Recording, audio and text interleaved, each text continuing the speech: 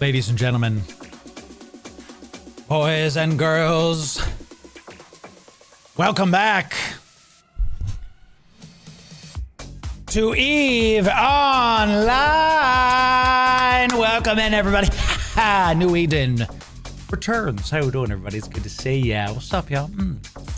Good to see you. Ooh, hair doing it. Fat new haircut today. New haircut today. Looking slick, fresh. How we doing, Trent?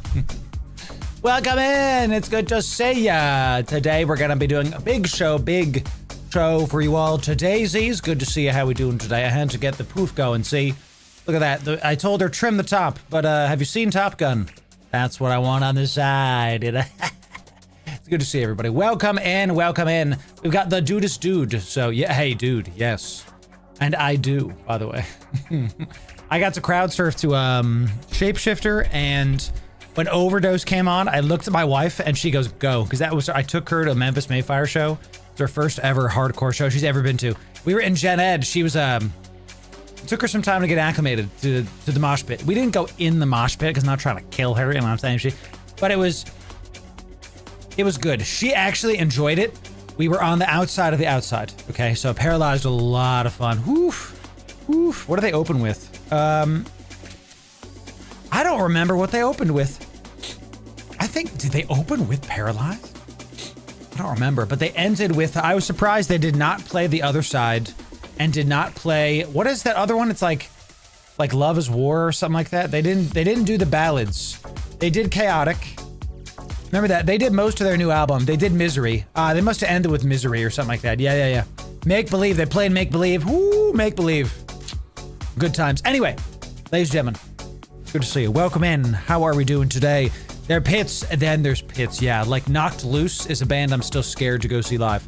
Like Lamb of God, Slipknot. I like to survive. Okay. And there's too much, you know what I'm saying? So love, hi honey, everybody say hi honey, everybody say hi, oh don't say hi honey, everybody say, wave to Mrs. Loru, who is in chat now. She made an account because when we were on the CCP Games channel, she couldn't comment on YouTube, so she made a Twitch channel, and her name is Mrs. Lorimer. I love it. It's so great. Hi honey, thank you for supporting me. Love you a lot. So thank you for being here, honey. It's fantastic. She's upstairs, and now she's here too. It's my favorite thing. Imagine getting supported by your significant other. Imagine that. You know what I'm saying? Crazy. Happy to do it, Jims. Happy to do it. Thanks everybody for being here. Welcome in, Rodrigo, Dr. BBQ. I love when my wife does an 07. That's fantastic. JM Lusa, it's good to see you. Reminder to check kick to avoid as. Check kick to avoid as? I'm not sure what you mean, Blue Gray. What does that mean? You could also follow me on Kick.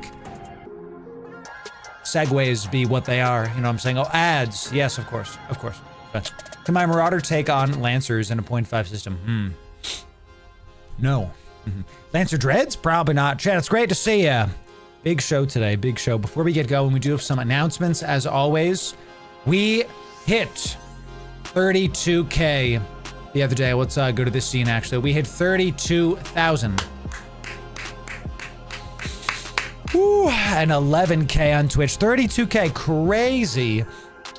Crazy. We actually changed the Hot Ones stuff. Hey, thanks for the follow, Ace. Appreciate it. We actually changed the Hot Ones thumbnail to something else because the CTR was a bit too low on this one. Which, fine, sure, we get to go do that. So 32,000.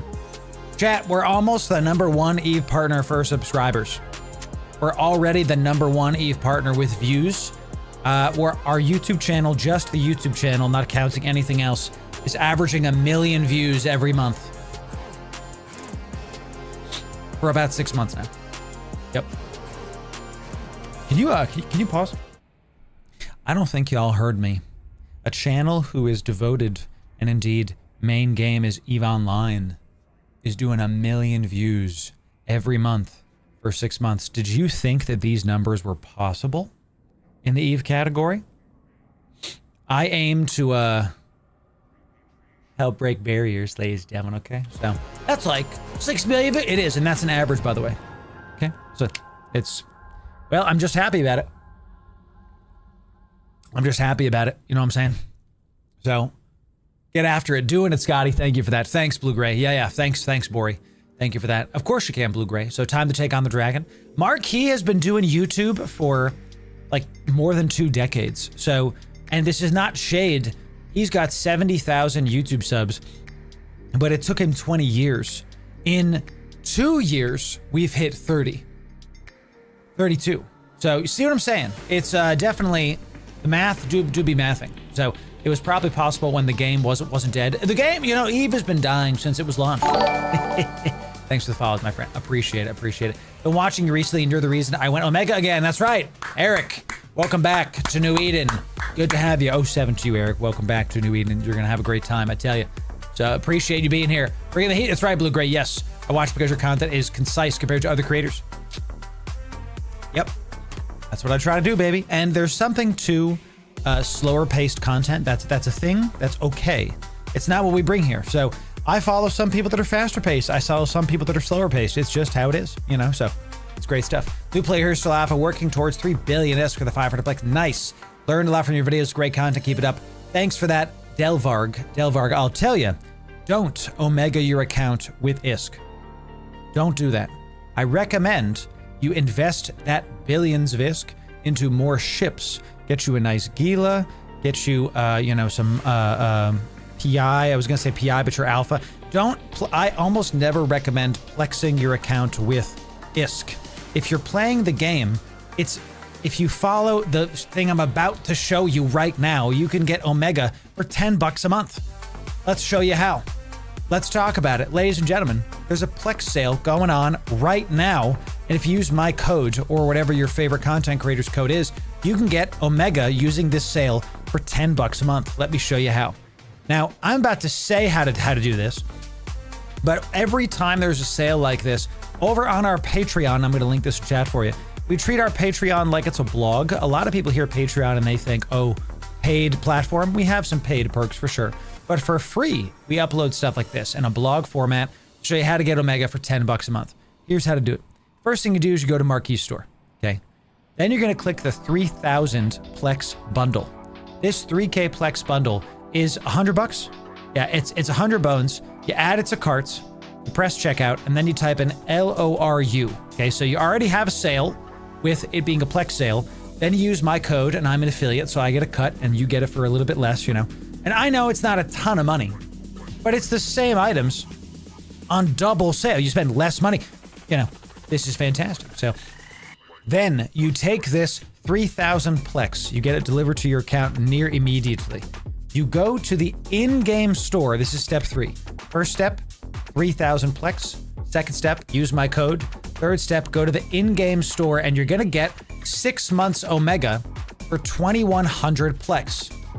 With 2100 for 6 months, it ends up being about 10 bucks a month. And you get 900 Plex left over to do whatever the heck you want to do with it. I have some stuff I recommend you do in that Patreon blog post. So a 3-step process only when there's a Plex sale like this to get $10 a month Omega. Okay, so and if that was all like too fast for you, whatever, follow this. I just linked it in chat. I'll link it in chat again for you. People that don't follow my guides unironically spend more money than the rest of us. We spend 10 bucks a month. Y'all spend 10 bucks a month. Thanks for using my code. 1,000 of you on average are using my code over on Marquee Store every month. Really appreciate that. Saw a question chat. Let me, oh geez, because I pressed back by accident, chat. Goodness freaking gracious. Saw a question chat. Let me scroll up and see who it is. Velxer says, how's Marquee different from the base EVE Online site? It's a great question. It's literally the same thing, except the creator codes on the Marquee site give you a discount. I get a cut, you get a discount. The creator code on the official store, you do not get a discount, but I get a bigger cut. I'd rather you use the discount and save you some money. You know what I mean? Like this the better option, okay? I want you to save some money. I'm good, chat. 1,000 of you using my code every single month on average. That's amazing. So it literally is the same thing. It's absolutely the same thing. So welcome back, Kodiak. It's good to see you. Yeah, welcome back, Kodiak. Welcome back. You're gonna have a great time. Eve's in the best place it's ever been, okay? And because you're here, you get Omega for 10 bucks a month using my code, using this Plex sale. There it is for you.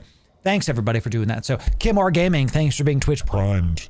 Out of your mind. Thanks very much. I really appreciate it. Yeah. It's just fantastic stuff, chat. So thank you for this. This is something we do for free. We push this out because, look, it's the same. We want to spend less money on the same game. 3-step process. Boom. There you go. Have a great time. And if you want to join my Patreon for free, you totally can. So thank you for that.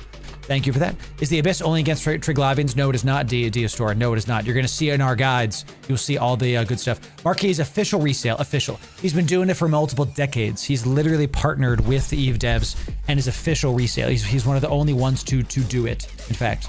So yeah, we've been doing it. I wouldn't be doing it if he wasn't. That was my first question. I was like, bro, I've been working with him for a couple years now. He's been doing it for 2 decades. I've been working with him for a couple years now. My first question was, bro, is this official? He's like, yeah, I'm literally a new partner. We're in the official Discord. We talk to the devs like all the time. So yeah, good stuff. Use it, chat. Enjoy it. Enjoy it. Let's go on to the next thing. We've got quite a show for all of you today. Thank you again for 3,200 Plex. 32 Plex. Give me 32,000 subs. Thank you for 3,200 Plex. Speaking of Plex, though, make sure you go like that stream over on X. It would be greatly appreciated if y'all did that. It really does help. Tag Elon Musk. Ask him if he likes EVE Online. Let's go get it done. Okay, thank you. So, chat, we have a big subathon coming up. Let me go up to our events section. Okay, we're about to do a giveaway, so get you in Discord. This is our subathon's event over in Discord. It's going to be on the 30th of August. If you're brand new, this time, you can't see my cursor, but see where it's kind of like boop, boop, boop. See where that question mark is? It says 7 a.m. my time. Our entire schedule is in Discord on purpose. So that way it molds to your time zone. This subathon, our goal is to give away a trillion-esque. Lyra, can you pause? On our last subathon, we gave away 800 billion-esque in one day. It took me 3 months to send the contracts out. It was over 500 contracts. Took me 3 months to send out all the contracts. We did it. I did it by hand myself. Why? Because I care about y'all. Because I want the community to continue forward. Thanks to my own stuff. I have been buying Plex with ISK. We're up to 32,000 Plex. This is going to 0 that day. My giveaway folder is currently sitting at another 130 billion-esque. This is going to 0 that day. As you know, one of our mods, one of our supporters, Warling, gave us a massive 11 billion fully fit with implants Ishtar, giving it away for free. This is a massive fully fit Proteus with abyssal mods. It says 1.3 billion. This is closer to 5 with this huge mutated drone. Look at this massive roll, 24.5%. Are you kidding me? This is closer to 3 to 5 billion-esque. We're going to give it away. This is a fully fit Loki. Okay, 4 billion-esque just off the cuff with crystal implants. Are you kidding me?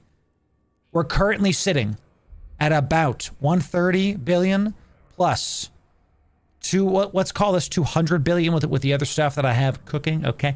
Plus this, we're currently sitting at close to 400, 350-ish billion-esque. That's just what I have here. Capital ships. We've got 3 Zernitras, a Thanatos, 4 Rorquals, and another, by the way, just off the cuff, we're looking at 13,000 Plex. We're not done building it up yet. We're almost halfway there. We're about a third of the way there. Okay. This is going to be on the 30th of August. Lyra, don't miss it. It's my AI assistant chat. Don't miss it. RSVP in our Discord. We're going to do a giveaway the moment we start. Chat. EVE Online is one of the best games ever made. I fully believe this. It's one of the most organic, one of the most fantastic games, and I'm going to do what I can to level up the category. The last time we did one of these subathons, it lasted over 12 hours, and we gave away 800 billion-esque. Time to break records. Don't miss it. It's going to be great. I literally am like stopping myself from like telling you more things because we're going to have to... I have things planned. Speaking of plans, the return. Speaking of giveaways, we're not just going to be giving away in-game things on that subathon. The return of the patron merch is here. Ladies and gentlemen, welcome to the new era of mugs. This is our forward mug. We've got a cool little ship on the side there. This is the first mug that people get, okay? Just because every day when you drink your coffee, you want to be able to make sure that you remember you have to keep moving forward. That's our first mug. We're gonna debut more mugs today for the people. This, I wanted something a little bit darker. Okay, so this one is like a dark purple on the outside. Check out, it's a black hole sucking in all the things. This is our void mug. Beautiful for the patrons, baby. For the patrons, this is our void mug. This is the second mug you get. And the third mug, the only one we're showing for now. We have the fourth mug and the posters still working on with the artist. This is for all those explorers out there. That's an R and that's an O. This, I mean, make sure it's green so it's hard to see. This is our roam mug. This is for you explorers, okay, who likes to roam around. This is our roam mug. Look at this, ladies and gentlemen. This is for those who like to explore. The green is killing me with the green screen here. Let me tilt it down. That's actually better. So each one of these is available to our paying patrons, and I am pleased to say that we're going to be giving a bunch of these away as well on the Subathon. Now, if you remember, a couple months ago, CCP Games told me, hey, the mugs you have are too close to the EVE Online IP and you have to take them down. They were cordial enough with it, okay? I thought it was transformative enough with the artist that did the rendition of it, but the old mugs are dead. Done. Can't use those on Patreon anymore. These are our new mugs. Thank you for those of you that have stuck with me. You will be getting signed and serialized versions of those mugs you just saw. The rest of the patrons get the mugs. But those of you that have stuck with me these past couple months while I've been finding artists and dealing with this, you get collectibles, okay? Exclusives as my thank you to you. Thank you very much for that. If you want these, well, come on down to the Patreon. It's tiers 2, 3, and 4. But hear me now. If you're brand new, I don't want your money. Don't give me money. Okay, really. Don't follow. Don't like. Don't sub. Do not do anything. I just want you to enjoy. Okay, I want you to just enjoy. You can join for free. Okay, join for free. Join the 6,700 of you that have joined Patreon for free. Come on down. We don't hide anything. We don't hide my earnings. We don't hide what we've got coming down. There is paid content. There is, but it's not EVE Online stuff. Okay, the devs have made it very clear. I cannot paywall mugs. Or sorry, I cannot paywall content. We never have, but they've made that very clear. Okay, so come on down to the Patreon. We will see about it. So maybe someday a send me mug. But listen, I'm not going to confirm that that's a thing. I'm not going to confirm. What's up, Town? It's good to see you. I like that you like that one, honey. That's one of the most popular streamers on the platform, honey. That's Extra Emily. They gave her her own little emote where she does one of these. Isn't that funny? So can everybody do one of these? What is it? Is it TwitchCon hype? Is that what it's called? TwitchCon. Can I do it too? TwitchCon. It's one of the only good emotes on Twitch is this guy right here just doing it right. I love it. So I love it. I love it. Yes. Thank you, Blue Gray, for that. So it definitely, Rodrigo, I worked really hard on these. Dr. BBQ, yes. Limited edition. And I'm glad they turned out so well. I was worried about these mugs. I worked with a couple artists and they just weren't working out. Notice it's taking so long. There it is, Jet. You did it. You did it. You did it, you know? So they weren't working out. Some of the designs have been canceled because they weren't great. Didn't love them. So those artists are I'm not working with those guys anymore because I wasn't feeling it. I didn't think it was something you would be worthy of. Okay. So you deserve better. You deserve better. That's right. So, are you talking about new Patreons that day? I've only been paying for your smiling face for like a month. Yes. Yes, Sovereign. If you are we had back in the day, there was an announcement. It was like 2.5 months ago, something like that. The patrons that stayed on will get the signed serialized stuff. Everybody else that's joining like now, soon, they're just gonna get the mugs. Just the mugs. That's how we do it, see? That's right. So it's tough, Boss Stomp, but I said this when they got taken down that like, instead of being upset, I'm not gonna get into a legal battle with CCP Games. They said, hey, you can't put our IP on a mug. I didn't think it was that close. They said it was fine. We just took it off and we kept going. Instead of turning it, I literally took lemons and made like lemonade. You know, I made like limoncello. You know what I mean?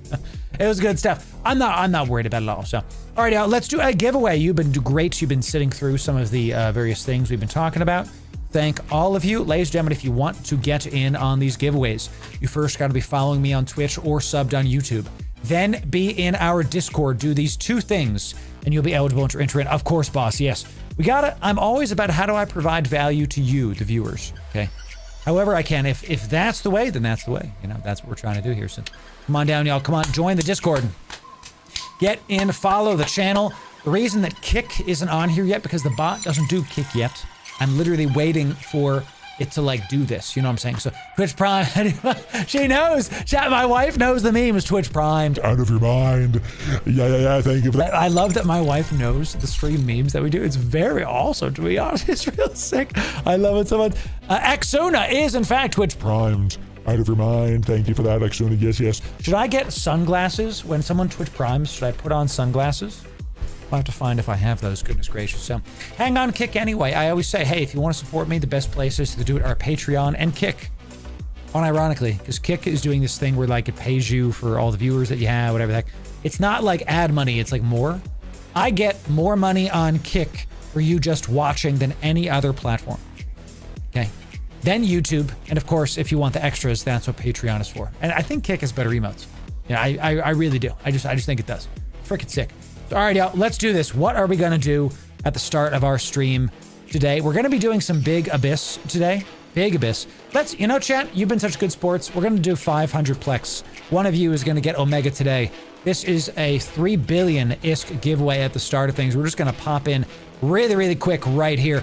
So it's going to be fantastic. So Kick, there is gambling on Kick, but there's gambling on Twitch too. The top streams for the past 2 weeks have been CSGO case openings. So there's gambling everywhere. If I've said this a while, you guys, one of the reasons that I multi-stream is so you can choose the platforms you want to watch me on.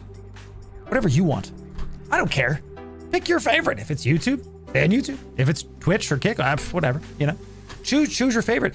My big take is that if we don't go to platforms because we perceive them to be immoral, we will use no platforms. You know, like Amazon, shady stuff we don't even know. Microsoft, shady stuff we don't even know. Kick, owned by Stake, literal digital gambling company. You know, whatever.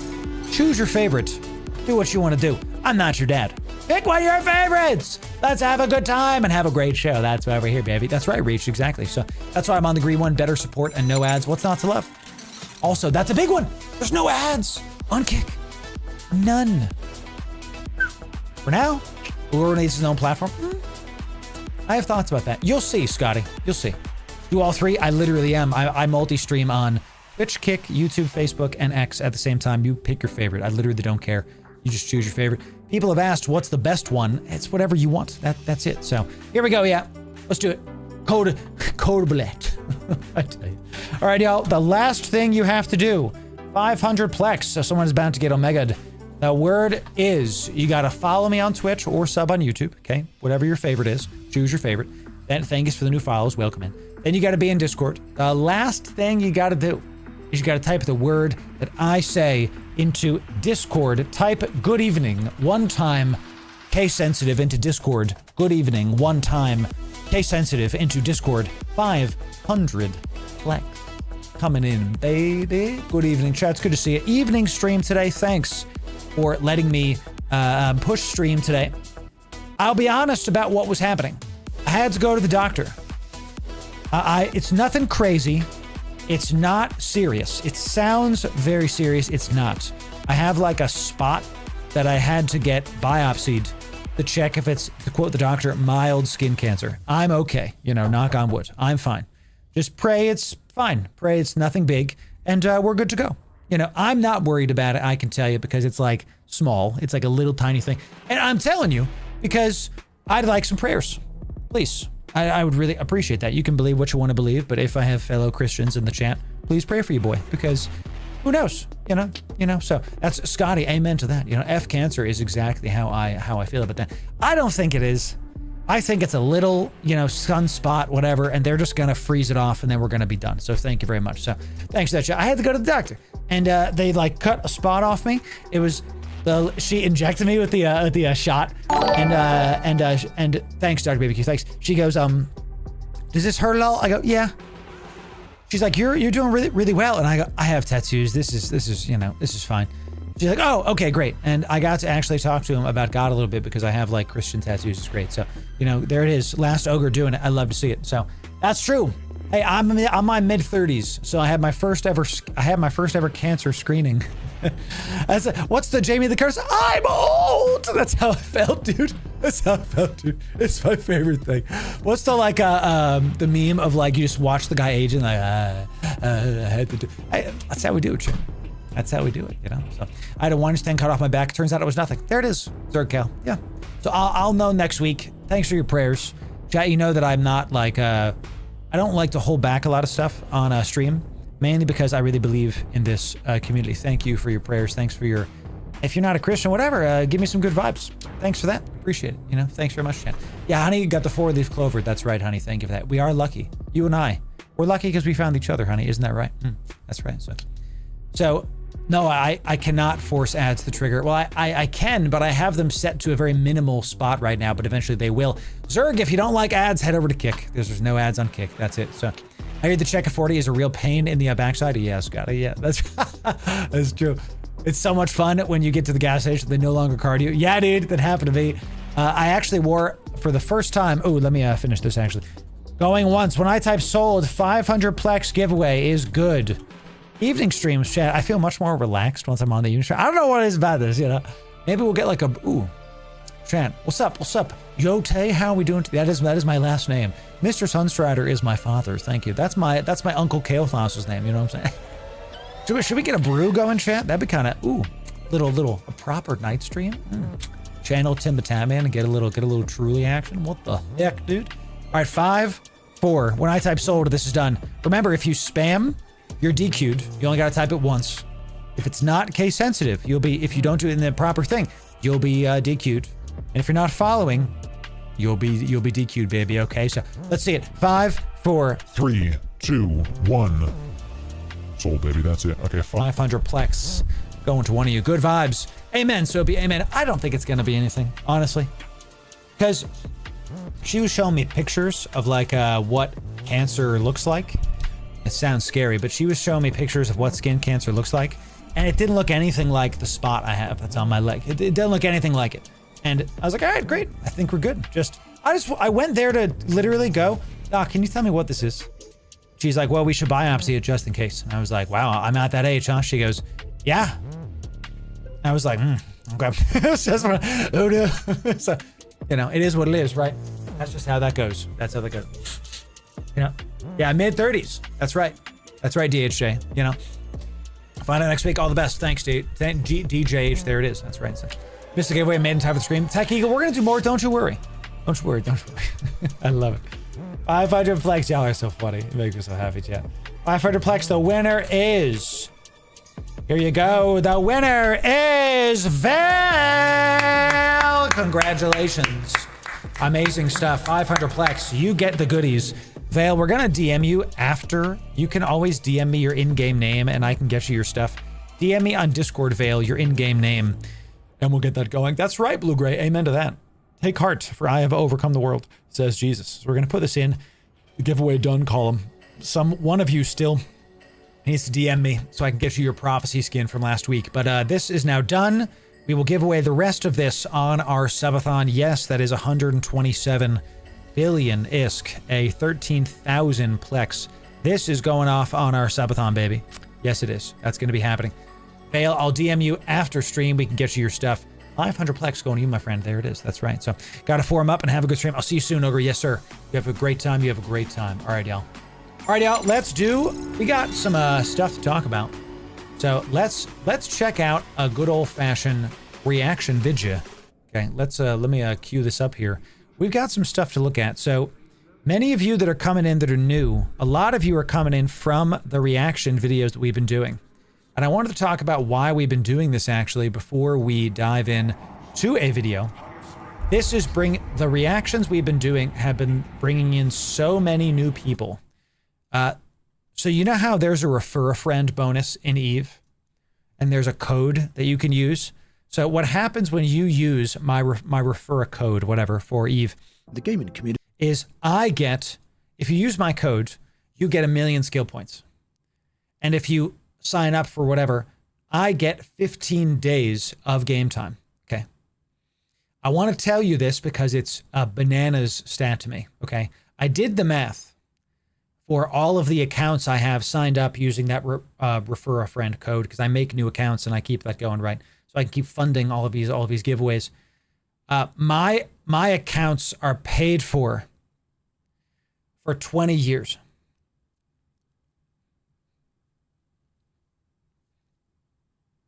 All of my accounts are paid for 20 years. If someone signs up using my code, I get 15 days game time.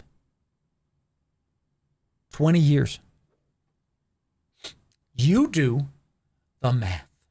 Okay? I'm saying this because these reactions are bringing in new people. They're playing Eve. We're showing them the way, Trent. We're getting the new bros in the door. So 20 years. Yeah. How many accounts is that? It's across. My main account is paid for 10 years. And then I have another 10 accounts that are like 2 years-ish a piece. And theirs are growing. So, okay. All right. So just to help you understand how much we're helping the community. All right. I don't say that. It is a flex, but I'm not trying to flex. I say it as a, like, people saying that Eve's dead, people saying that Eve isn't growing. You let them keep talking while we keep bringing in a ton of people, baby. You know what I'm saying? It's going to be a good time. So thank you, Galgi. Thank you. So amazing. That's amazing. 500, bro? Tom DeBur, everything good? Is everything all right? So, Boss Stomp, thanks for being tier 1. Out of your mind. Yes, sir. Thanks for coming in. Thank you very much. Yeah. So, keep them coming. Hey, Mismo, bless you, my friend. Bless you. So, here we go, chat. Everybody say hi, YouTube. Let's do another one of these so we can keep us going. Bring in more new people. Thank you very much. So, well, we were covering the Stop Killing Games debacle and what's going on, but this is a bit of a different take. Yes, this is a video from a YouTuber that needs no introduction. This is from Obsidian Ant, and it's titled The Space MMO That Solved the Stop Killing Games Problem a year ago. Make sure we're going to give him a like. We'll link this, of course, in just a moment. Let's see what Obsidian Ant has to say about the various things we're dealing with as gamers and what we can do to combat it. The gaming community is fed up with studios snuffing out online games and erasing them forever. But one intrepid studio already solved the issue by handing the keys to the game to its community, ensuring the game lives forever. The game is Dual Universe. Now, over the past year... Dual Universe. I've heard of this game, but I haven't actually looked into it. Does anybody in chat play Dual Universe? What are your opinions? Out of 5, 5 being incredible, you must play it. 1 being, dog water. Which one would you give it if you play Dual Universe? So there's been that massive movement that we all know about, Stop Killing Games, which kind of demands that when a game is shut down, an online game, that it doesn't die, and instead should leave something behind. It's a simple plea for preservation. Don't burn entire virtual worlds that players paid for. Major publishers have been... That is the crux of the entire movement of Stop Killing Games. Don't destroy digital worlds that people have paid for. If a game is no longer able to be upkept, help the players and the customers, let's call it directly customers, by helping them to still enjoy the virtual world that they love. You know, that's, if Guild Wars 1, one of my favorite games ever, the game I grew up with, my first ever MMO, if they're still active, geez Louise, you know, other games can do it. Is this Dual Universe? Can I play this game? Slow to heed the call, but one small studio quietly went ahead and did exactly what Stop Killing Games is asking for. Kind of blocky, in late but 2024, Nova Quark, the team behind the ambitious space MMO Dual Universe, handed its players the keys to keep the game alive long after the official servers emptied out. Stop Killing Games was kickstarted literally and figuratively by YouTuber Ross Scott in April 2024. And this after Ubisoft shut down its always online racing game The Crew and left paying customers with nothing to show for it. Scott blasted the practice of killing games as an assault on both consumer rights and the preservation of media. Well, this is, I don't know why this made me laugh. This made me think of like every old people couple at like Las Vegas. Just look, they even have graphs. It's increasing. We have to get those numbers up. That's pretty sick. So they did what we've been asking other devs to do, which is like, hey, we're not sure about the health of our game long term. We're going to give you the keys to this. I got to tell you, I really am intrigued about Eve Frontier and its involvement in this, because from CEO of CCP Games, Helmar's mouth, they want Eve Frontier to outlast the studio. They're literally building the game in such a way that it can do that. If that's a thing, we're going to report on it. So far, I'm having a good time with the game. So eFrontier is kind of coming at it from the other side. Other games, like it sounds like Dual Universe, they're like, hey, players, at the end of our life cycle, here's the keys. eFrontier is saying players were literally building the game to outlast us at the start of the life cycle. Very intriguing. Very intriguing. And understandably, he struck a nerve. The initiative quickly gained traction through petitions and headlines. Ubisoft's decision to pull the plug on the crew sparked a widespread backlash, an uprising against always connected games. Under the mounting pressure, Ubisoft publicly promised it would never... Yes. Well done. Yes, well done. Is this Dual Universe? I'm going to have to check that out. We have other new games that we're going to be checking out very, very soon. We literally have one, I think, tonight. I'm not sure. I have to look at my schedule. But you'll see. Always connected games. Under the mounting pressure, Ubisoft publicly promised it would never let this happen again with its newer games, specifically pledging offline modes for The Crew 2 and its successor. Governments and gamers alike were taking notice. Plus, I have to rewind. The problem with this is that they're going to make you pay for it again. So it misses the point. So we said this in our last video about this, that gamers, capital G, are not ready for this conversation. If you pay $50, let's call it $60. A full-priced game a year ago was $60. Okay. If you pay $60 10 years ago, and that's all you do, that's the only thing you've done, and you play a game for 10 years, should the studio upkeep a server for you to play? That's no income. $60 over 10 years is not enough. Alternatively, should the studio then squeeze you for every dollar with microtransactions, blah, blah, blah? This is something that the industry is not ready to have a discussion on because the developers and the publishers are too busy milking us for every dollar they can, and the players want everything for free. There's no balance, right? There's no in-between. And this is the takes you're going to get on this channel, that this is bad because The Crew 2 means you're going to have to pay for it again. And the whole point of the Stop Killing Games movement was that if you paid for something, you own the game, you should still be able to play the game. What I've said in the last video, and I really think that more studios need to do, is like, hey, we're going to promise in our TOS, our EULA, whatever, we're going to upkeep this game for 6 years. And then after 6 years, it's going to be a $5 a month charge to access the online features. $5 a month.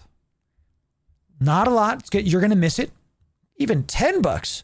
But it's enough that it'll help them to upkeep the costs and help with server upkeep, hiring workers, hardware, etc. Or the nuclear option, which a lot of people are calling for, the devs release the code base and they let everybody do stuff and you can rent a server, but renting a server can get more expensive. One of the reasons we didn't rent a server when Dune Awakening launched was because I knew I was going to be doing IT instead of actually playing the game. Because the first year a game launches, what is there, a patch every day? You know, it was too much. I have a wife. I like touching grass. Okay, as Ecclesiastes says, it is good to see the sun. All right, so I like going outside. Sheesh. So it's just too much. I don't think it's a good option to literally have, hey, you like our game? After 10 years, here's the full code base. Should people do that? Maybe. What I think is a better option is there's some sort of middle ground where players can pay a monthly fee, something like that, to continue to use the services. This, I don't like this. It's like too little too late kind of thing because they're going to make you pay for it again. So let me read some comments. Should be self-hosting. I mean, I would like that for sure, but we'll see. Release the server hosting binaries, no need for full source. Now that's fair. No need for full source, just release the ability to host servers. I like this, Rebuy Main. So like pendulum swing, release full game, too much, right? Game dies, too much. Both bad, in my opinion. Release the ability for you to rent servers where the game is already packaged on it. You don't have to release the full code base. Now we're talking. I like this. No need to go full source. I can get behind that for sure. Thanks for the subscriptions. Appreciate that. So touch and grasp the madness. The madness. Successor. Governments and gamers alike were taking notice. Plus, regulators and big publishers only began grappling with solutions. One lesser-known MMO developer went ahead and solved the problem in practice. This looks sick. I have to check it out. So, in order to understand how Nova Quark and Dual Universe got to the solution for Stop Killing Games, we need to understand the initial problems. How did this all come about? Well, there is a story behind Dual Universe, and as we recount it here, you'll see how much of it actually ties into so many of the things. I mean, just from the clips I've seen, I'm going to go check out if I can play this game. You know, like actually, this looks awesome. No wonder I haven't heard of it. Sounds like the game might be dead. I'm going to go look into it and see if we can figure this out. This looks kind of sick. We've seen in over the years in many other games. The heck, Now, dude? before it came, a preservation poster child, Dual Universe, was an audacious dream. Yeah. In 2016, Paris-based Nova Quark launched a Kickstarter for a continuous single shared universe. That's probably why I haven't heard of it. Probably why I haven't played it, because it was a Kickstarter game. Okay. There's like a curse of Kickstarter games where they just never actually get there. You know, never actually do it. One day, we'll see. Universe, a sci-fi MMO where all players would share one massive editable universe. Oh, sick. The concept blended elements of EVE Online's player-driven politics with the boundless creativity of Minecraft, all in a seamless galaxy with I'm no in for that. distance zones. Over 8,000 backers pledged money to this vision, raising about 565,000 euros, and Nova Quark attracted additional investors on top. Of course. The studio's proprietary All it's going to take is one game studio to figure out how to do this right, and then we're off to the races. Video games, again, capital V, capital G. The industry has been the same for too long in a very macro sense, and I don't think that things are going to stay the same in the next 5 years. In the next 5 years, I think you're going to see at least one of the major studios close. I don't know which one. We'll see. Probably Ubisoft, honestly, because they're just not doing very well. Just not. Like, go look at their stock price. It looks freaking terrible. I think one of the major studios is going to close, and this is going to give rise to a crap ton of indie studios with all that talent that has gone in. And if one studio figures out a way to make a persistent, social, fun world, it's going to be the next World of Warcraft. I really believe that that's what it takes. Is that Eve Frontier? I don't think so. We'll see, because Eve Frontier still has Eve Online elements. From the outset, people think it's like Eve Online. As somebody that I can now talk about this because the NDA has been lifted, Eve Frontier is fun. And if you like survival games like I do, and if you like space games like I do, you're going to like Eve Frontier. And you can sign up for free, the whole thing. So, you know. The founder pass is paid, but you can like sign up for free to get updates, whatever the heck it is. You know, don't pay for a game you don't want to pay for, chat. If you don't like it, don't worry about it. Let's keep on listening. server tech called CSSC promised to support everyone in one world at once, a technical holy ground for That looks MMOs. sick. And early previews and alpha tests in 2017 to 2018 impressed many with Dual Universe's voxel building. UI looks kind of it's funny. I like that. UI looks kind of basic. Where is it? Show me. I'm trying to find it. One sec. UI looks kind of basic, but I don't hate this. I've been wanting to do this in Eve for a long time. It's why I wanted Eve Valkyrie. You know, Eve Valkyrie was that VR game that got scrapped where you could go inside fighters. I want this, dude. Playing the crap out of Frontier. I'm telling you, Sovereign, it's a fun game. So Eve Frontier would need a huge overhaul in its current state. Really, it's alpha, but I worry about some of their decisions. I disagree, Mez. I think it's just not Eve players' cup of tea. People that like Eve that don't like survival games are not going to like Eve Frontier because it's a survival game. Eve Online is not a survival game. So we'll see. The game isn't even close to being done. So it's going to take another couple of years. You can fly first person Eve, but yeah. But it's not, you're not in the cockpit. You know what I mean? You don't get the cockpit experience like you do in Elite Dangerous, right? You can do it. I know, right, AE? I tell you. And early previews and Crazy. alpha tests in 2017 to Fair enough, 2018 Mez. impressed And many. look, fair enough, Mez. You don't have to agree because games are subjective. You cannot like something I like or vice versa, you know? Nothing but love and all Gucci, you know? Many with Dual Universe's voxel building tools and scope. By the time a beta arrived in 2020, a large community of player-run organizations had already formed, building sick. cities, space stations, and economies in anticipation of a revolutionary sandbox experience. Whoa. So Dual Universe was, in essence, aiming to be the next evolution of the MMO. You can Metaverse-like society, limited only by players' imagination. Upon the game's official launch, Dual Universe exited beta and released in September 2022 with a subscription-based model. No free play here, unfortunately. Sure. You had to pay a monthly fee to access the universe. No free model, had to pay monthly. I got some comments on one of our videos recently. We did a react about the situation in Star Citizen, and a lot of people were talking about how Eve died when it gave a free-to-play portion. And I just completely disagree. Because from a monetization and marketing standpoint, if I say to people, a ton of people say, hey, Eve Online, not so sure about it. And I go, you can try it for free. They go, oh, okay. So now they'll play. Before they were on the fence. Now they'll try for free because it's free and you can do a lot. You know, the air career stuff. Chad, why do you think I've been making so many new player guides for Eve? You know, because I played Elite Dangerous and other space games, and Eve Online was easier to get into because they've improved it so much, for goodness sakes. Goodness. So it's a good thing. And I really think that you got to keep them in the door. Correct. Right. It's not just free. Our isn't correct. It's free for an unlimited amount of time. You can play you can get to battleships and it's still free. Awesome. Literally has never been better. Actually. So I really believe that I looked at old school RuneScape gameplay for the first time. I never want to hear anybody ever again talk about EVE Online's menu-based gameplay after watching people play old school RuneScape. I want no shade.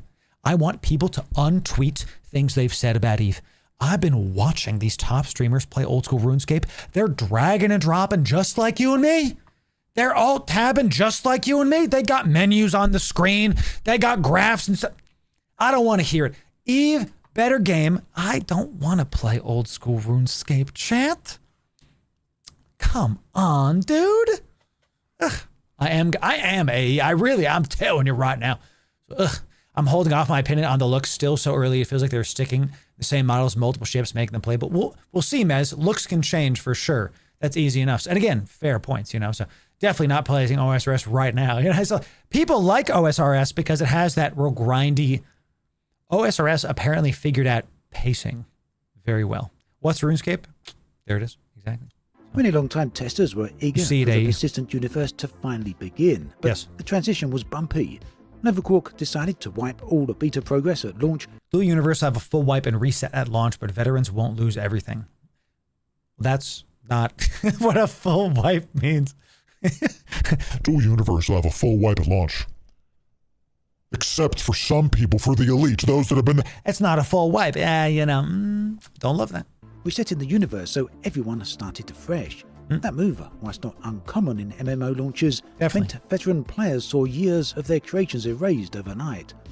Just to be clear, you have to wipe the game at launch. You must. You have to. He just said people had years of work erased. Yes, you have to launch a game on the same playing field for everybody, especially a social game. You can't have people that have been playing for 2 years have a bunch of towers. Now, what's the point then? Well, what's the point of playing early? You can get the know-how early. You know what the systems are. When I played Dune Awakening, I was able to get to Iron Tier like the first day because I had played in the alpha. I played in the creator beta. I got invited to these things, you know, so this is Obsidian. Yeah. That's why. Now, the problem though, the devs had better, and I don't know this, I have to go check, you know, the first time that I'm hearing about this game, the devs had better have made it clear that, hey, our stuff's going to get wiped. Because if it was like playing for a year, hey, by the way, in a year, your stuff's getting wiped, that sucks. So the messaging needs to be direct. Okay. Some features that early backers had expected were still missing or incomplete at launch. In other words, the game arrived in a somewhat bare-bones state, despite its long development and roughly at this point, $21 million in total funding secured over the years. You know what's funny? $21 million, that sounds like a lot of money. Nope. Not when you're talking about a game studio making this: healthcare, salary, assets, tools, brand deals, marketing. $21 million? I'm surprised they had any money. You know, not a lot of money. Dual Universe's grand ideas were intact, but the polish, the content depth, and the gameplay itself, the gameplay systems, were not fully realized, and there wasn't much time left to get them there. Sure, you know, I hear about that, but it's at the launch of a game. Not everything is going to be perfect at launch. It still needs to be playable enough. But, you know, we'll see. Let's see how much it is. The consequences of all of this was a decline in population. But that looks sick. Visual interest at launch saw a modest spike. On Steam, the game peaked at around 700. Hold the phone. That man is playing Galaga. Thought we wouldn't notice. First of all, this looks sick. How you build the ship. If that's how you build the ship, that looks awesome. Very Eva Frontier. I don't know, chat. Would you say that this ship was the first ship you would get as a asteroid belt enjoyer? Would you say that this adventure? Oh, sorry. Oh, excuse me. I didn't mean to. Excuse me. Oh man, I didn't mean to cough there. The game peaked at around 792 to 800 concurrent players in early October 2020, and that doesn't count backers using the standalone client, so the real peak was likely quite a bit higher, but nowhere near blockbuster That's MMO pretty low. numbers. After that, the numbers only fell. By a few months in, many people started to feel that Dual Universe's servers were feeling empty. And Steam's stats, Steam's charts were averaging pretty low concurrent players by this point. Not many players started to bow once they realised the game's depth didn't match its lofty promise, and community started throwing a... What kills a new game? What kills a new game? Okay. When you have expectations of things. Yo, thanks for the raid, my friend. I really, really appreciate it. What kills a new game? When you've set expectations that this is going to be the next great space MMO. This is going to be some incredible, awesome thing. Thanks for the raid, Omega. Appreciate it. Thank you very much. And it just isn't that at launch. You know? When Dune Awakening launched, it's the game I just played recently. It's the only new game I played recently. We're going to play another one very, very soon. I got a brand deal for it, so we're going to have a great time with it. When Dune Awakening launched, the game Haga Basin South alone had hundreds of hours. I haven't finished Haga Basin South yet. I'm approaching 200 hours. Not even talking about the deep desert of full-fleshed gameplay. Okay. Now, is there some problems with Dune Awakening? Sure, but I'm having a great time. You know, this, I get it. You play an MMO. Imagine if World of Warcraft launches, but half the zones are empty-ish, and the dungeons are buggy and unfinished, and there's no raid. Is that a game you're going to play after a month or two? Probably not. Probably not. Around the dreaded label, Dead Game, just months after launch. Right, to be fair though, a loyal core stuck with Dual Universe, impressed by what was possible in it. The voxel build... Are you pooping in space if nobody can hear you fart? Like, follow, comment, subscribe for more wisdom like that. Okay, thank you. Built-in and scripting systems were indeed powerful, and some truly stunning constructs had been made. But here's the thing, and it's an age-old story at this point, an MMO needs a critical mass of active players to sustain its economy and warfare. Correct. The Dual Universe was slipping far below that threshold. By early 2023, markets had stagnated in the game, territories lay abandoned, and server activity was so quiet that players-run events all but dried up. Novaquark kept the lights on and issued a few patches. That's so sick. Man, I love that. So Steam charts, so Dune Awakening's peak in the last 24 hours, 50K. That's a lot of people still, man. 50,000 players. You know, and this is another whole video concept. I said this 3 weeks ago. They made the deep desert easier. They took out PvP. So what I said 3 weeks ago was that people are going to be done with the game in a week because now that there's less competition, read no competition, they're going to leave because the game's done. They're going to get 10 large ore refs, a carrier for each player, and sand crawlers this week. And that's exactly what happened. They made the game easier and people left. You know, have you seen the node speak its name? Yeah, I have. We actually, our guild's deep desert base is set up. Our officers are killing it. They're absolute goats. So, and Dune Awakening is still super fun. Super fun. And we're having a great time. We're going to play it tomorrow night. But the game has lost a lot of its endgame edge. And 50K is still a lot. People say, dead game. No, it's not. 50,000 players. That's awesome. So, you know, keep it going. But meaningful updates slowed to a trickle. In fact, the last major update, that's version 1.4, landed in June 2023, after which development largely went radio silent. Oh, man, now I know it's dead. Man, that sucks. I'm looking at this game going, man, I'm going to play this game today. June 2023. As of this video, it's July 2025. So it was 2 years ago, bro. Dual Universe. I didn't know you, but I wasn't familiar with your game, Dual Universe. Looks like I have to check you out. It seemed that Dual Universe might quietly fade away. An expensive experiment that didn't pan out. And yes, this is all recounted because no doubt many of you have heard similar stories and perhaps even almost exactly identical. Internet just dropped, baby. Internet just dropped. Give me a sec.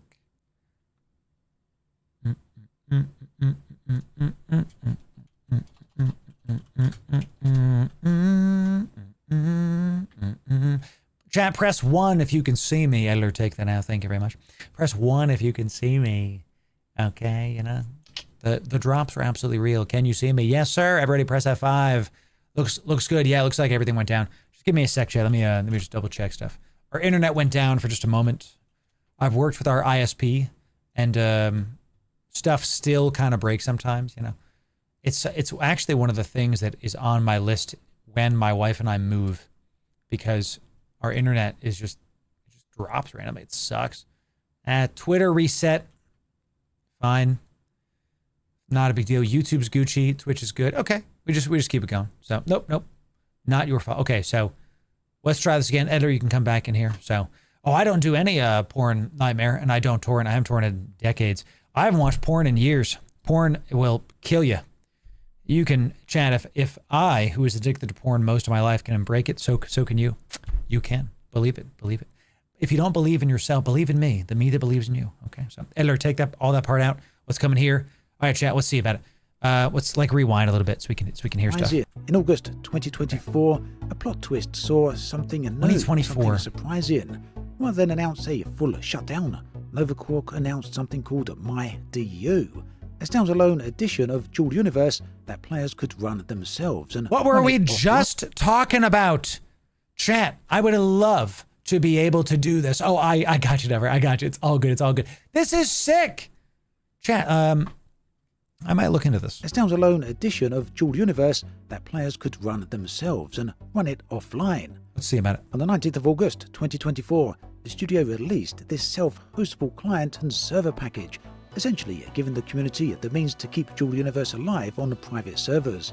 It was, of course, a remarkable move. In one stroke, Dual Universe went from a dying live service MMO to a product that players physically owned, that you could literally install as and when you want, and you weren't dependent on other people.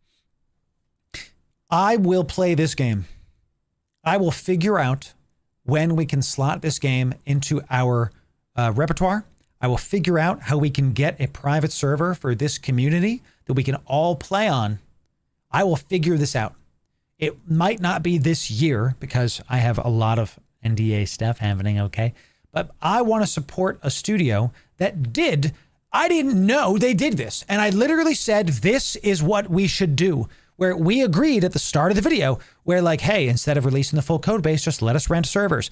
I will figure this out. How many of you in chat, type 1 if you would play with us on our own community Dual Universe server. Type 1 in chat if you would play with us Dual Universe and like I'll pay for the whole thing. You don't have to do nothing. I mean, I'll figure out how we do it.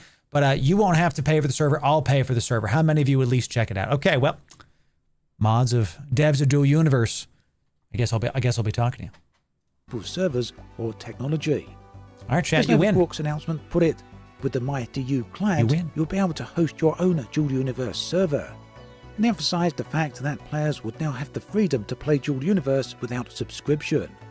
For a one-time purchase, priced around $35, anyone can download MyDU and spin their very own Dual Universe sandbox up, free of any monthly fees or dependencies on Quark's infrastructure. In other words, Quark effectively opened the game's universe to its players, not by releasing the code, but by releasing control.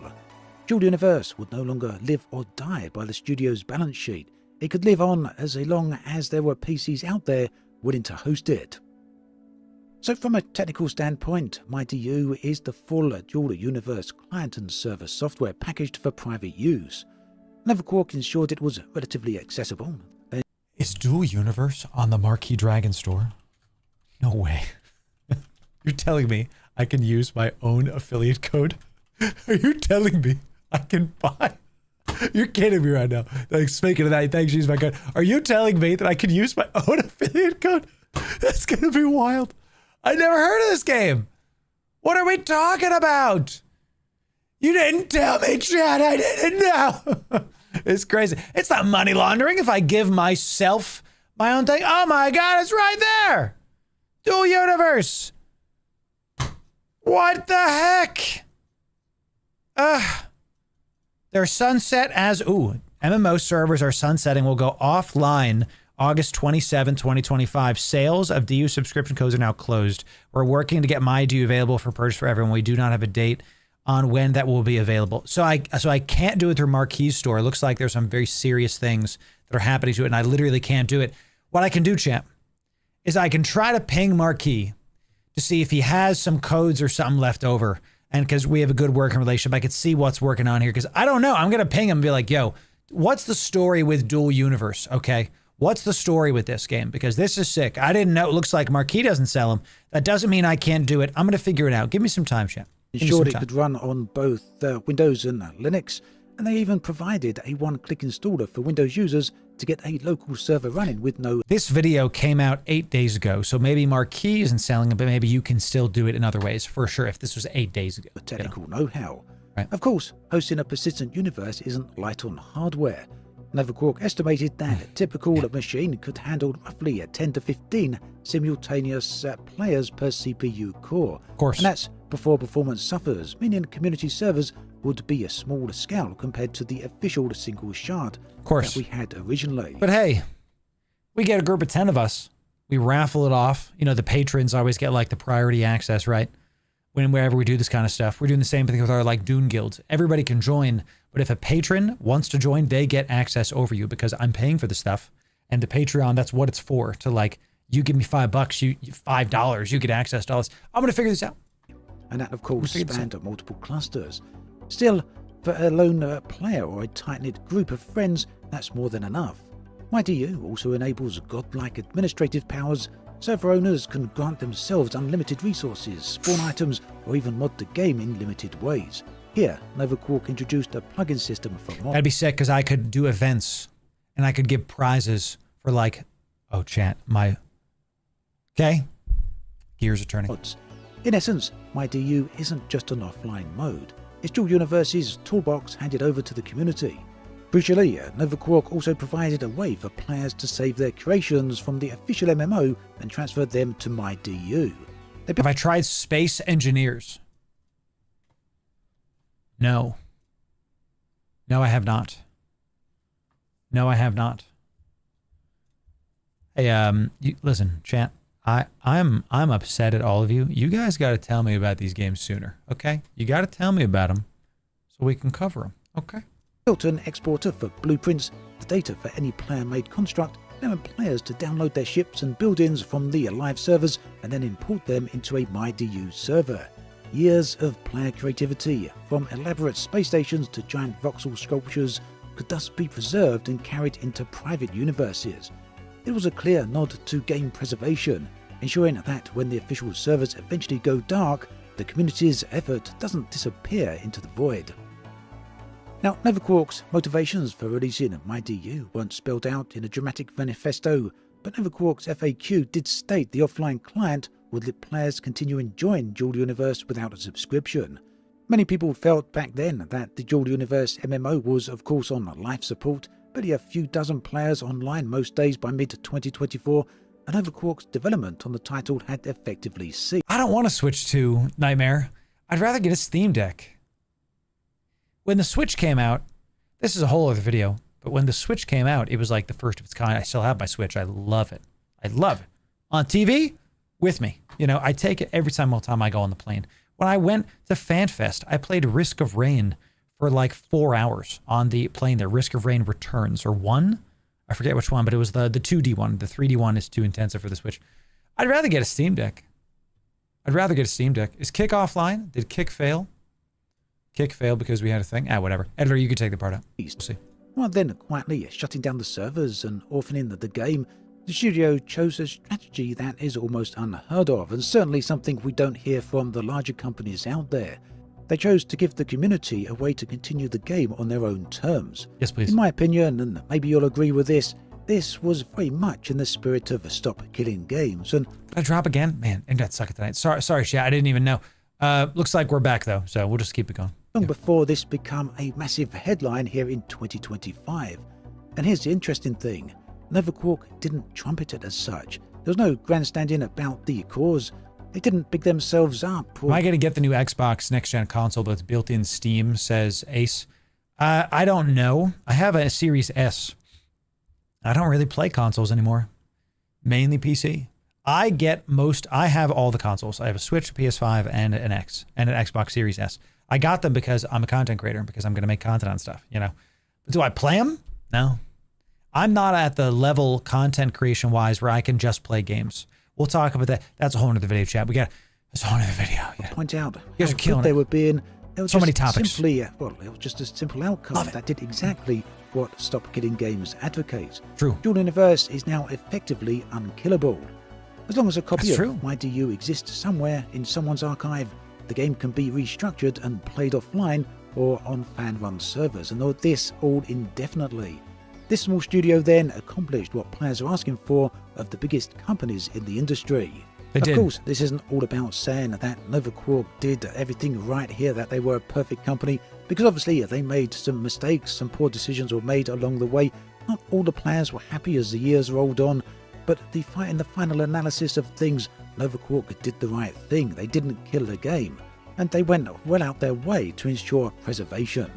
Now, to be perfectly fair to all of this, the whole situation, as well as the Dual Universe community, the community's response to MyDU was, of course, a mixture of gratitude, excitement, as well as a touch of cynicism as well. On the positive, I get that, because this was a couple years ago, before Stop Killing Games was even a thing. Really, like, if you backed the game, if you play the game, if you love the game, and it's like, hey, we're not going to update the game anymore, but if you want to play it, you still can.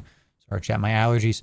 I get why people would be frustrated, but man, if Ubisoft had done that to the crew instead, I actually, you know what? I'm going to take back what I was just about to say. I think how this happened had to happen, because we need the Stop Killing. Something had to catalyze the Stop Killing Games initiative. Something had to, and this didn't, but an Ubisoft game did for whatever reason. You know, so very interesting, very interesting. And I disagree, Darko. I do not agree. It's just drama. It is something that actually matters to gamers, because it's the first time that this has ever happened in the history of humanity, where digital goods are now 2 decades old and they're outliving the hardware they were built on.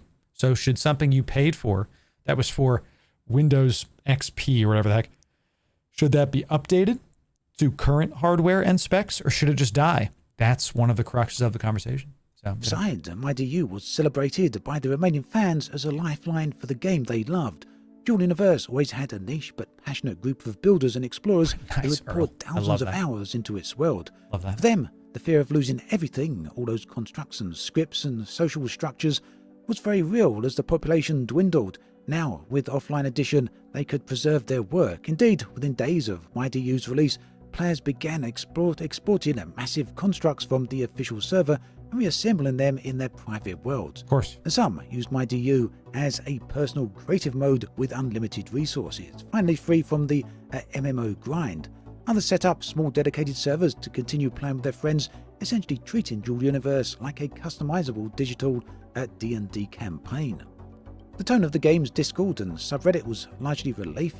Whatever happened to NovaQuark or the official servers, Dual Universe would still be playable. And even new players curious about the new sandbox could theoretically buy MyDU and experience Dual Universe's Galaxy Solo, and all of this at their own pace. Not everyone, however, was entirely pleased. Some in the broader gaming community looked at MyDU with skepticism, calling it... Yeah, this back half, chat, this could have been a 12-minute video, for God's sake. This back half section, he's basically just saying the same thing again. This makes total sense to me. I meant what I said in the middle of this video. Because this game looks so interesting, and because I now know that there is a way that I could host the game, I'm going to figure out if, first of all, can I do that? Can I? Do I have the hardware for that? Because my other computer is probably not up to snuff here. So, but secondly, I would love to be able to get some kind of community server going for this. I can tell you that we're only ever going to do one community game at one time right now. And right now, that's Dune Awakening. So if you want to play with us, check out my link tree. That's where the Dune Awakening stuff lives. You can get the game from there, and thanks very much. Okay.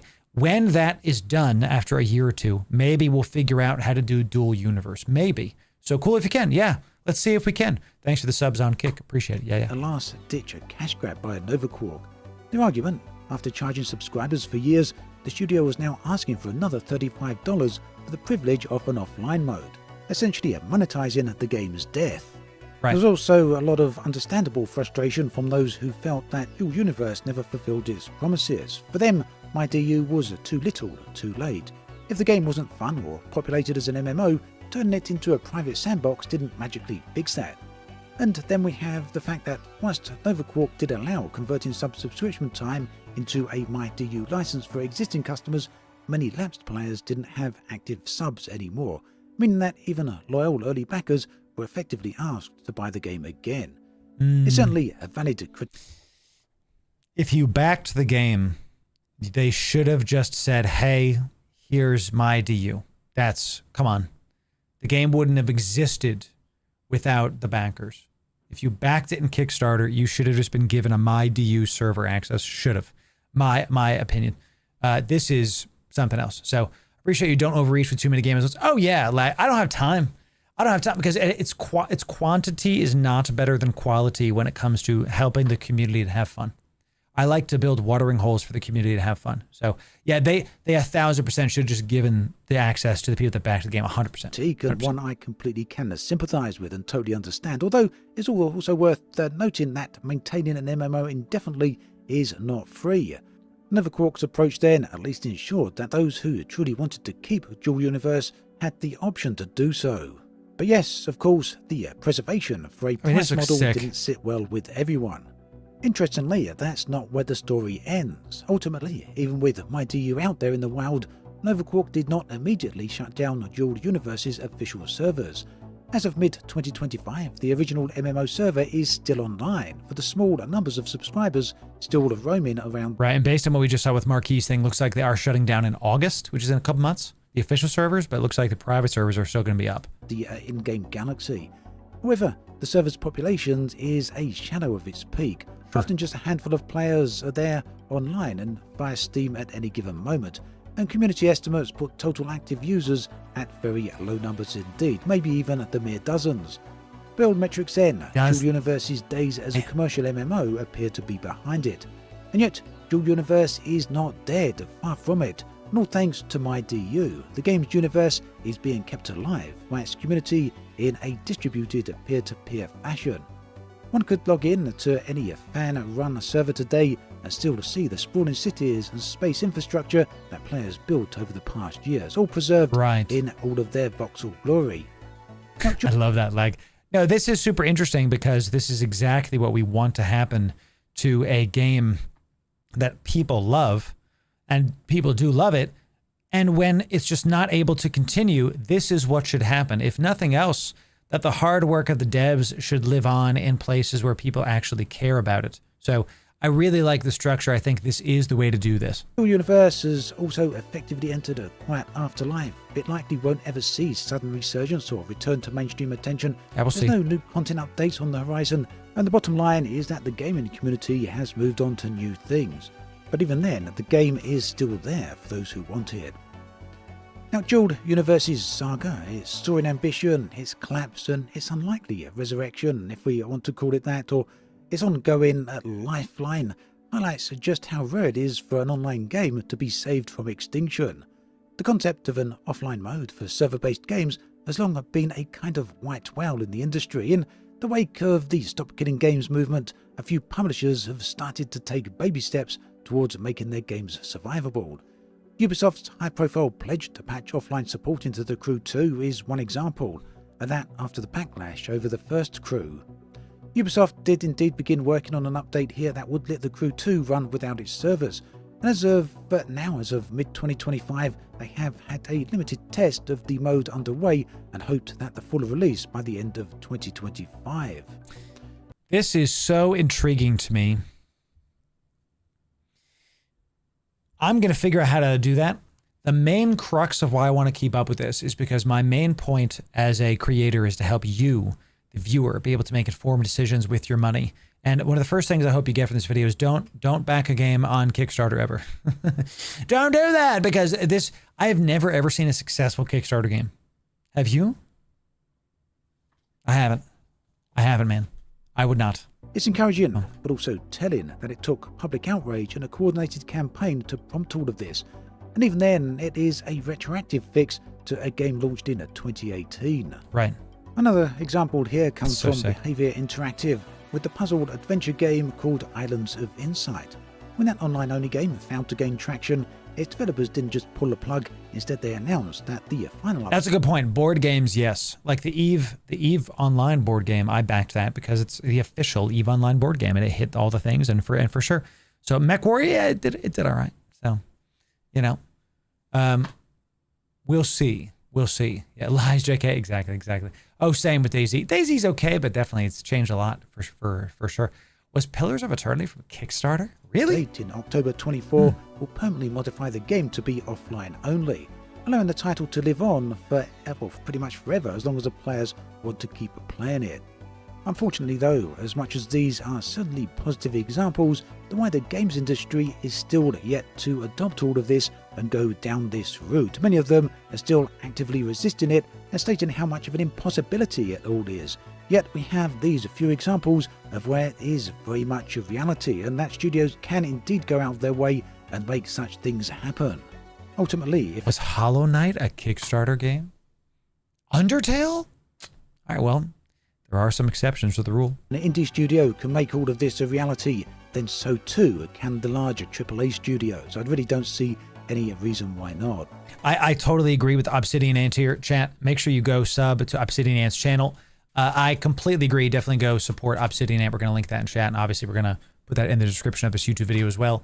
I 100% agree that if a small studio, the ones that made Dual Universe, can make this happen, then bigger studios can as well. I'm going to be pinging Marquee and seeing about this, and don't expect anything for like a year with Dual Universe because, like we just said about Dune Awakening, that's our other game this year. I'm only going to have like 1 or 2 games in the rotations. We can make sure to give you some good quality events and guides, okay? With that said, what other space games are y'all enjoying? Put them in the comments. I want to know. I want to hear it. I want to see it. And get the best game news in this playlist right here. And if you want more incredible guides, make sure you sub right here. Thanks for 32,000 subs on YouTube. Thanks very much for 32K. We'll see ya in the next video. Thanks. Phew. Chat, what the heck? Y'all didn't show me Dual Universe. How dare you? I never heard of this game. What's the other one y'all were saying? Space Engineer? What is that? What is that, huh? Lyra? Thanks. Wasn't too loud in my ears, chat. Just all of the things. Space Engineer? Space Engineers? I have never heard of this game. It is 20 bones get added to my wish list. How come I've never heard of this game, chat? You guys didn't tell me. What the heck? This looks freaking sick. Can I make a rocket? Never heard of this game, chat. Space Legos? Bro, you had me at Space Legos. I am in for that. What the heck, dude? Well, that's getting added to my wish list. Buy Space Engineer 1 and 2. There's a second one. Ultimate Edition. Of course, there's like stuff for $89. Sure. X4. Don't really care about X4. We'll see. I love No Man's Sky. Yeah. No Man's Sky. Awesomeness. Minecraft Space Chat. I love survival games. Okay. Love.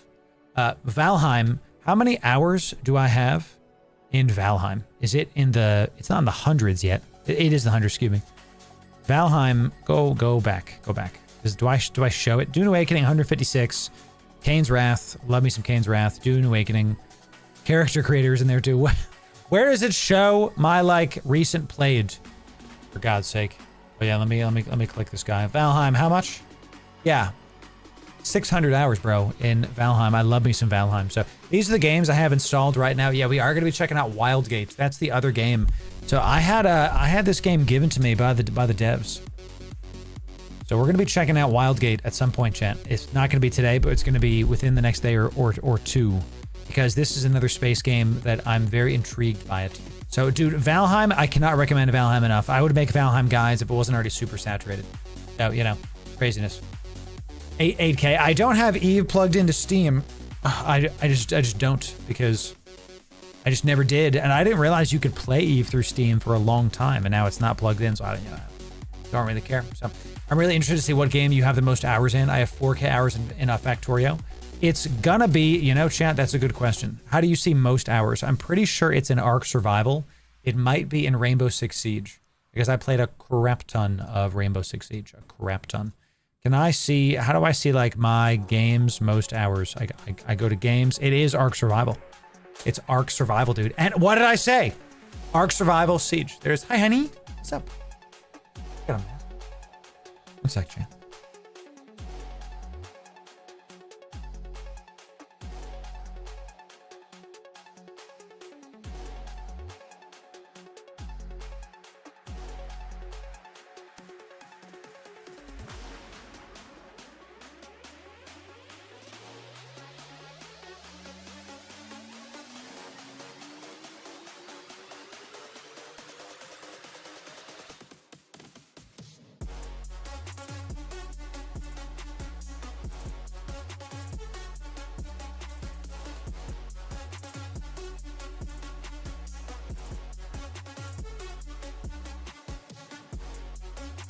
We're good, chat. We're good.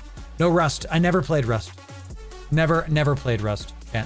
Miss Ark, that was fun. We streamed Ark a lot back in the day. It was one of our biggest stream games. I actually got my start streaming with Dead by Daylight. Dead by Daylight was my first one. I was getting quad games all day. TF2, what do y'all know about some TF2 chat? Sorry that I was AFK there for a sec. Ark's my first game on Steam. I got to play free, surprisingly, ran on potato laptop. Nice. That's what you do. That's what happens sometimes. Yo, 6,000 hours. See, what's funny, I didn't use Steam when I was addicted to games, chat. Okay. I played World of Warcraft. My slash played was disgusting. Okay. My slash played in World of Warcraft was not good. Was not good. It was just too much. Okay, too much. Yeah, worms on there. Definitely worms. Dr. BBQ. And Doa, what's up, buddy? How are we doing? You won out of your mind for 43 months, baby. Yeah, it's good to see you. Yeah. Whiskey Tango Foxtrot. Late night E Black Ops. Yes. You got it, Endo. Of course. So you gotta have worms in there, baby. Gotta have worms in there. I tried Ark one time and it made about 10 minutes. Couldn't figure it out. I got you. You know, sometimes that's how it goes, right? There it is. Yeah, my number one game is Ark and then Rainbow Six Siege. It would be Eve if I had Eve plugged in. You know, to Steam. That's right. My MO drug of choice was EQ. Sunk way too much time to that. Fair enough. And Drail, there it is. Yo, 7 Thing coming in, gifting 5 subs to the community. Thanks for that. Appreciate it. 7 Thing. Whatever the heck your name is. And 4 Ender gifting some subs over on Kick. Thank you for that, my friend. Yes. Appreciate it. Thanks for the gifts all over the place. Appreciate it, y'all. Look at that. About y'all showing up and dropping some bombs. Thanks for that. Appreciate it. Thanks for that. This is really awesome that we get to experience this together, y'all. We love that. So, all right, y'all, let's do an Eve giveaway. Let's do it. Y'all sat through some good old-fashioned reaction content. Let's do some Eve giveaway. I'm going to be honest with you. I like Obsidian Dance videos. That video should have been like 9 minutes long, not 17. The back half of that video, he just basically stayed at the entire front of it again. So I never know what to do when a reaction's going on and the video is like too long. Do I stop it? Do I just pause it? I don't know what to do. Chat, here is a, how big is this Gila skin? This is a, oh snap. It's not in rotation. It's been selling for 2 billion ISK, but it's not on the market right now. This has been going for billions of ISK. The Gila Abyssal Afterglow skin is about to be given away to one of you. In order to enter into this giveaway, first, you got to be following on Twitch or subbed on YouTube. Second, you got to be in my Discord. Do those 2 things. You can set your price with this puppy. I would put it up for like 5 billion ISK, honestly. I put it up for 5 billion. So let me get my coffee. It's right over there. I'll be right back.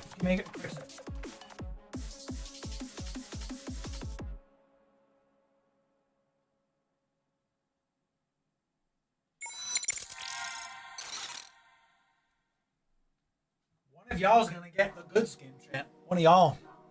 Come on down. Let's see about it. Let's see about it. Price is equivalent to expected cost. There it is. It looks sick. It does look sick. I'm not one for pink skins, but it looks pretty awesome. I like the like rib on the back paws. Ayo. I like the texture on the back of this, chat. And I do like how it's got this like particle stuff coming off the side. So you should force ads on Twitch for you to giveaways. I have the Twitch ads set to as low as possible. And if I do a force add, it messes with that. So I just can't do that. You know, I gotta keep it where it is, you know. I mean, fair enough, Leo. Come on down, Gonlink. Follow these and you can win. Follow these and you can win it. It's one of the coolest skins of my favorite ships. You can sell it, you can use it, you can do what you want with it. That's why we do these giveaways. It's literally your skin. You can do with it what you will. All right, y'all, let's see about it. Here we go. It starts now. You got to be following. Remember, you'll be DQ'd if you're not following and in Discord. So you're going to type the last thing here. Word is thanks. Chat, everybody type thanks one time, case sensitive, into Discord. Type thanks one time, case sensitive, into Discord. Chat, thanks for being here. Thanks for checking us out. Thanks for 32,000 subs on YouTube. I'm officially one of, if not very soon to be, the biggest EVE Online creator in subscriptions. I've been the biggest EVE Online YouTuber in views since we started, basically. We get about 1 million views a month on just YouTube, not counting the other platforms. And I know, because of my marketing tools, because I check on other EVE partners, we get more views than the top 3 EVE partners a month combined. I'm going to say that again. I get more views on my channel, my YouTube channel, than the top 3 EVE partners combined. I'm hoping that that's not the case sooner than later. I'm doing the content I'm doing to show people what's possible and to show the other EVE partners what they can do so that the category can increase, so that you get better content, chat. You get bigger, badder stuff. So that's how we do it. That's how we do it. So, hey, gotta call it like we see it, chat. More subs than average concurrent players. Oh, Chris, that's a good point. Ooh, crazy. So, sorry, free beats. I don't know. You got to figure it out, right? You got to figure it out. So, and if you can't do it today, we have other streams. We have stream tomorrow. You're gonna be able to do this again. So, that's true, Unholy. It's going to the abyss one way or the other. All right, so chat, when we type sold, this giveaway is going to be done. The bot will stop taking various things. Okay, we'll count to 5, going once. If you type it more than once, Geomaster, you are DQ'd. Okay, so careful. Twice, it might give you some mercy, but if you hit it like 3 or 4 times, it won't work. Okay, so no spam allowed in this one. Going once, going twice. 5, 4, 3, 2, 1. Sold, baby. That's right. That's that. One winner is going to get it. I don't even play, but I'll watch the show. Jason, thank you for that. Jason, it's good to have you here, man. That's what we'd like to see. You know, you don't even play EVE, but you're being here. You're having a good time. I almost ripped my IEMs out of my ear. Destroy it. So, it's the abyss, Morty. It's in the abyss, Morty. I can't believe it's in the abyss, Morty. I don't know why that made me think of that, but that is what I thought. So sometimes you think the thoughts that you thought you think. Isn't that right, chat? Isn't that right? All right, chat. The winner of the flower, what is it? A flower Gila skin is. Come on now. Is. My allergies, chat, are going off. Is Coden. Congratulations.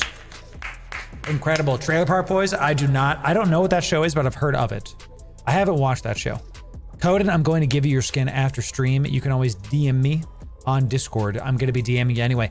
DM me on Discord your in-game name, Coden, I'll get you the Gila Abyssal Afterglow skin. This is in the done folder, so it's yours. No one else is going to get it. We'll give it to you. Pause. We're going to send you your item very, very soon. Thank you for that, okay? So, Cardinal Umbian, thanks for being tier 1. Out of your mind. Thanks for that, my friend. Appreciate it. Yeah. For 5 months. Thanks very much for that. So, do I play an instrument? No. I can do hot cross buns on the piano. That's about it. That's not a joke, by the way. I actually can. All right, y'all. Let's see. I wanted to do something. Okay. I wanted to try something out.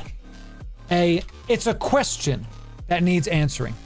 If I want to fly a ship in the abyss, how can I do it? How can I fly the best ship if I'm Omega to fly in the abyss? Let's try this out. Let's see about this. So we're here on Abyss Tracker. We've talked about this site in the past. And if I wanted to find the best ship, the best, most popular one, which one is it if I'm Omega? We're starting our Omega Abyss series. Our Gila video is there for you. You can use it in both the Omega and the Alpha Abyss series. So which one is best? If I go to this and I just do like filter by runs, show me like number of runs, filter results, what's getting the most? It is the Povertila is having the most runs. We do see a Cataclysmic Gamma Vagabond, interesting, a Hawk, Solo T2 Alpha, Funger Omega, and a Worm. Now that's very similar to our other fit. A Gila. It's just all Gilas. Man, it's all, there's an Icky. Oh, that's interesting. I kind of want to see what that Gicky, what that Icky Gicky's all about. Yo, yeah, the hookbill is nasty. Definitely recommend some hookbills, chat. And ooh, is that the T2? That is a Cerberus. Yeah, we're gonna have to check that out. So we've seen in Abyss Tracker, we filtered the fits by number of runs. Okay. And we want to, you know what? Hey, let's do Omega only. Yeah, let's actually do that again. Let's filter results. Let's see if it's Omega only. So we do see that one again. We see these Hawks that we have. Some Gammas. Yep, pretty good. The Icky, so this is very similar. And then here's another Vagabond. So very interesting. Look at how this is going. The Icky is old. You probably can't use this one again, huh? This Icky, I'm interested in these trig fits for T5 Firestorms. Let's see about this fit, and I want to look at this. So the Asclepians, yeah, you need some Asclepians, no kidding. T5 Firestorm. You can also run T4s in this too. So let's see if about this fit. Let me just see about this one, channel. I'm not sure about it. The Icky was nerfed. Was it nerfed? You can't use it anymore? Let's go check out the comments and see if it says that. Does it say that? I'm not so sure anymore. Daily run statistics. We see a run a year ago. Probably can't do this one because it was a year ago. It was a year ago. Just for the sake of argument, let's look at this. I mean, sure, you're going to be running a 3 billion-isk Icky. Goodness. Icky Tersa is great. The Firestorm filaments are stupid cheap too. Maybe we figure out how to do this and go into T4s instead of T5s, right? The Icky is like the Stormbringer now. Certain rooms cannot be done, so it times out. Super interesting. Super interesting. So we got double active reps, and all of these are abyssal rolled. You can use it, but it sucks. That kind of makes me sad, right? The Abyss is one of those showcases of Eve where you can fly a ship. Just because you can doesn't mean you should. Okay, so what I want to try to do is let's try to build this out and see if we're going to take this into T4s instead. Do y'all think it's worth taking this into a T4 at all? If we, I mean, we're talking, what do you mean these are 2 billion escapees? Oh, because the freaking, did these skyrocket in price? No, they've always been 2 billion. I thought these were cheaper for some reason. I was just completely wrong. I was completely wrong.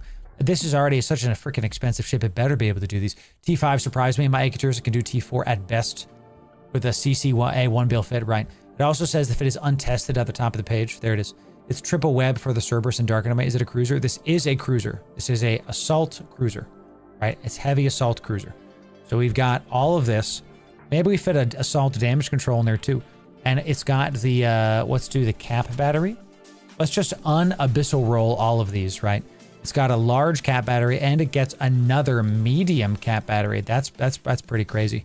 Let's put the, because we've got a 10 MN afterburner.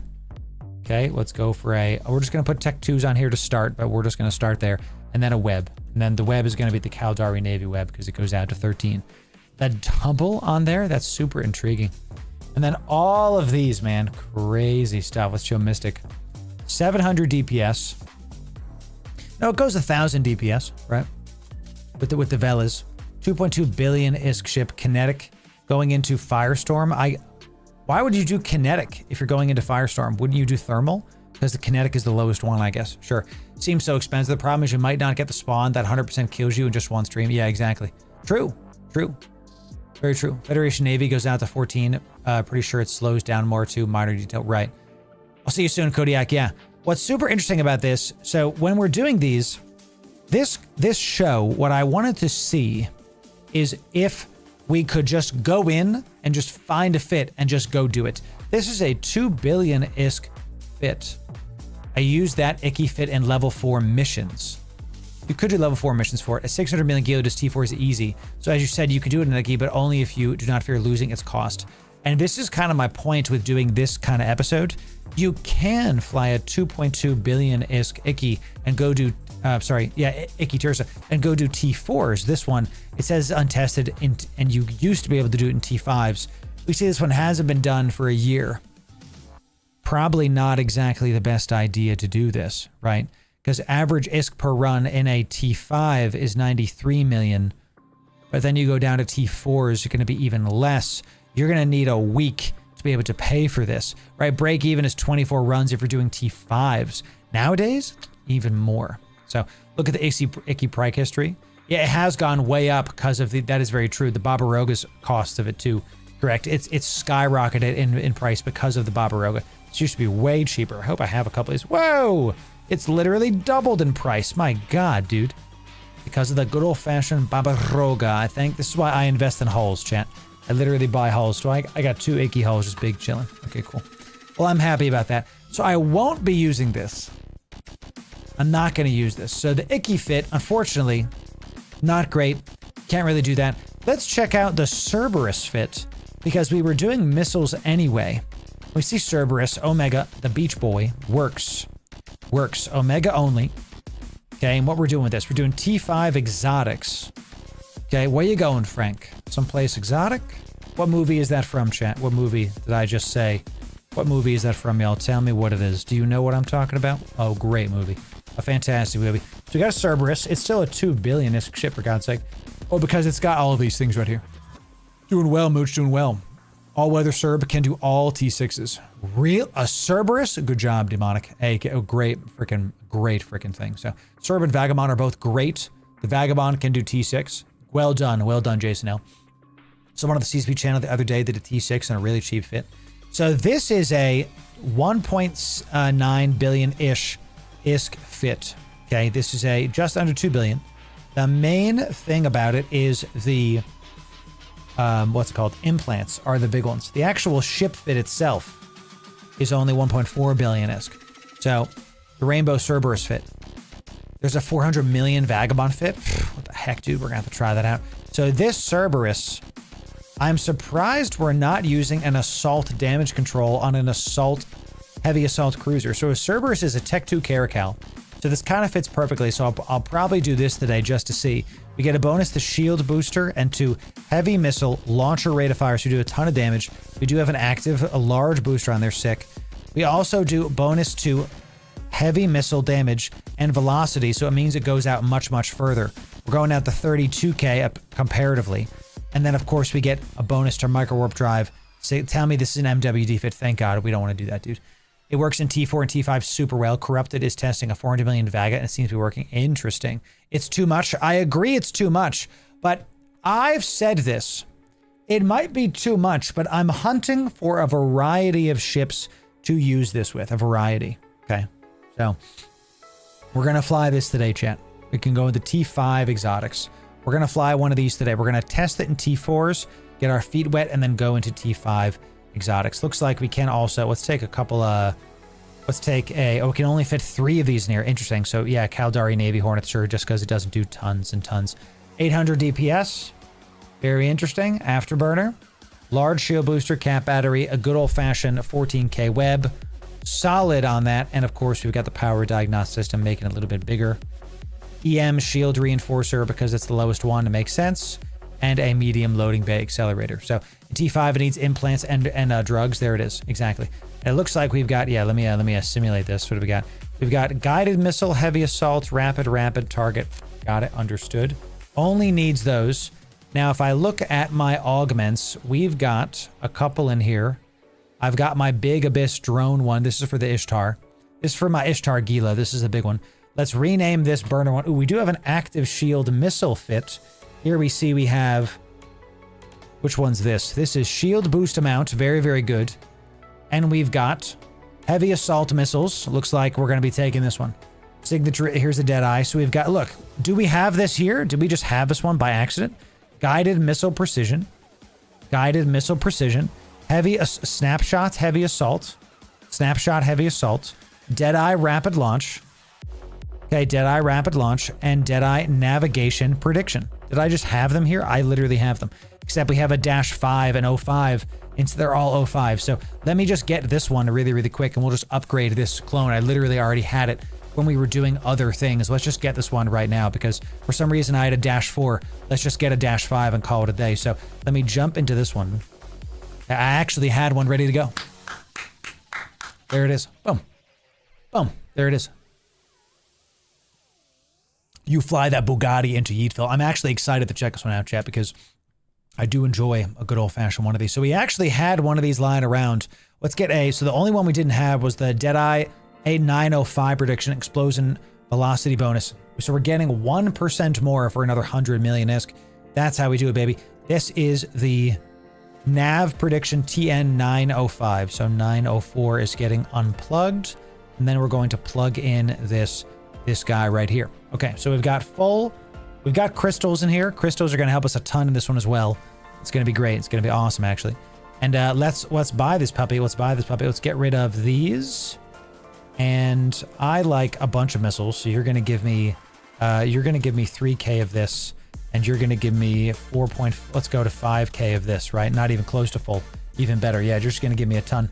And then this is in which one? This is in T5 exotic. So let's get I'm gonna put 4s and 5s in this. Where's my tags? Exotic. And let's get I don't have any more of those. We're gonna have to buy them. That's fine with me. We're gonna yeet some of these into the abyss today, chat. We're gonna try it. We're gonna see if we can do this for an Omega Abyss series. Okay, we're gonna go in and then we're gonna talk about how it flies and go from there. So am I losing my mind here, chat? That is not the right one. Trade goods. Yeah, here we go. Chaotic, I forget which one it is. Chaotic is T5, correct? It is T5. So we're going to take this guy. We're going to drag and drop it into here just so I remember which one. And let's get a T4 exotic as well. Not cataclysmic. I forget which one. Is it agitated? I forget which one it is. Raging is T4? Yeah, because it's got the 4 things on there. Perfect. All right, we'll put 1 in here. And then we'll just go from there, chat. Okay, sounds good. Got the ammo, got the drugs, got the stuff, got the correct ones here. Yeah, extra X-type large. That makes sense to me. That makes sense to me a ton. And then the Tech 2s. Let's save this as a T4. This is T5 Beach Exotic Abyss. Okay, let's save this guy. And let's see. And let's buy this thing, chat. Let's do it. Buy this puppy. Let's see what we're going to get today. And while that's loading in, very intriguing. Very intriguing. I'm trying to think about what else we need to know about this. Only goes 700. Yeah, as slow as a Gila. The missiles are the main damage dealers, and the missiles are going to go out to, with one of these, going to go out to 38, and with this, it's going to be 32. Interesting. I might do 2 gun groups here. Might do 2 gun groups. Do I have a Cerberus? Do I have a Cerberus? I don't have a single Cerb. That's crazy talk. Crazy. Let me just make sure that we are good to go with all of these. Sounds good. 1.4 billion. Go ahead and purchase that puppy. Give me that puppy. I don't have any exotics, so we're going to go get... Come on out. We're going to do a couple of these today. Let's get 3 of these. Thank you. And we will get raging exotics. We're going to get... let's go get 4 of these just because we're going to practice those tonight. Excellent stuff. Now we come down here and we try to fit this guy. Fit it. Okay, very good. What am I missing out of this, really? How am I missing some of these missiles? What the heck? Give me... Really? Come on now. I'm putting on a show, and that's what you're going to do? That's what you're going to do to me? Okay. I always name it Amfren. Because if I name it Amfren, we can know. They know that I'm a friend. Isn't that right, champ? Isn't that right? Take an MTU. Ah, MTU as well. Okay. That makes sense. That makes sense. Take an MTU. Let's get a Cerb. Okay. And I guess we get the pack rat one, correct? We'll keep the chaotic in this and we'll bring some ragings. Put the chaotic in here for now. Bring an MTU, eh?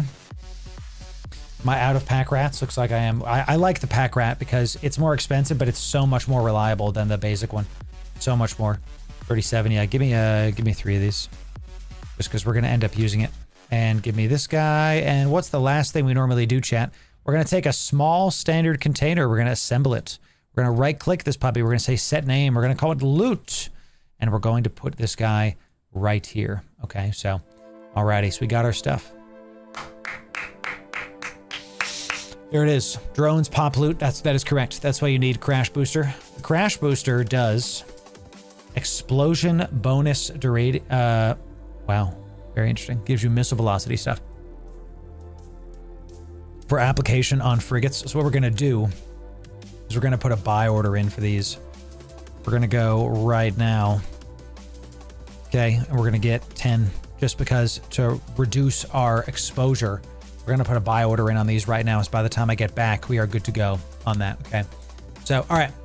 Very interesting. How's the fit's application on frigates? Won't have problems with drone rooms. I'm not used to heavy missiles in the abyss unless for extraction nodes. Right.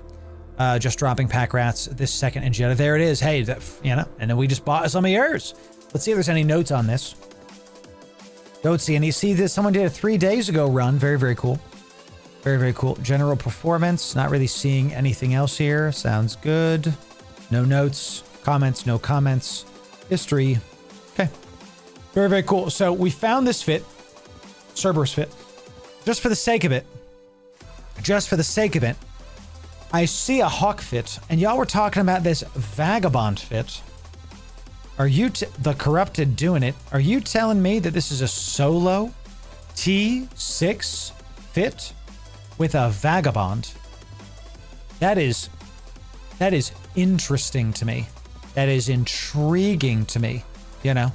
So, double XL Ansil fit, high player skill required. I'm probably not gonna be able to do it then. Yeah, see? Oh no, because I have, yeah, see, we do have the, I know that there's like a reason I can't fit one of these. And it's probably because my autocannon stuff isn't there yet. A tractor beam. 400 million-esque. I'm gonna be honest with you, chat. This is the kind of stuff that makes me go, huh? He's got 400 million-esque, that's it. VAG has used manual piloting a lot. It has a low buffer, so it can get popped if not careful. Scary stuff. And not a big clone either. Only 400 million-esque with the clone, and I would just get the CPU implant for like 1% because whatever, you know, or I would bling out like one of these, you know, like give me that, and it really, so we'd find one, you know. So the Vagabond is tough at 400 million-esque. This kind of stuff makes me think, what else haven't we found? You know, 2 billion-esque ships that can only fly T5s. This one is a 400 million-esque. T6, my record is 144 runs in this same hull. You will die in the ship, trust me. Paper thin buffer before you even notice. I don't recommend using this fit. This is my own challenge. Wow. That's crazy. If you want to start losing this fit, I recommend this one first. And this is a T6 Gamma. Okay. 800 DPS and has and it's blinged. Makes sense. Very interesting. Very interesting. That T6 that pays for itself in 1 hour is crazy. Yeah. Yeah. That's pretty nuts. Let's look at this Hawk fit. I'm going to save that one for another day because I'm kind of on a missiles shtick right now. Let's check out this Hawk. What is with the Gauss gun? I don't understand that at all, dude. Is that just because it had another slot? I'm going to get rid of that because of the power grid requirements. Let's scroll down here. This is for...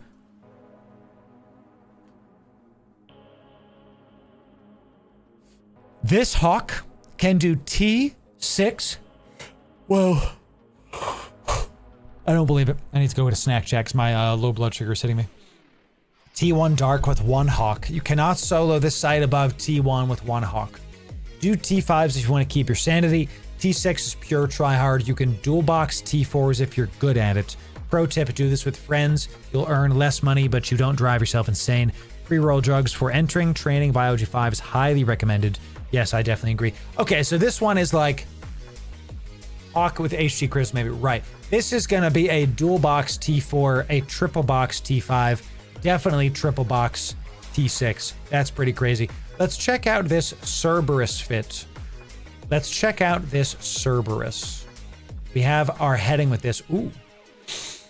Chat, the ship looks tough. Yo, this ship looks tough, dude.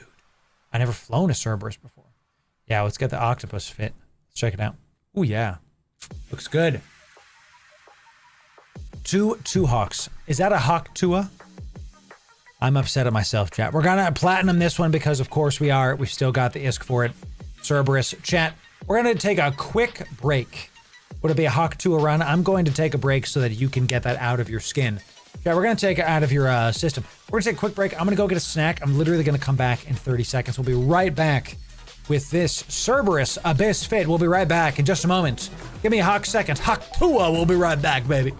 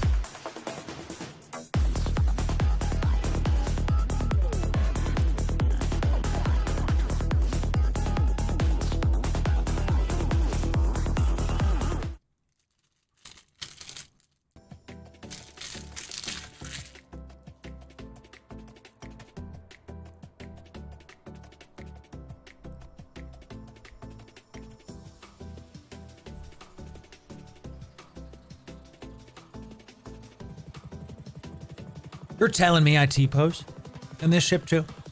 Don't talk to me or my son ever again. You know what I'm saying? Welcome back, everybody. I got a snack. We're moving forward. We're moving forward. We're going to definitely figure out how we can make this look a wee bit better. Thank you kindly. Okay. And what I'm thinking we might do is I might do this. I might use the tick 2 here and those there. We're gonna roll out, champ. You're telling me I can T-pose in a Cerberus? God, this ship looks nice. It's tough. I never flown a Cerberus before, baby. We're gonna go out, chat. We are rolling out. We are going to a spot to be able to do this abyss. We have our Cerberus. Snack has been smashed. I destroy a protein bar. Made sure to do, chat, I don't know if you noticed, but like I am looking real good. I've been working out. I've been watching my foods. I've been trying my darndest and we're getting it done. So chat, check this out. We got 2 missile groups. This missile group, it's hard for y'all to see, so I'll put it here. Okay. This missile group has Tech 2s in there. It goes out to 38. Sorry, the faction ones go out to 38. The Tech 2s go out to 32. Just a little bit more. So we've got 4 and 2. Just a little bit less DPS. And if I need to, I can always swap to the Tech 2 ammos and call it a day. So really liking this. I haven't used a Cerberus yet ever, so love the Caracal design for sure. Yes, sir. Looks fantastic. So we're gonna go try out some exotic abyss in the Cerberus.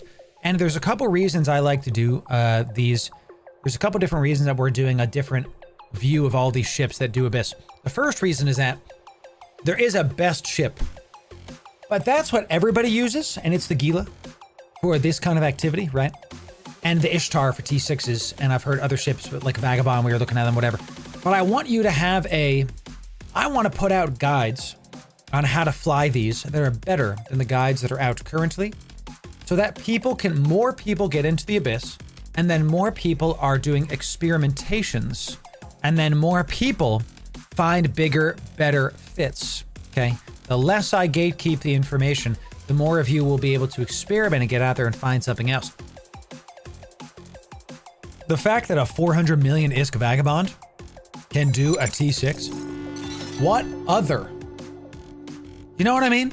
What other ships can do big abyss for cheap that we just don't know about? We just haven't found yet. Oh, it like comes in and then it like goes up. That's pretty sick. Oh, and the little like pointers on the front of the ship go in as well. Let me see if I can zoom in on this while it's happening. So Strider, thanks for the sub, my friend. And Cardinal Umbrian absolutely coming in tier 1 out of your mind. For 5 mines, thank you for that, my friend. It's good to have you. Thank you for that. I really appreciate it. Let's see about this when it comes in. The Gila's great, but I think we need some variety in our lives. I want to see when it lands, if we can like see how the ship looks. Does it, can I see it before we jump through the next gate?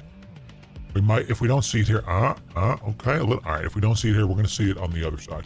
So, kill ghosting first, always, then newts. Ghosting first, yeah, because of the missile range. That's a really good point that I didn't think about before.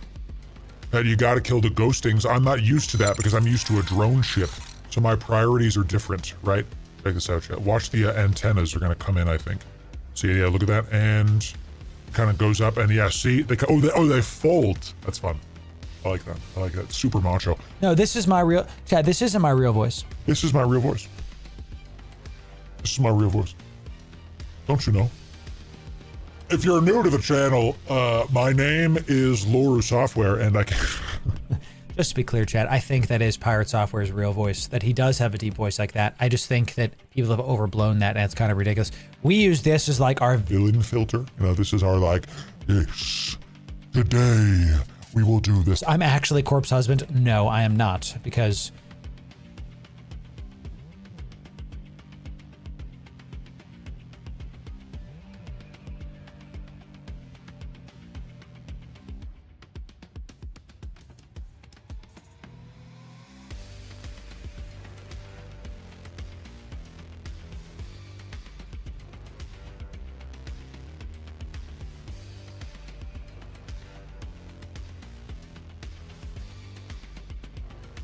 Hello? How long am I talking to you in chat? I've been talking. I had some good jokes and I was muted. I'm so mad, Chad. I'm insatiably furious. I'm furious. I told some good jokes. I'm upset. Goodness. Man. Furious, Chad. Absolutely furious. Anyway, so, you know, crazy. So, no bad blood to Pirate Software. Let him do what he wants, chat. We said this during our drama video. And one of the only drama videos we're ever going to put out, because that's not our channel. We forgive him and we move forward. You know, we forgive him for messing with the EVE Online community, and we move on, because holding on to bitterness and hate isn't good. With that said, I knew that he did something dumb, says other people on the internet. Again, wanna know how I know? How I knew? I don't look him up. I don't follow him. I don't keep up to date with drama because I have too much going on. Here's how I knew that something happened to him. My drama videos views were like this. And then all of a sudden now they're like this. And I was like, what happened? Because I gained 100,000 views in about 2 weeks on that video. Man. Okay, so look. Hey, the point of that video was to tell the truth about Eve and to take a video that he put out that was painting Eve in a very bad light and go, actually, it's not as bad as this guy says. It's working. Do you know that the first time around I put out that video, 1/3 of the comments were like, this Loru guy is literally Hitler and the worst. Not true. Chat, I'm making videos about space pixels. I'm not a bad person, for God's sake. The other 1/3 of the comments were like, this Pirate Software guy is literally Hitler. Also not true. Ridiculous. He has done some questionable things, but come on, like, you know, too much. Okay, it's just internet drama. Let's relax with the stuff. The other 1/3 of the comments when I first put out that video are, this Eve game looks kind of cool. I might check it out. That's actually how it happened. The first third, 1/3, 1/3, 1/3. 1/3 were like, I'm terrible. 1/3 like, he's terrible. The other 1/3 is like, Eve's pretty cool. The devs actually flagged to me that they were looking at some of those comments, were like, hey, good job that this is like reaching people. And yes, correct. What's happening now, because that video is trending again now, it's like 2/3 of the comments are saying, yo, Eve's pretty sick. The way you described it's pretty cool. I'm gonna check this game out. My refer a friend code is going bananas right now because a ton of new people are seeing Eve for the first time because of that video. So that video got you back into Eve after 11 years. Kubers, it's good to see you, chat. Can we get some 07s? For I'm Kubers coming in. Kubers, welcome back to New Eden after an 11-year hiatus. Come. You have returned. We're happy to see you. Thank you very much. I really appreciate that. So, you know, exactly, Juice. It's actually crazy. So you got me into playing Eve with that vid. 07 to you too, Lazy Poet. Amazing stuff. You're playing Eve right now because of that vid, Chris. Amazing. All of you coming in because of that video. It's just fantastic to see it. I'm furious, chat. I was going to do a wormhole right here to go to Kino, but it doesn't exist. It doesn't exist. We're gonna try another one and see if this is it, but if it isn't it, I'm gonna have to get into a pacifier and do it. Chat, this ship, I feel tough in this ship, chat. I feel tough in this ship. I'm gonna have to, I'm gonna have to figure out how we can fly the ship more. This feels good. So I quit Eve yesterday so that I could watch that video and get back into the game. There, Cybernovat, that's not funny. How you doing? Chat, go follow Cybernovat. He makes good content. It's fantastic. I love to Sorry, you made me giggle, Cyber. I was like, he quit just to resub? If you resub, make sure you use my code. It's fantastic. It's a sandbox after all. A sandbox after all. The Afterburner Align trick changed my life. Didn't it, Chris? Didn't it? Ugh, so good. Speaking of that, I have to remember I'm in a cruiser that might be kind of thick. How we doing? Sub 6 now, so we don't need the Afterburner trick with the Cerb. With the Cerb. God, I like this ship. Didn't think you know when you get into a ship and you're like, it's looking good. It just feels nice and Gucci, comma main. I am enjoying this. We're gonna have to see about it. So, of course, Cyber, you got it, yes. I'm trying to get back to the game. I was just a wormhole junkie or a miner, and that's fine. See, this is my favorite thing about this. And Zarly Shock Top says, I came back to the game after 13 years because of that video. Ugh. To every single person that came back to any of my videos, especially drama videos, 07 to you. Look, and just to be super clear, chat, I don't wish any ill will on Pirate Software. I wish him the best. I hope that he figures out what's going on, and he's able to move forward in a healthy way because, man, I don't wish the entire internet hates a guy. Does he deserve it? I don't know. I don't follow crap. I just know that his EVE Online video wasn't great, and we made a video about it. That's why it's one of our only EVE videos. Or sorry, one of our only drama videos, okay? Because we don't do drama here. I got too much going on, but, you know. So, backlash to the backlash. Makes sense. Because, chat, can we be honest? I'm in my mid-30s. I got too much going on to care about somebody said something, you know. I made that video about EVE because I wanted to clear the air about what EVE is, that I thoroughly, as a survival game and MMO and FPS enjoyer, I have beaten Elden Ring. I beat Dark Souls 1, 2, and 3. I spent 2 weeks on Manus in the first DLC. What is that? That's not the first sin. The first sin is Dark Souls 2. I've beaten the Souls-like game. The only one I haven't played is Sekiro. I'm a gamer. Capital G. Okay? EVE is one of the best games in 20 years. So good. This is the Cerberus. This is the Tech 2 Caracal. Tech 2 Carabao. So, Tech 2 Caracal stuff. What I'm saying all this accolades for is because of one very simple thing. I can tell you quantifiably that if you're an MMO person, if you're a working adult that wants a game that rewards your time, it's EVE. It's EVE Online. And if you use my code, you get 1,000,000 skill points. Thanks very much. And I don't say it because of the code. I say it because I believe it. Because it's true. You know how some people sell stuff because they want money? I sell only products that I believe in. I'd like to get a coffee company. I drink coffee all the freaking stream. Black coffee, baby. Yo, what's up, Elos? Coming in. All right, y'all. You know that we're not gonna do a 2 billion ISK fit just any old place. No. We're gonna do it in someplace special. If you've never seen it, ladies and gentlemen, welcome to Pochfin. Welcome to Pochfin, chat. This is Pochfin, and here it is, the red wastes. Let's check D-scan.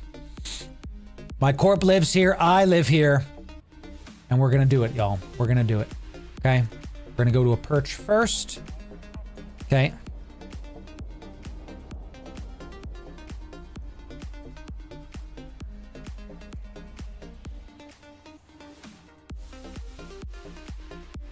Okay, we're gonna go to a safe spot first. Welcome to Pochfin, ladies and gentlemen. Pochfin, how I love this area of space. When I first came here, it freaked me out. Now it just feels like home. Coming back to the red sun. Awesome. So perch, is that what people call an off-grid bookmark this day? What do you mean off-grid? I'm on-grid, baby. but also, yes, you can call it whatever you would like. So looking good. How's my PI? We're back in Pochfin. Thank you. Thank you. That's right. Sweet. Let's check my PI while we're here, chat. Let's get nice and close to the old Instadoc. How's my PI going? Am I still Gucci? We still making stuff? Do I have to haul PI? We got like, do I have millions and millions to haul? No, I must have hauled them recently. How are these doing while I'm warping in? All right, we got like a solid 1,000 M3 in my PI. Okay, very nice. Very nice. How much is this? This is 1,400. What's the estimated cost on that puppy? I don't know. Manticore coming out. Nice-oo. We'd love to see it. Okay. We love seeing my corp rolling around. How many players live in Pochfin? Tough to say. I'm not sure. It's one of the smaller areas of space. I can tell that my corp is hundreds. Okay, so all right, this looks tough in Pochfin. This ship is like been doing the freaking workouts, chat. It's gracious. So what's up, Mr. Savage? Doing it, baby. Doing it. Trying our best here. Let's drop in our Abyss gear right here. Okay, we're going to put 5 of these here. And chat, what we're going to do, this is a T5 Cerberus fit. We're going to test it in T4s. We're going to test it in T4s first. We got our drones. We got our MT. We got our ammos. Got our loot folder. The loot folder, chat. Let's make sure that's right here for y'all. Let's go. Let's go do some Abyss. We got quite a couple Abyss here, so. That is true, Gon. It is the people that know of Pirate Software know that he lived in Pochfin. This is the space he lived in. My corp has lived in here since the inception. I have not. I did not do Pochfin at its inception. With that said, I have fallen in love with this area of space, and nothing to do with pirate software, nothing to do with the guy. Just, you know, I was exploring this place around and I like the area. So why the loot box? I'm gonna put, it's for two reasons. It's first of all, I want to be able to have y'all be able to see what loot we have for the stream. It's a production thing. I also want to be able to, it's for my own micro. I like to having stuff in there. By the way, did y'all know you could move this? Press and hold left click on your capacitor. You can move it around the screen. How many of you didn't know that? Type 1 in chat. How many of you didn't know you could move this entire thing around? Type 1 in chat if you did not know this. You're welcome. You learn something every time you join the Loru gaming stream, baby. Ladies and gentlemen, here we go. A Cerberus in Pochfin doing T4s to practice. Then we're going to be doing some T5s. Let's see how this goes. Raging exotic filaments. Let's see if we can get this done. Here we go, chat. Here we go. I'm invulnerable right now. So I'm playing for decades, Tango, and you're learning stuff every single time, baby. Let's see about it. Let's see about it. Here we go. Here we go. Is the Cerberus better than the Caracal? Short answer is yes. It's a T2 version. Okay. Oof. All right, we got a big one already. Goodness gracious, chat. All right, let's immediately just go this way. Just go this way, and I do believe we are cap stable, so let's just do this. We're gonna hit the frigates first. Let's just turn this on immediately. And we do need to hit the ones that are dampening us first, target painting us first, spotlighters. The moment they come in, we're just going to start hitting this guy. And let's call out the drones too. Let's call out the drones too. And let's put the drones on one of them. And maybe we even, because I don't know how much DPS the drones do, so let's just try this and see. Let's try this first and see. We'll start with this. And we do have a Hadal Overmind. Big boy, big Overmind coming in here. Goodness gracious. That is a large lad hitting this. And what I think we're going to do is we're going to start throwing heavy missiles onto this guy. We're going to start throwing heavy missiles onto this guy immediately, and let's just start doing this as well. And the drones can start hitting this. Yeah, it looks like the drones can hit the frigates. Drones can hit the frigates. And look at that. When they're in range of my web, that's what we're going to be doing. When they're in range of my web, that's what we're going to be doing, chat. So let's just go this way. This big battleship is not a race. It is a marathon, okay? So what we want to do is we want to make sure that we have some missiles on this big battleship and a little bit less on the rest of the frigates. We're going to have the frigates first. And once the drones hit this guy, we're going to take it out. There it is. Good, good. Now let's put the drones on the Overmind. Let's put the drones on the Overmind, because why not? Why not? Why not put them on there? Just call it. It looks like this is a T4.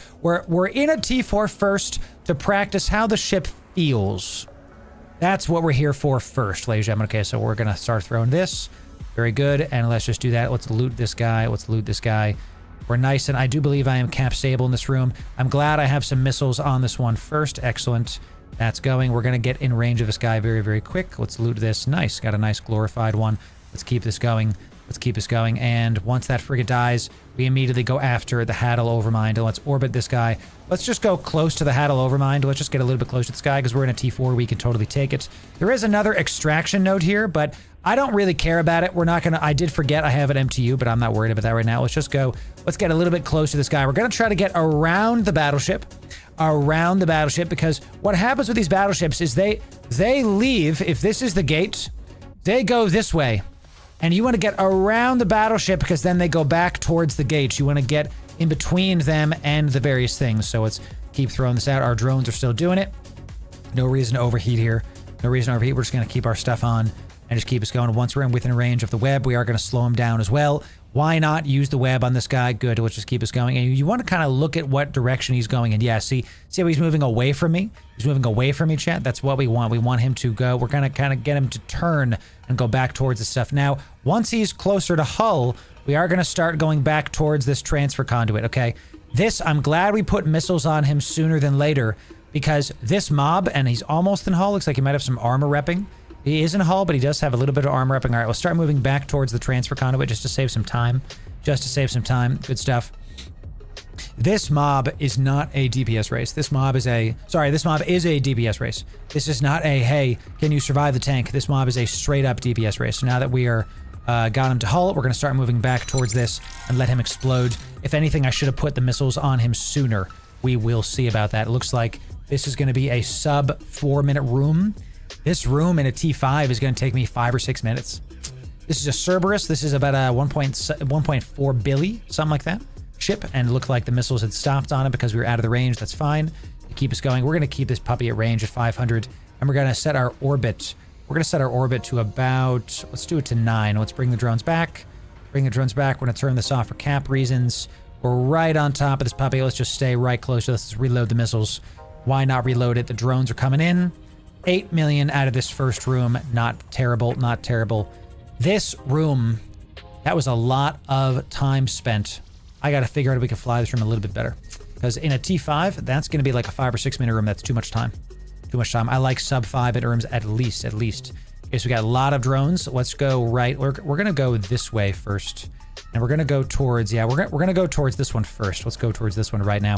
We're immediately going to start poking these guys in the mouth immediately right now. Thank you very much. Okay. Calling out the drones. They're within stuff. So let's hit the drones, hit this one. Let's have you hit this and you hit this. And we'll start locking up these and calling it a day. We're going to keep that going. So a lot of spark lances are going to be one of the main things that we go after. We are splitting DPS on the frigates. That is how we do it. See, we are getting painted, but I think that's a-okay. Let's just keep locking these up. Anything that's kind of close to me, we're going to try to web as well. Priority is spark lance, ladies and gentlemen, spark lance, because kinetic is our least amount of stuff. Very good. We're going to keep splitting these up, and we're within range of this, so we're going to start throwing the drones on this guy, or start throwing the drones on this guy so we can start poking that. And then because that's there, how far away is this guy? You're literally on the other side of things. So I think what we're going to do is we're going to start going towards you because now my drones are in range of that. Yeah, we'll start because we want to get ready to drop the MTU very, very soon. Let's lock this guy up. Good. We can throw our drones after the bioadaptive cache, and then we're going to drop our MTU somewhere around this, right about there. Very, very nice. And we do have to make sure that I am continuing putting on, and I do see some yellow box coming in. I have to be sure that I'm continuing to use my missiles on the drones. I'm so used to flying Agila. I gotta tell you, this is actually why I wanted to do this. I kind of like that I don't have to micro my drones so much for this. The drones are basically just like a fire and forget kind of thing, just going after the loot caches. I like that. I like that a lot. It's just the missiles primarily doing it. Pretty cool. We'll put a web on this because why not? And this one is, we want to get within range of this and then drop stuff. Might as well get this and then drop our MTU super close to it. Might as well, I guess. This is within 60. I never know where to put the MTU when it's in these kind of rooms. You know what I mean? I never know what to do with the MTU. Like, do I drop it now when it's right close to it? I just don't know anymore, dude. Oh, that was too many missiles on that. Let's do this one instead. We got a couple more of these, Yeah, this feels pretty good to fly. I know that I'm messing up quite a bit on this, I think. Let's orbit this MTU. Let's lock this guy up. I can't do it because I can only have 6 targets. Let's lock this guy up. And let's just orbit the MTU at let's just keep the MTU within range just because I know I don't need to do anything else. Let's call out the drones. Let's put them within 40 and let's keep that going. We can turn off the afterburner. I don't need to worry about stuff. Drones engage that. Thank you very much. So I like this. A straight missile ship. Nothing else needed. I like it. We don't really need this at all. Looking very good. Keep it going. Let's just orbit this guy at and there it is. Pull back the drones. Pull them back. We'll throw the drones on this guy just to say that we did something. And this was an easy room. This is a T4, not a T5. So we will find that out at some point. Let's throw the drones on this guy too. Very good. Just a couple of these drones left. MTU is going to keep on sucking up stuff. My air career goal. Yay, air career goal. Let's just bring the drones back because we don't need to worry about stuff. This is easy reloads. And let's, we got the Pack Rat MTU doing it. Where the Pack Rat MTU is going to suck up one more of these. Just one, this subnode. And then we're going to move on to the next area because we're not going to stay here. It's 12 minutes. We're going to keep our ISK per hour up by just going to the next room. Drones are in. Pack Rat MTU has gotten us nice. Big drop. A chaotic exotic. Very big. 20 million drop. 20 million ISK! 20 million ISK, baby. Let's do it. Give me that Pack Rat's going to get this last node, just a little bit of that. And then we scoop this to cargo, and then we keep it going. We're going to leave the other 45 KM1 away. We're going to leave that one where it is and just keep this going. Okay, very, very good so far because it keeps our ISK per hour going to be able to keep this up. So we got a Decayed one, 1 million, nothing crazy. Glorified Decayed, nice. And this is 200,000. It's not really that worth it. So hardest room for this fit is the Karen because of the nuke pressure. I can believe it. Because we only have the 1 cap battery. I'll look at that in the next one. We definitely have a cap battery, but we only have the 1. Oh, turn this off when we're switching rooms to get some nudes back. I hear you there for sure. Okay. So, yeah, we have the 1 cap battery there. Okay, so, and speaking of another Haddle coming in. So let's go towards this. Let's turn this puppy on and let's get the Haddle locked up immediately. Let's start hitting these stuff right there and give me this one as well, chat, by the way. Let's get rid of the Spark Needle. Just go right. We are going to take some damage from this, but I'm pretty confident that we're going to be okay if we just not worry about stuff. All right, well, it's just because we're in a T4, we're getting used to how to fly this. We're getting used to how to fly this. So good, you're within range of that. That's nice. Very excellent. We're going to go this way, and then we're going to drop our MTU once our drones take this out, and we're going to lock up this other guy as well. And we're going to get one of our missiles is immediately going to go after this Haddle big boy like we talked about before. And let's get our drones onto this other lootable, and we'll start there. This guy right here, that's what we want to do. This is the final room. This one, we're going to have some missiles on that big boy immediately once... Oh, I should be webbing something I'm actually attacking. That's actually a big misplay. I got to not do that ever again. I have to never do that again. And which one is doing it? The snare caster, the snare caster. Let's launch this MTU, okay? And I need to make sure that I am absolutely webbing the same one that I am attacking every single time. Where is this guy? Good. Let's head this way towards this guy. We need to hit this snare caster very soon. My MTU is now going to suck up those things. Snare caster, snare caster, snare caster. That's what we need to keep hitting. Very good. And my drones should be on. My drones, or let's pull the drones back because they're going to start taking damage in just a sec. Let's hit this guy. Very good. Excellent. So we're still hitting this once my drones are back in. We're going to have my drones go on to the Haddle guy again. We want as much DPS onto this dude as possible, and we're going to do the same thing we did before. We're going to try to get around him. We're going to try to get around him. We're going to try to take out these snare casters, and then we're going to try to micro this. We'll have won this room if we get back to my MTU in time, and I'm happy with the amount of time that we spent doing that. Let's hit this spotlighter because it's almost dead. Looks like my drones were on that one, not worried about it. This is the way to do this. You split up your groups just enough so that your big damage missiles, and we could even say we have 4 missiles on these frigates. I want to see how fast these frigates are dying, because maybe these are too many missiles on these frigates. No, it's like 4 volleys, 5 volleys. Okay, let's bring the drones back. They're starting to take some damage.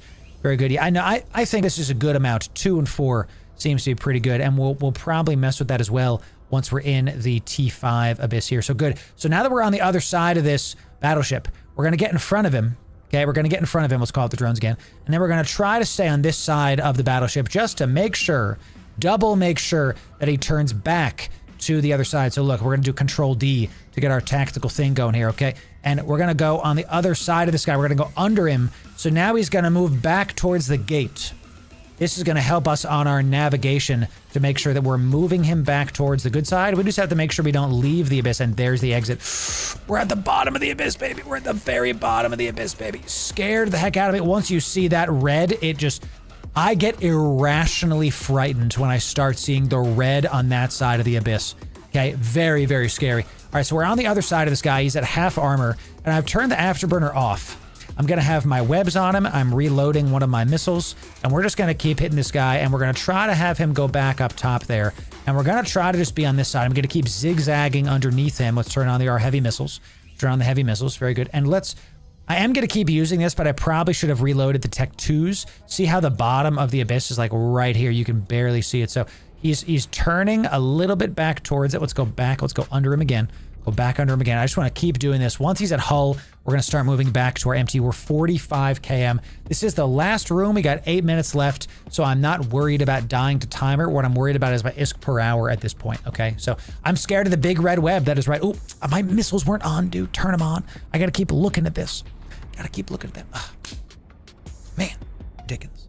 So, all right, y'all, we're going to keep staying underneath this guy. Pause. We're going to keep staying on this side of the edge of the abyss. He is at hull, so let's head back to my MTU, and we are going to use our end. Look at this. The conduit is actually pretty far from our MTU, so this is good that we're doing this now. We're gonna start heading there now, and we got our afterburner on, and we're gonna keep us going. So can you do T4s with a blinged out Cerberus? What'd you call this blinged out? It is a 2 billion ISK Cerberus. Yeah, sure. I'm at the point where I don't even know if billions are blinged anymore. So let's take a look at this fit in T4s. Looks like that's about to pop. This is sorry, not 2 billion, it's 1.4 billion. Let's reload this. Turn this off, bring these back. Let's get this going. And what is blinged? Yeah, it is blinged because we have green mods all over the place. Yep, blinged. Blinged for sure. I don't love the Tech 2 damage control. Honestly, I might want to put in, I understand that they're going for like minimum viable product, but I might want to put in like an assault damage control. So while we're doing, because I'm in a cruiser, I'm in a heavy assault cruiser. This is the question. Can I fit an assault damage control? Yes. Yes, I can. Now, the assault damage control, if I understand correctly, does not give you benefits unless you turn it on. Is that correct? Is that correct? Do you not get... Ooh, nice. Another raging. That's actually a big pick. Big pick. Let's scoop this. Let's head to this. Drones are in. MTU is in. And we press that on there. Very nice. We got another raging electrical. Very, very cool. You get passive resists. You do get passive resists, just like the normal DCU. So we do get some passive resist, but then when we activate it, we get a ton more. Isn't that right? Far less than the DC one. Okay. It gives you less passive, but you do have an activatable. So, and why I like the assault damage control on ships that can use it. Assault damage control is really good. We were talking about nuke pressure. The assault damage control is really good if you are nuded. Okay, because you can turn off your active shields and keep the assault damage control. You could turn the assault damage control on, and then you can let it, you know, you turn assault damage control on, you turn off your active heal. It gives you a little bit of like a break, you know, so it's activated. Very, very interesting. So the question about this is like, am I going to be going into hull and armor a lot? Because if so, I want the damage control 1. But if these big rooms might kill me, that's where the assault damage control comes in. So, all right, a T4 on the books. Not crazy. It was honestly pretty easy, but that's because we are in a better ship for a T4. Let's try it again. We did get 51 million ISK for doing that. So let's dive back in. 51 million ISK in like 17 minutes. Or no, in 7 minutes, whatever we did. I don't remember anymore, chat. All right, so we do have a Vedmac room. Lock in, chat. Lock in. Let's do it. Let's do it. Lock in, baby. Lock in. We're going to turn everything on right now. Here we go. We've got Teslas. We're looking for Damavix. There's a ghosting. Tangling, striking. We're going to hit a couple of these first. We're going to immediately call out our drones. And look at that. We also have a Deviant Automata Suppressor. We're going to hit the ghosting one first and probably the tangling one. Yeah, let's call out our drones right on this guy right now. Now, we're going to be splitting up DPS on Damavix. You're going to see me do this a ton. And let's get that Vedmac nice and locked up, baby. Nice and locked up, okay? We're going to be splitting DPS on Damavix. We do this for a bunch of reasons, and the ghosting is going to be our biggest problem here. I don't see... Oh, there's a ton at the top of here. Let's get rid of the striking. Let's get rid of that one. Let's go after the ghostings. The Triglavians will split tank each other, so you don't want to focus fire. You want to I can even have like one of our drones going on this other one, just to be sure, because you can see these are getting healed up, and this is not good. The fact that they're not dead yet is really, really bad, actually. We have to actually pull our missiles onto this one. We have to take them out because we really want... Let's put our drones on this guy instead, and let's pull 2 drones on this one, just 1 drone on this guy, because we want to focus down these ghostings, because what's my range now? Range is only 18. Sucks, and we need to take out these sooner than later because these Damavix are going to start spooling up on us, taking us out. So let's start hitting the Vedmac, because I'm very worried about the Vedmac. And even though we only killed 1 ghosting, I'm worried about it. Let's actually bring back our drones as well, because they're starting to take some damage. Our drones are going to start being on cache killing duty, because we just need to start doing that. So at least some Damavix are damaged, so that means they're going to start taking some of those heals from us as well. So, you know, we don't have to necessarily worry about all that. Let's go back towards the main area. Go back towards the main area. We're going to start dropping. All right, and good. The Vedmac's dead. Good. All right, so now we can start putting stuff like this, and let's bring some of the drones back, because they're taking some damage again. We don't want to lose these drones if we can help it. Don't want to lose drones if we can help it. Let's hit the ghostings first. Then we do see an anchoring, but we don't need those. After that, we do need to kill all of the Damavix. We do not need to go after the strike needles first. That is not what I need to go after. We need to go hit all of these Damavix. I'm looking here. There's a Damavix. There's a Damavix. Good. Let's just keep hitting. Focusing fire on a single Damavix, because good, that is what we need to do. Excellent. And I think we can spread out some DPS, but I'm not sure. Let's just try this like this, and just let's put our drones on this tangling one, and let's keep on, just make sure there's no other Damavix here. Striking Tesla. All right, so let's start doing this, and we can drop our MTU right now. Probably should have dropped it before, but that's fine. And then we can start orbiting this center thing at about 5K. I think let's set my default to about 5K orbiting. There it is. And let's web this up and hit this other striking Damavix. And just with a single missile, once you go down to 2 or 3, once you go down to 2 of the trigs, see, now look, my drone's taking a ton of damage because they're in those, they're in that stupid thing down there, whatever it's called. Come on back. I might lose a drone here, actually. We're going to hold. Did I lose a drone, champ? I lost the drone. All because I wasn't paying attention, y'all. What you need to learn from me, you need to press and hold C and stare at where your drones are. Because how many times have we lost a drone to something like that, y'all? How many times have you watched me lose a drone because I wasn't looking in the direction that the ship I'm fighting is? That's all you have to do. Press and hold C and left click, and then your camera will start tracking it, and then you'll be able to see what's up. We just lost a freaking thing. Stupid. What the heck are we talking about? Ghostings are really bad for me. They're actually the priority, and then the newts. That's how bad they are. So my drones are still taking a ton of damage from something, and I don't know what they're taking damage from. So we're probably just gonna leave them in. Looks like they were fighting. Oh, it's doing so much damage. The Teslas are just getting dropped by this thing. Ooh, I need to fly directly into this so that these things just die. I'm gonna reload my missiles. And I'm going to start heading to this, and I'm just going to I was going to reload my missiles. I need to try to do that more often. I need to use that thing to kill those guys. Did you see that? Our drones are taking a ton of damage, but they took out all of these spark needles. I need to use that more often, chat. What the heck? Shift C is going to pan. Oh, that's interesting. I like that. Yeah, Shift C sets up the orbital and all those other things. Exactly. Let's keep this at range. Keep this at range. Let's just start poking this with everything we have. Keep this at range because I need to loot this guy. Let's get another glorified. Very, very nice. So let's get this right here and head into the next room. Drones are in. MTU is in. Let's jump to the next room. That was way too long for a first room. 5 minutes. 5 minutes gross. They only affect drone enemies? Interesting. Very interesting. Hello? That was very strange. Oh, Lucifer mob chat. All right, we're just going to go straight up. We're just going to go straight up. We got fire watchers. We got escorts. Fire watchers, I'm pretty sure, are terrible. We're going to go for the frigates, obviously, first. Let's call out a drone. Start hitting this bioadaptive. Once these, and we'll start hitting these guys immediately. Let's go for the closest one. This lucid escort is just immediately going to start getting poked. And we're just going to go up for a little bit. We're just going to go up. And we're just going to see which one's doing the most damage to me. Lucid escort not doing anything too crazy. Lucid warden is getting pretty close to me. We can call them out after that. Let's try to see if we can go after these other bioadaptives. Very good. Because this one is about to die. Yeah, we can call the drones back for that. That's fine.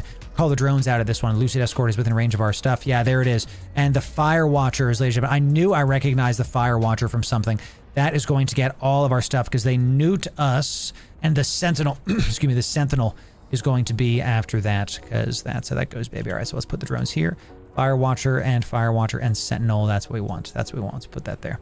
Very, very good. And we can actually drop our MTU here, I think. Very good.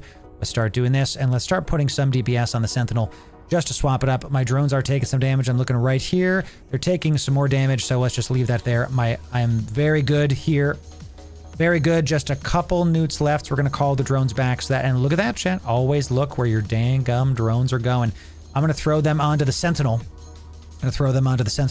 We do see that I am getting very low on my capacitor. I have to take out this fire watcher like right now. So I'm going to stop with the missiles on that Sentinel. I'm going to hit this fire watcher. So what I'm noticing is because my missiles are it's hard for me to hit the frigates.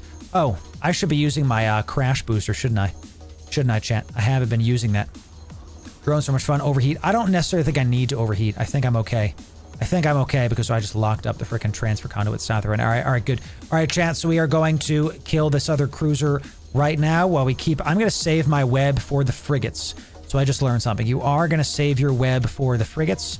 The web is crucial for being able to get that application onto the frigates.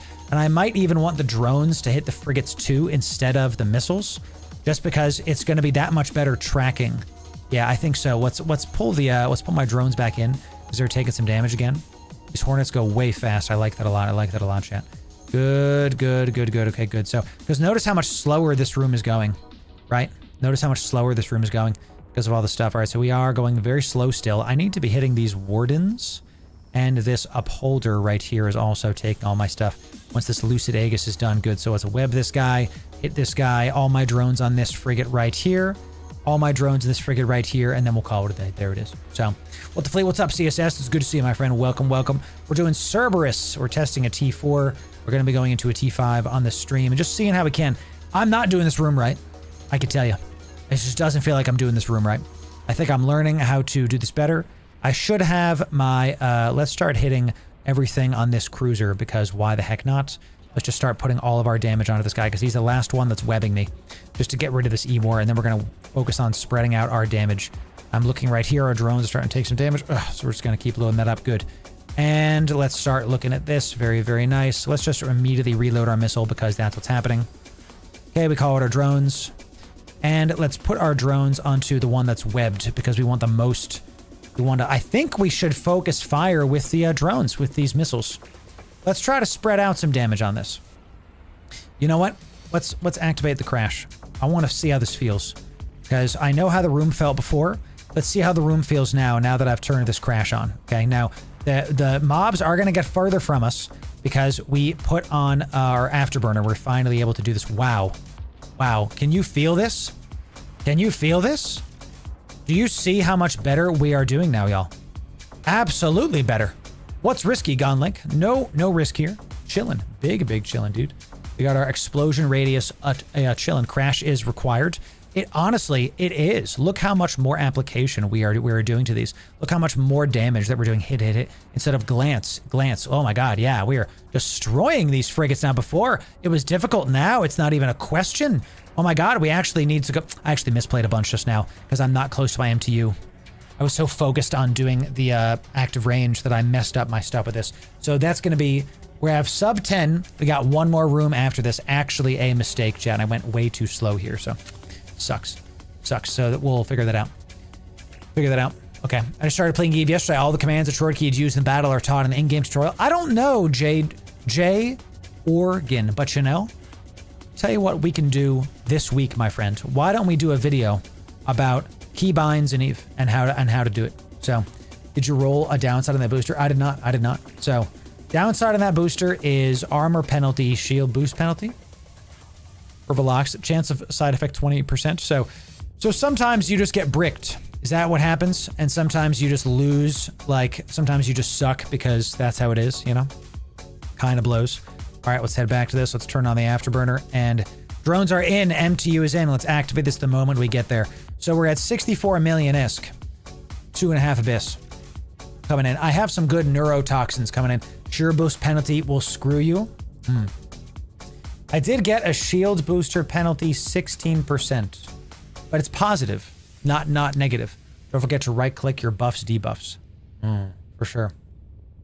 You can right click a booster if it sucks. Are you serious? So in the top right of my screen, can I right click the active booster and it gets rid of it? You have to reclone. Okay, that's what you do. So you use it in like space.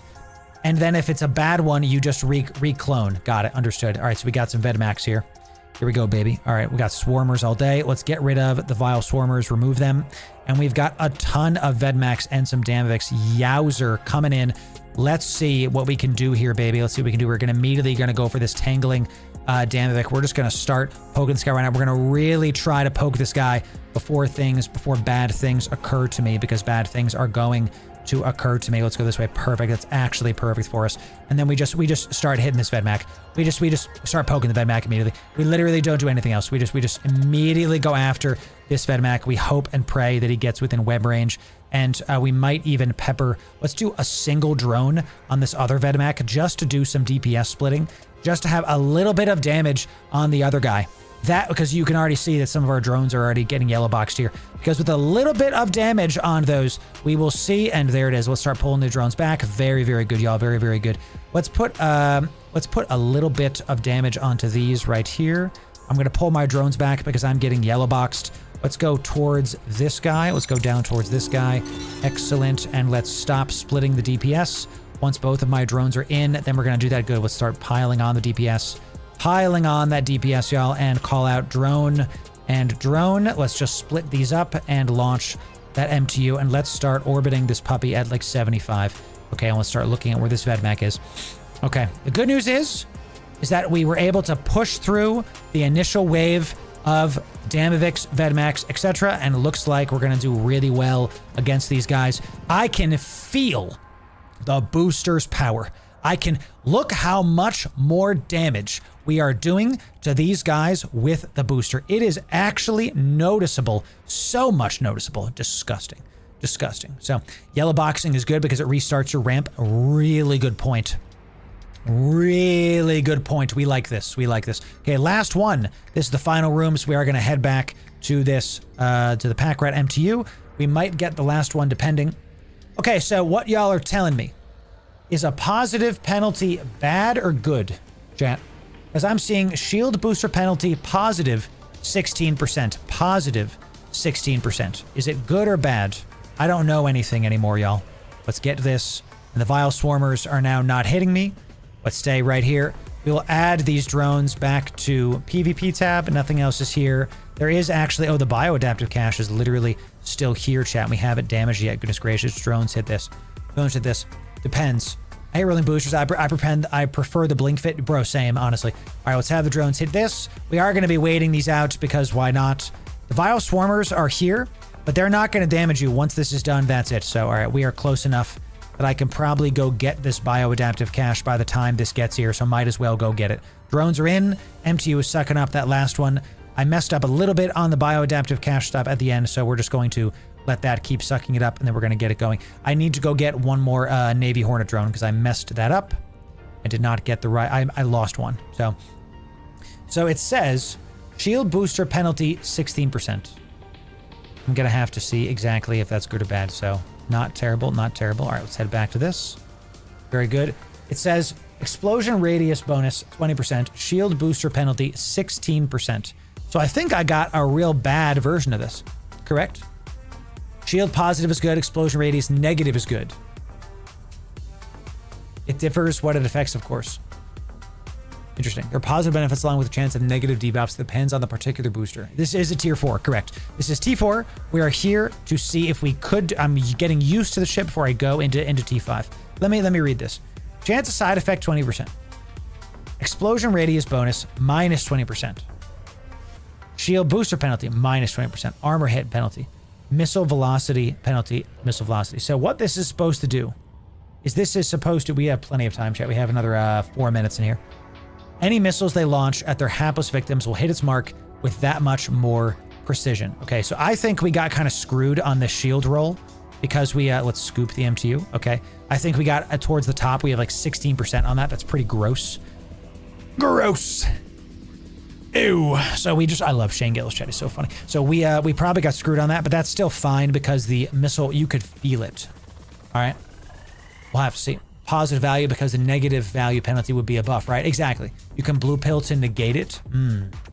Let's try that, chat, too. Let's try that, chat. So if I press... Are these both in the same attribute? This is... I'm learning about it. This is all new to me, chat. I've never done this before. This is sick. Booster duration, booster slot 3. Then we have blue pill is booster slot 1. So if I blue pill, I could negate this, but it could give me crappier explosion velocity. That's interesting. That's interesting. Okay, so I do have a worse shield booster right now, but we have to go back to base because we need to get a better drone here. Let me go back. Okay, welcome to Pochfin, baby. Welcome to Pochfin. Look at this. So far, so Gucci, 72 million ISK in 3 runs. They felt pretty easy. They felt pretty easy. Loop on my rune cap, though. True, true. Min-maxing drugs, remember, only good in game. Exactly, exactly correct. So far, I like this. Would I change something? I don't think so. It feels so different than playing Aguila in a good way. I like this. Those rooms should be taking about 4 minutes. Yeah, I am not doing this right. I am not doing this right. I think it's because I'm trying to switch these. And here's what I'm going to do. I'm going to put these... I'm going to stack this. I'm going to stop splitting missiles. I'm going to stop splitting missiles. You were missing crash? I was missing crash. You're right. I'm going to stop... Someone died in an Ibis, dude. What the heck, man? I'm going to stop splitting missiles. I think 1 missile should be over here. Just in case. Just in case. Just having like that single one over there. Someone got popped in an Ibis, bro. I mean, that's freaking ridiculous, brother. Who's out here killing some Ibises? If your blue pill lasts longer than 4 hours, you should consult a doctor. There it is. You could also use synth so you cannot get penalties. That's true. I don't need crash necessarily. I could do synth. These guys are... Who it got hit in an Ibis right outside of Kino? I'm not going to find out. I'm at my Instadog, baby. If there's a corpse right there, I ain't finding that out. What the heck? All right, let's do a couple more of these. Let's do one more of these, then we're going to try T5. We're going to try T5. We take our loot, we put it into the Abyss loot folder. We can just lock that puppy in. Let's come down to drones. Let's see, do we have Hornets in here? We have T3, we have Tech 2 Hornets, but that's fine. We can just use those. Do I have any Caldari Navy? What Navy stuff do I have? Just Vespa and those? Yeah, we'll just use the Tech 2s. That's fine. I'm not mad about that. It's less DPS, I think. Pretty sure. That's not a big deal. Ammo's still good.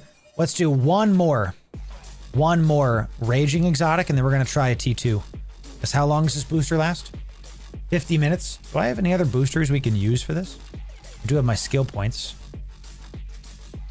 Got my skill points. Let's see if we can go do a perch. I'm going to my perch. Turn on my stuff. I'll redeem those skill points. Thank you kindly. I have a booster hardener. Shield boost bonus. I could do that just to help us out. Could do that. I don't really have anything else. Rapture booster is a cap recharge. That's pretty sick. I might save that for when we pop into the T5. Might as well. T2 more DPS, less HP and tracking. Right, there it is. Right, exactly, because I have better skills with the T2s anyway, for sure. 3% plus a cheap implant can be enough, yes. Synth too low, only 3%. At 3% sometimes is all you need, you know? You could use synth, so you, right. That is true, it's only 3%. The crash is, I have a 20% explosion radius, so I got real great buff on that explosion radius right now. All right, this will be the last T4 we try. We kind of got a feel for the Cerb now, and this is what I recommend you do whenever you take a Abyss ship out, is you do not just go into the Abyss that you are building for. You go one tier below, because you can get used to like, all right, I was like, man, I'm having trouble hitting these frigates because I need to use the crash booster. And I now have a single missile out just to poke stuff. Ooh, Scylla Tyrannos. All right, here we go, chat. Here we go. Come on up. Let's turn everything on. I'm in a nice speed cloud to get started. So we're just going to throw some drones out. Just immediately throwing some drones out just to hit this guy, and we will try to lock up this guy. I think we can't throw the Tech 2 drone out of this. No, we cannot. So we are just going to do that, and then let's immediately start hitting these FELTs. We do have to pay attention, Loru, for God's sake. Let's hit this guy. Thank you kindly. Confuser and a... I am going to focus fire on these guys, I think. We do see some... Yeah, we do see the Confusers are going to be our priority here, because they the Confusers are doing a missile dampening to me. And we do see some nuding coming in as well from the Disparators. Those are going to be a priority as well. Let's come down here. Let's get rid of the Spearfisher. Once we get rid of the Confuser, the Disparator is going to be our priority. Good, good, good. Let's start poking these guys and then bring back my drones because they're immediately getting yellow boxed. All of the loot has been gotten, and this is, we're 15k from this. So let's just bring back all the drones. All the drones. We want to take out those nudie boys very, very soon. Very, very soon. And let's just orbit this once we're within a little bit closer. That's close enough. Let's orbit this at like 75 and call it a day. All right, so let's get these Disparators looking real good. Looking real good. Anything else here? Let's get the Confuser next. Double Disparator, and then we're going to get the Confuser, and then we're going to get just the rest of these, and let's keep calling the drones out so we can get more damage on these guys. So I can tell you, it feels like a different Abyss with all these guys. Let's throw the drones on the Tyrannos just to like split a little bit of damage, just to call it, just to do a little bit of DPS splitting, because it looks like that's how that goes. Everything is, we have some more nuding coming in. Ah, look at that, chat. A little bit more nuding coming in from these nerds. We see this Cilia is E-warring me. This Scylla, whatever the heck it is E-warring me, so we're going to have to go after that one as well. Our drone's getting yellow box, so let's keep hitting this Disparator, and then we're going to hit this Scylla Tyrannos right here. Let's just go for this guy because we already have him locked up. Let's go for that guy, so we already have him locked up. So I do think the cruisers, we want to focus the DPS. I think so. I think that is the move. That is what we want to do. Remember, the nuding is actually got to be first, chat, so I'm actually doing the wrong thing here. This guy, they keep randomly doing E-war on me, so this guy is next. This guy is the one that's nuding. The Scylla Tyrannos is whatever the hell you pronounce this. They keep randomly cycling E-war, so you have to keep trying your best to like stay on top of who's doing the priority E-war. It's actually how this one goes. So, and one of the things I want you to see, chat, we are orbiting the central pillar at like 7.5k. This is one of the things you could do in the lower tier Abyss to make sure that you're not like having to worry about where the edge of the Abyss is. It's something I do quite often just to make sure this is how it goes. So T2 more DPS, less HP, that's right, tough room. In T5 you need to overheat this, probably, honestly. in a T5, like I'm getting a nice feel for how to do this, but in a T5, I totally agree. This is going to be a room that I have to punch out very, very soon because there's just a lot of E-War going on. So I'm going to kill the Scylla really quick here, and then I do see that our bioadaptive cache is about to get sucked up. Good. Let's just start throwing the drones onto these guys. Just keep focusing the fire. Keep focus firing. No need to do anything else here. So do y'all have any other tips on how to fly these rooms? Am I doing something wrong that you see? I know that I should be overheating my missiles at times, that I'm not necessarily doing that, but for now I think we're good to go. I'm getting yellow box. So killing it. What's up, Hoodrat? It's good to see you. Posture check. That's right, brother. All right, let's get nice and close to this guy. Let's unpulse our afterburner, and then we're going to call out our drones again. We have to just keep on making sure the drones are top notch right here. Let's suck this up, scoop it, and then we're going to head right back to this. We're going to orbit this puppy at about 500. Okay, so 500. Good. Just keep hitting this guy. Keep hitting this guy, making sure all of our DPS is going. Very good. Nothing's getting yellow boxed. Our missiles are all on. Spearfisher's doing it. Spearfisher is getting poked. Everything going. So I like how fast this fit kills bigger ships. Like, I think it's faster than Gilas are killing cruisers and above. It might be, especially with the boosters on that we have happening right now. So overheat web on the Karen.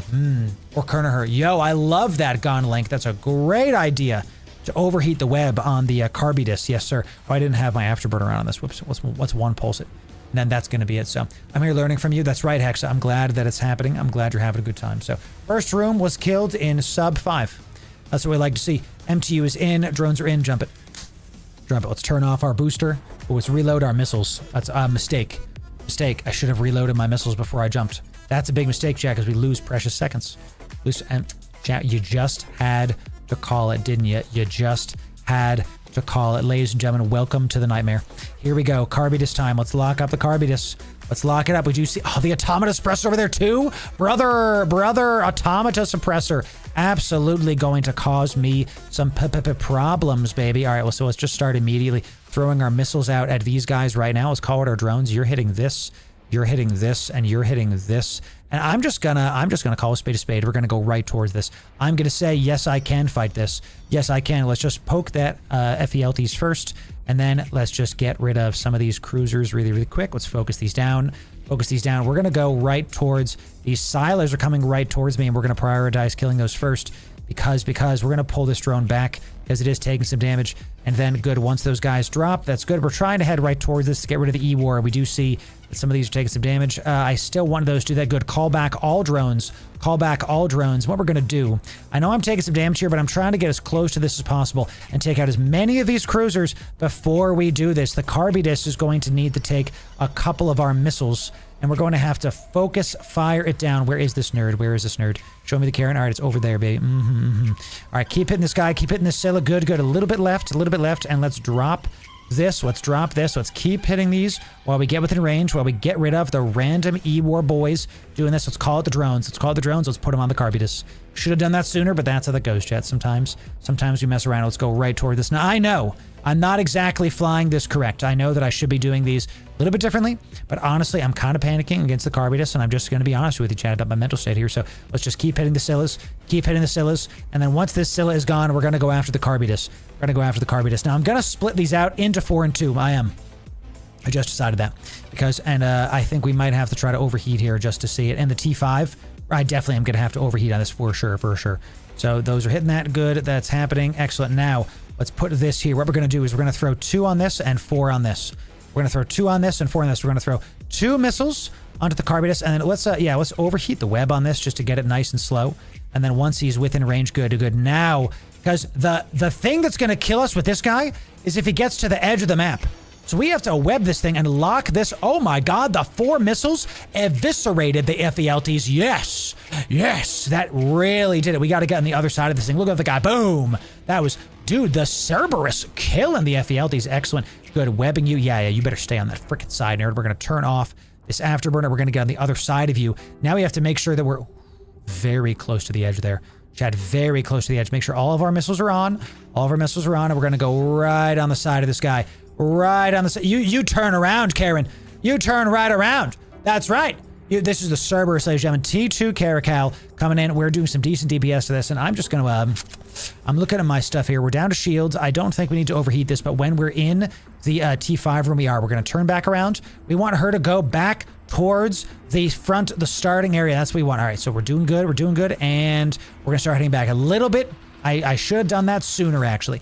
Look at how fast we are smashing this nerd. In the T5, we are definitely going to have to overheat that, but in this, that was well done.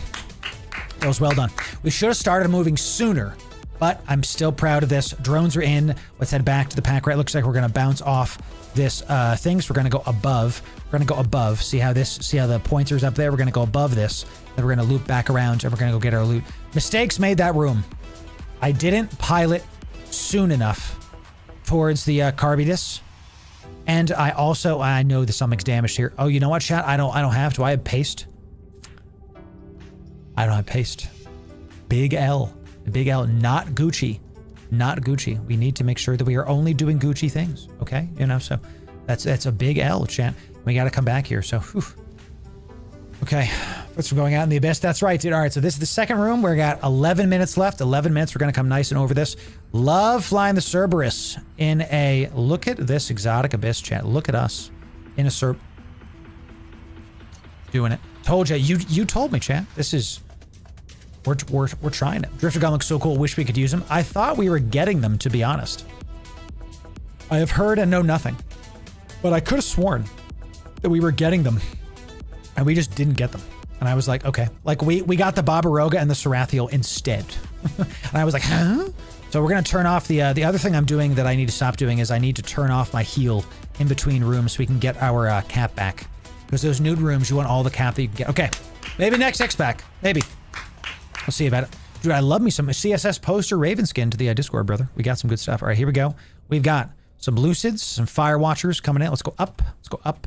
And we're just immediately going to call these out and start poking those. We do see some Fire Watchers are going to be first, most likely. There's a Fire Watcher. Let's call out our drones. Call out our drones. And let's do 1, 2, and then 1.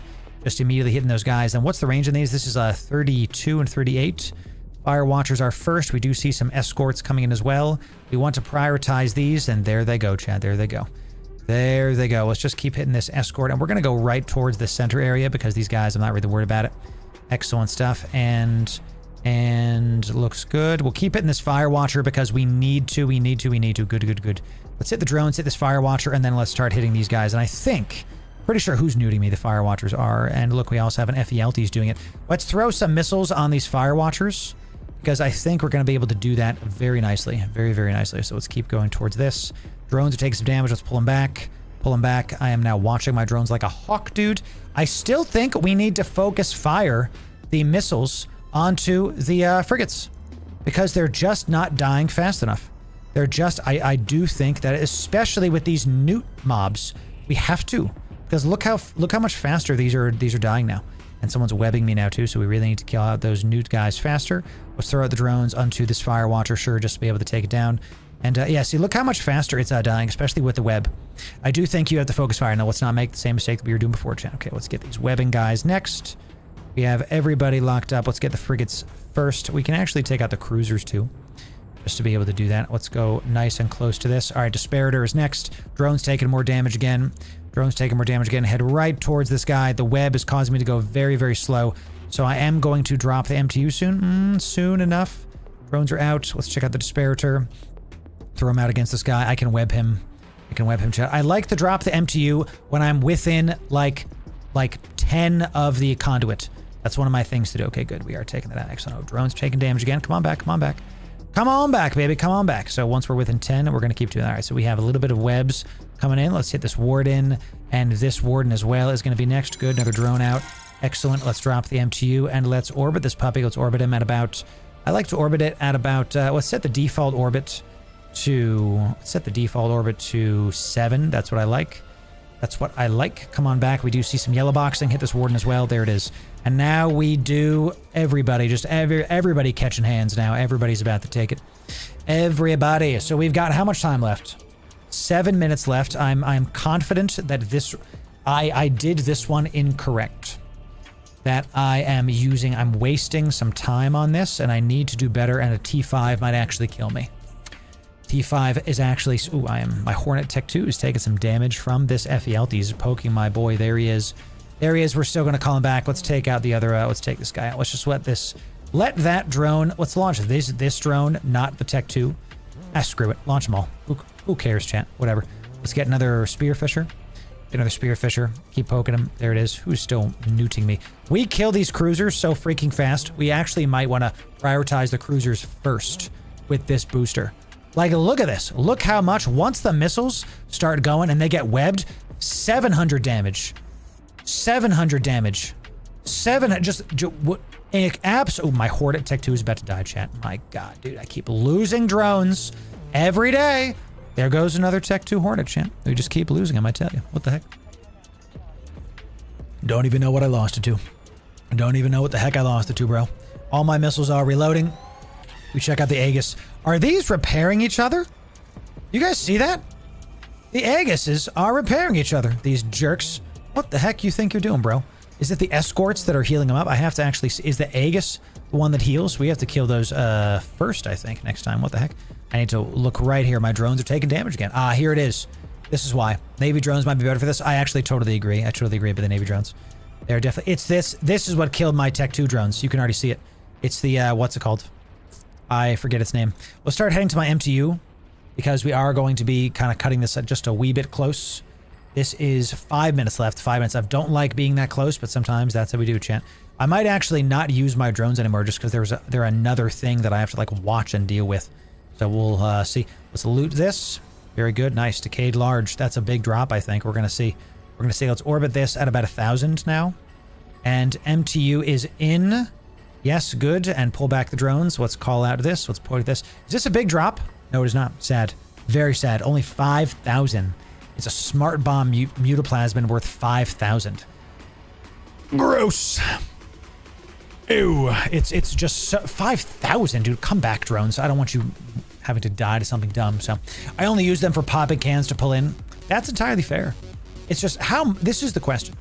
How much DPS is my drones? Okay, if I call in 3 of these, all right, how much DPS is this?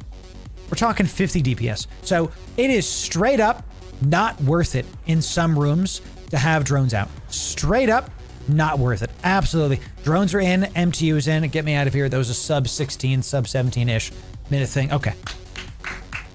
32 million-esque every single time is not nothing to scoff at, chat. Not nothing to scoff at. Okay. All right, so that was our last T4. It's time. Time for T5s, baby. All right, let's see about it. We made another 32 million-esque. Not terrible, not bad. We are going to get... I do believe we have some missiles back there. Let's go try a T5. Let's go try a T5. Should I do one more T4? Let's do one more T4. Nah, let's just do a T5. Let's do one more T5. Yes, you can use it to mitigate damage on you, like against the Kikis. Correct. I totally agree. Make sure you have drugs on. Yes, we're going to have just the crash on. Just the crash. And just as a preemptive thing, I am going to also do my air rapture booster. And I'm going to do my hard shell booster because why not? Because why not? Bro. What the heck? Okay.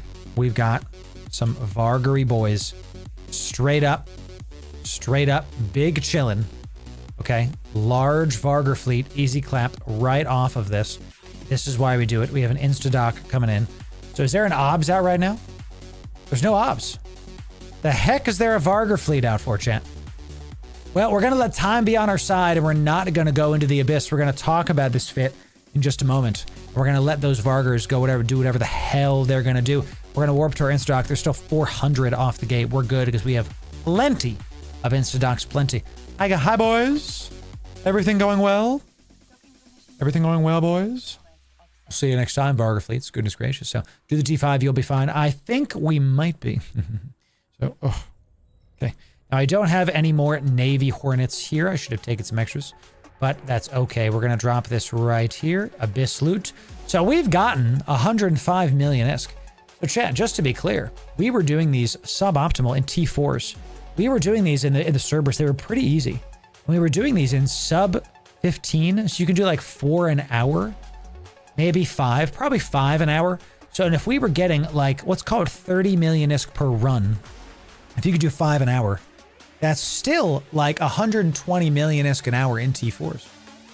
I think I might be doing the math wrong, but no, I think it's closer to like 110 million. So, yeah. They are around you, Corp. Stork. They have a Stork, yeah. Don't forget paste. Thank you. Oh my god, dude. Can you imagine I go in there without paste? Right? Do I not have any? I know I have some. Okay, great. I was going to say, I know I have some, dude. What the heck? Let's check out our ammo. We have Caldari Navy Scourge Heavy. Scourge Heavy. Good. Let's put in like 2K just to be sure. I am so scared. I run out of missiles. Oh no, these are heavy assault. Oh, chat, do I not have any? Assault. I don't. Goodness gracious. I have none of that ammo. I have to do an ammo run for my Pochfin stuff. Because I have heavy missile, not heavy assault missile. I should be okay. So, boosters, pace, drones, ammo. Drones are 2. That is correct. Drones. Give me some Hornets. Give me another one of these guys. Just one. I don't have any other navies, so I have an augmented. Do I have augmenteds? I can take augmenteds here. I don't have the right damage type though. It has to be the Hornets. Yeah. You have like 2K, that's enough for sure. Okay. All right, y'all. Let's do this video. Everybody say hi, YouTube. We're gonna do a video on this. Okay, so let's do it. Everybody say hi, YouTube. Well, the Cerberus is one of the most fun ships let me mess with this intro, actually. This one. The Cerberus is an extremely fun ship to fly and a nice break from the Gila, especially if you're Omega and EVE Online. Yes, Alpha Abyss is our other playlist. This is Omega Abyss, so if you want the best EVE guides, you came to the right place. Ladies and gentlemen, Loru here, digital advertiser, content creator, and EVE enjoyer for the better part of 10 years now. And the Cerberus is the Tech 2 Caracal, and it looks nice and thick. I'm feeling real strong in this ship, chat. Let's check it out. Why the Cerberus? First of all, it is a heavy assault cruiser. This is the Tech 2 assault cruiser, and you're going to get 2 bonuses instead of 1. The first bonus being your shield booster amount. This is going to make your active shields better. This is what we're going to be doing with the Cerberus. And then your heavy assault launcher rate of fire is going to be increased. This is a straight up DPS increase. Really awesome. We like this. We're going to be using heavy assault missiles on this fit. Spoilers. Thank you very much. You also get 5% bonus to kinetic damage. Specifically kinetic. We are going to be going into exotic abysses to utilize that. Because you have to have rank 5 in Caldari Cruiser to fly the ship, that means we get, as a base, 25% missile damage with kinetic. We also get heavy assault missile velocity with this. That means they're going to go much faster. They're going to be able to fly out further. You're going to see what that's like. Now, we can use an assault damage control. We're going to talk about this. We're going to talk about what I think about it and how you're going to be able to use this. So you are going to be taking this in T5s. We've been testing this on T4s today on stream just to get accustomed to it.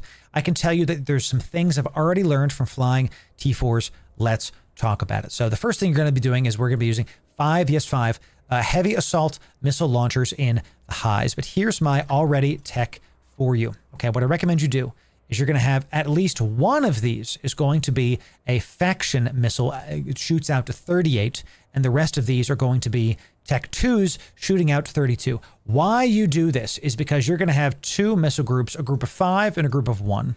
This way, if you want to just kind of like pepper some DPS trig rooms, you want to split your damage a little bit, this will be your main DPS group, and this will be your side DPS group with that single one over here. Okay, so that's what I would do with your heavy assault missiles. This is very fun to fly comparatively to a heavy drone boat like I'm using with the Gilas. So you're going to get a nice break from that there. So let's talk about the mids. We have a nice, this fit is blinged. This is a 1.4 billion ISK blinged ship. We're going to talk about the clone in just a sec and the things that I recommend that is mandatory for you since we're doing this. So let's see. We have a 10 MN afterburner. Going to get you up to 700. Overheated takes you up to 900. This is important because if you have to get within range of those Karen ships, of the Carbidus or other things, you can overheat your ship and move faster to get away from them / towards them. Okay. We do have a large shield booster. Now, just as it is, we're doing 190 with my clone. Plus, we do have a booster in as well that's boosting this up. So with our clone plus that, this is going 190 HP a second. Overheated,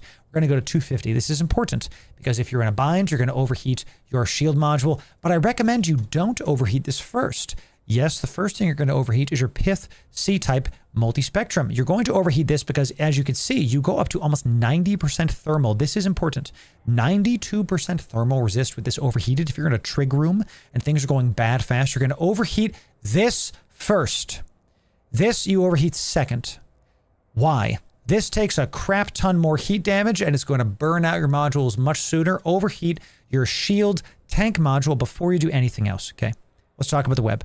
The web overheats out to 18. This is important because if there's a mob that's getting too far from you, application is important with the Cerberus and you need to web something in order to maximize your ability to do damage. How missiles work: if a ship is going very fast and your missile comes in and explodes in this radius, by the time your missile explodes, the ship actually might be here if it's moving very fast. See what I'm saying? So all this damage goes away. So if you web the ship, by the time it gets to you, instead it's going to be here. And most of the stuff is going to hit it. That's why this is important. Okay, that's why this is important. So, pause this. Editor, you can take this part out. Ladies and gentlemen, pause stream because we are being raided.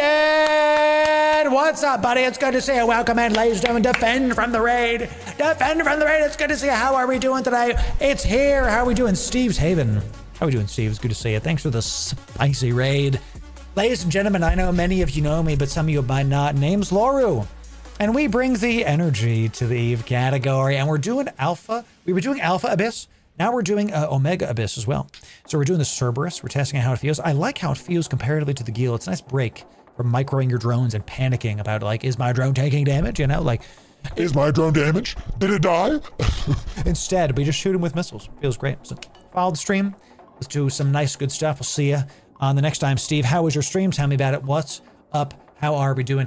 Ladies and gentlemen that just joined us, we multi-stream. We're live on Twitch, YouTube, Kix, and Facebook. My dyslexia said Kix and X. We're live on the Big Five. Okay, YouTube, Kick, X, Facebook, Twitch. Choose your favorite. I don't care which one. Watch on whichever one you like. I'm not your dad. Do what you want. Thank you very much. Steve, thanks again for that spicy raid. Very, very excellent. Good to have you. Welcome in, everybody. What was Steve doing today? How did it happen? Did he win Eve? Of course he did. He's an Eve enjoyer, like you. Let's go, chat. Let's keep talking about this. Let's keep showing up for this Omega Abyss series and talk about what to do. So, editor, you can come back in here. So I hope that makes sense about why the Federation Navy web is mandatory for this read. Mandatory, okay. To get your application up, especially for the frigates. We're going to talk about how to shoot the frigates with those missiles. You need this for the frigate. You feel it. The DPS raise when you hit the web on the frigate. So this cat battery is necessary. Please bling this cat battery. The Thucker cat battery is one of the best ones with the hard R and everything. Okay, thank you kindly. This is one of those cat batteries you want to have a buy order in. Have like 2 or 3 of them on hand because it is one of the best it's one of the best items you can get. It is, in my opinion, the best cat battery, and you're going to use them on a ton of your fits. Thank you very much. Check them out. Let's get it done. In the lows, we're going to have 2 Caldari Navy ballistic control systems. These are going to increase your DPS, just them alone, from 600. Let me get this going. From, let me do this right here. From, Enter, you can take that out. From 600 DPS up to 844. And if we heat, we go up to just under 1K. Pretty sick with those 2 in there. Now, many of you, we actually saw some comments on this. What the heck is up with the damage control? Now, the power control system is actually necessary to be able to fly all this, and this also increases your effective HP by a little bit because it gives you some stacking shields. The DCU is interesting. Here's the thing. This is a heavy assault cruiser, so you can use an assault damage control. You can, which replaces the damage control and is technically the better module. Here's what I recommend you do. When you're flying this, if you're just starting off, the DCU is going to give you more overall HP. Okay, the DCU is going to give you the most on every single tier. The assault damage control actually can be fitted into this and will give you more tank when you activate it. You go up to 65k EHP. What I can tell you is I'm probably going to be flying with the assault damage control. I recommend you use an assault damage control, and the fit that we're going to put in the description is going to have one because of this big tip for you. On those newt rooms especially, when you activate the assault damage control, you can turn off your active shield for just a little bit while it's active. You tank a bunch of damage, you don't need to heal anybody, and you're getting your capacitor back. This takes way less capacitor to use than the large shield booster. So that tip especially is going to save a lot of you in some of those bigger DPS rooms. The other reason I think you should be using the assault damage control is because on a room that's scaring you, that's like really hitting you with DPS, this is a nice oh crap button. It'll save your life in some rooms. I recommend using the assault damage control. You know, But Loru, why do you have on a DCU, just a normal Tech 2 one, on this blinged outfit? it's really this simple. The assault damage control is another thing to think about. So if you don't want to micro it, if you don't want to think about it, then just use a normal damage control too. You don't necessarily have to have it. I like to fly with them when I can on ships that can fly them. So I'm in Pochven right now doing all of my stuff, so I didn't bring one with me, so I'm just going to use the normal DCU and call it a day. So the rigs are pretty self-explanatory. EM, because that is our lowest resistance on shields. This also means you're going to be prioritizing Spark Lance drones. Ships that do EM damage, you're going to prioritize those first after you hit the ships that have E-War. And then, of course, this loading bay accelerator is going to increase our DPS. Okay, so let's talk about drones really, really quick. Now, I lost a faction drone, but you're going to be taking Caldari Navy Hornet drone. You do about 50 DPS with drones. It's not a lot. These drones, their only job is going to be to sit on the Carbidus and just like hang out on it after it's killed, after the drones have killed all of the various loot caches that are littered around the abyss. 60 km is the range that you can get in here, and your targeting is within 75. So when you're navigating, you're going to see this when we show you how to do T5s in just a moment, okay? When you're navigating around, you're going to be able to throw those drones at certain things and be able to find the right loot and pop those cans and keep your missile damage onto the right targets, okay? So that's what, basically the drones are very, very deprioritized. Some other stuff you should bring with you, bring an MTU, bring a Pack Rat MTU. Why? You're in a blinged outfit. The Pack Rat MTU sucks up the loot way faster than a base MTU. Bring that one. Bring paste. Guys, we really, you know, if you're flying a ship, it's 1.4 billion, so I have to talk about the paste. Now, come on. It's just a lot. Bring some paste, get it done. Now, let's talk about this guy. Crash Booster. This thing is mandatory. Okay. Mandatory. I noticed a massive difference on the frigates specifically with this booster. The problem, when you pop this booster, you have a chance of side effect of 20%. And what this does is it makes it so your missiles hit easier, okay? They can more precision to your missiles. That's what this does. The problem is you can have a negative penalty where your armor hit points can go down or your shield booster penalty can go down. Right now, I currently have a shield booster penalty of 16%. 20% less shield boosting, very, very bad. Now, one of our chatters, thank you very much, I don't know who said it, said what you can do if you get one of those bad things is you can get into a different clone. This will reset your boosters. You can swap clone to clone and then go from there. I can't do that right now because I don't have another clone of Pochven. I have to get my standings out. Thank you. Don't be mad at me, Opus. I'm sorry. Okay, thank you. So once we get another clone, we can swap in there.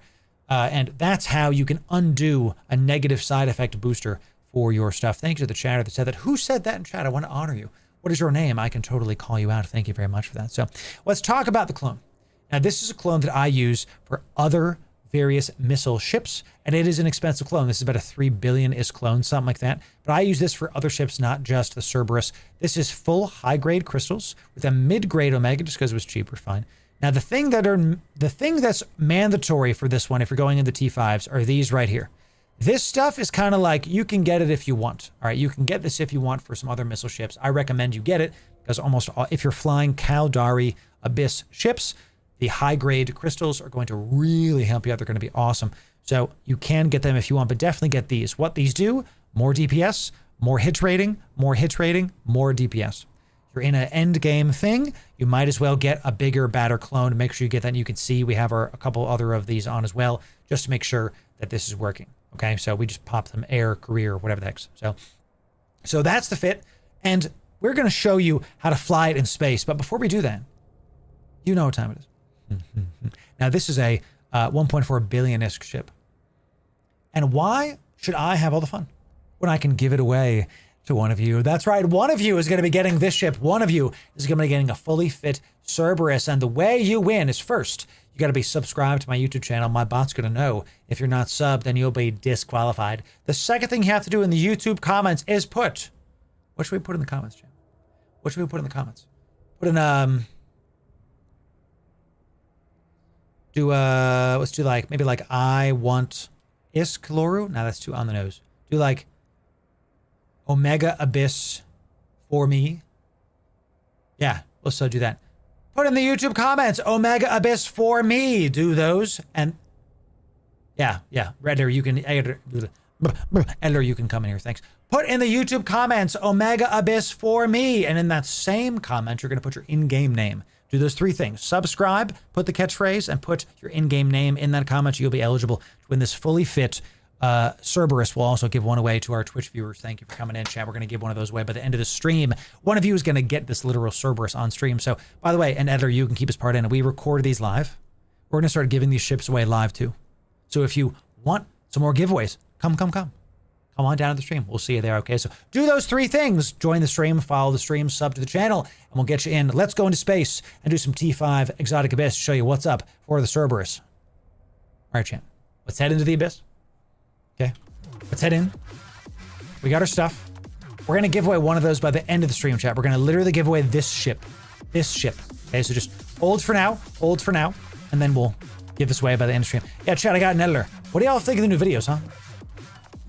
The videos are quite pog, in my opinion. So, oh chat, we have a crap ton of stuff here. One sec. There is multi-boxers are here to kill me. Yowzer. Multi-boxers are here to kill us, ladies and gentlemen. So what time is it? It's 10:30. I wanted to do a T5. Here's what we're gonna do. We got Vargers all day in Kino. Let me tell my people here. So, big Varger fleet.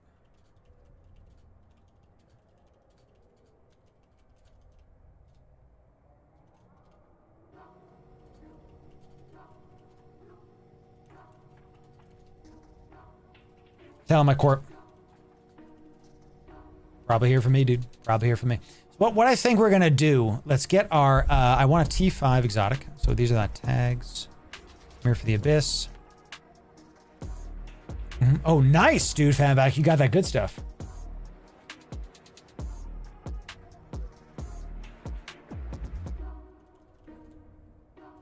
Yo, one of my corps just linked me a battle report. One sec. Looks like this guy's friendly, chat, even though he's neutral to me. Scares me. So one of my corp just linked a battle report. What'd you guys do? Ooh, yeah, baby, look at Kyber go! 151 million lost, but they killed 5 billion-isk, baby. They got a Barghest fleet. What y'all know about the Claymores, chat? That's my corp, baby. Proud of Kyber, chat. Look at this. I'm gonna link this to chat. Look at this. Y'all killing it. Look at this. Bunch of Ravens. They didn't kill the Barghest, but they got the Ravens. Hit the Barghest probably absolutely speedy boys. You know, craziness. They got the Flycatchers too. Nice. We lost a Saber. You tell me we only lost a Saber, bro? It's great. Well done, y'all. And the Cyclones, y'all did so well. Y'all did so well. Show's dream. Well done. Look, I'm so proud of my corp, chat. They do so great. All right, y'all, let's do exotics. It looks like this guy is friendly. Says my people. So, okay, I guess we'll try. All right, y'all, here we go. Let's do it. Let's do it. 07. Good job, Kyber. Good job. Lost a single Saber. Amazing. Chat, if you're doing the Omega Abyss for me, hold for now. We're going to do that at the end. We're going to do it at the end. Don't you worry. You'll like it. You're going to be able to win this ship today, ladies and gentlemen. Today. Okay, to daisies. All right, so that was a big Vargar multi-boxer. Apparently he's friendly. There's still someone's Ibis is just big chilling. Big chilling. Okay, let's go to this safe point here and then we'll start there, chat. Okay. We love it. Yeah, a single Saber is a pretty big deal. Okay. Chat, this is a big pod and I'm honestly worried that I'm going to lose this ship. For you. For you, chat. So, what is Omega Abyss? So the Abyss is this activity that we're doing. It is 3 rooms times end game activities. Okay. And Omega is if you've paid for Eve, if you're not Alpha. Okay. So we've done an Alpha Abyss missile series. Now we're going to do an Omega Abyss missiles as well. So Omega clone, Abyss filament runner. That's right. Yes, sir. That's correct. Abyss is a end game PvE content. Take deep breaths, chat. Pray for your boy. T5 chaotic exotics. Here we go. Let's get it done, chat. For you. Here we go. T5 into the abyss. Into the abyss. We get a ton of ISK from doing this, and we have some Vedmax and Damavix immediately. Let's go right into the speed cloud, baby. Just immediately into that speed cloud. Let's just load this up, and we're going to try to get some of these Damavix first. I do see we have a ghosting. A ghosting is going to get hit really quick, chat. Really quick. And let's throw some drones at this guy while we just keep that going. Yeah, let's just make sure. Let's try to newt this ghosting Damavix immediately. Good. Good. Yes, sir. Yeah, just take him out. Take him out. Yes, sir. A little bit of damage on that guy. Excellent. Excellent. Excellent. Yellow boxing me. My drones are about to die, dude. Drones are about to die. Let's pull these back. Let's pull these back. Because that is just hitting that bioadaptive. Very good, very good. And there it goes. Pop, pop. Boom goes dynamite. Come on back, baby. All right, let's try to keep hitting this one, and then let's go after these harrowing Vedmax. So let's just hit this Damavik really, really quick just because we're there. And then we're going to start thinking about going right towards this. We're going to start thinking about going right towards this. Let's take these missiles off. Let's start throwing DPS on this Vedmax. Thank you very much. So we're still being yellow boxed. That's fine, I guess. I don't know why they're so yellow boxing me. That's very, very weird. Let's undo this. Let's undo this. And let's go after this guy right here. Let's keep hitting this guy right here. Keep hitting this guy. Good, good, go. Send my drones out. Send my drones out after this. And let's put the Caldari navies on this guy. Good. Now let's do all missiles onto this Vedmac.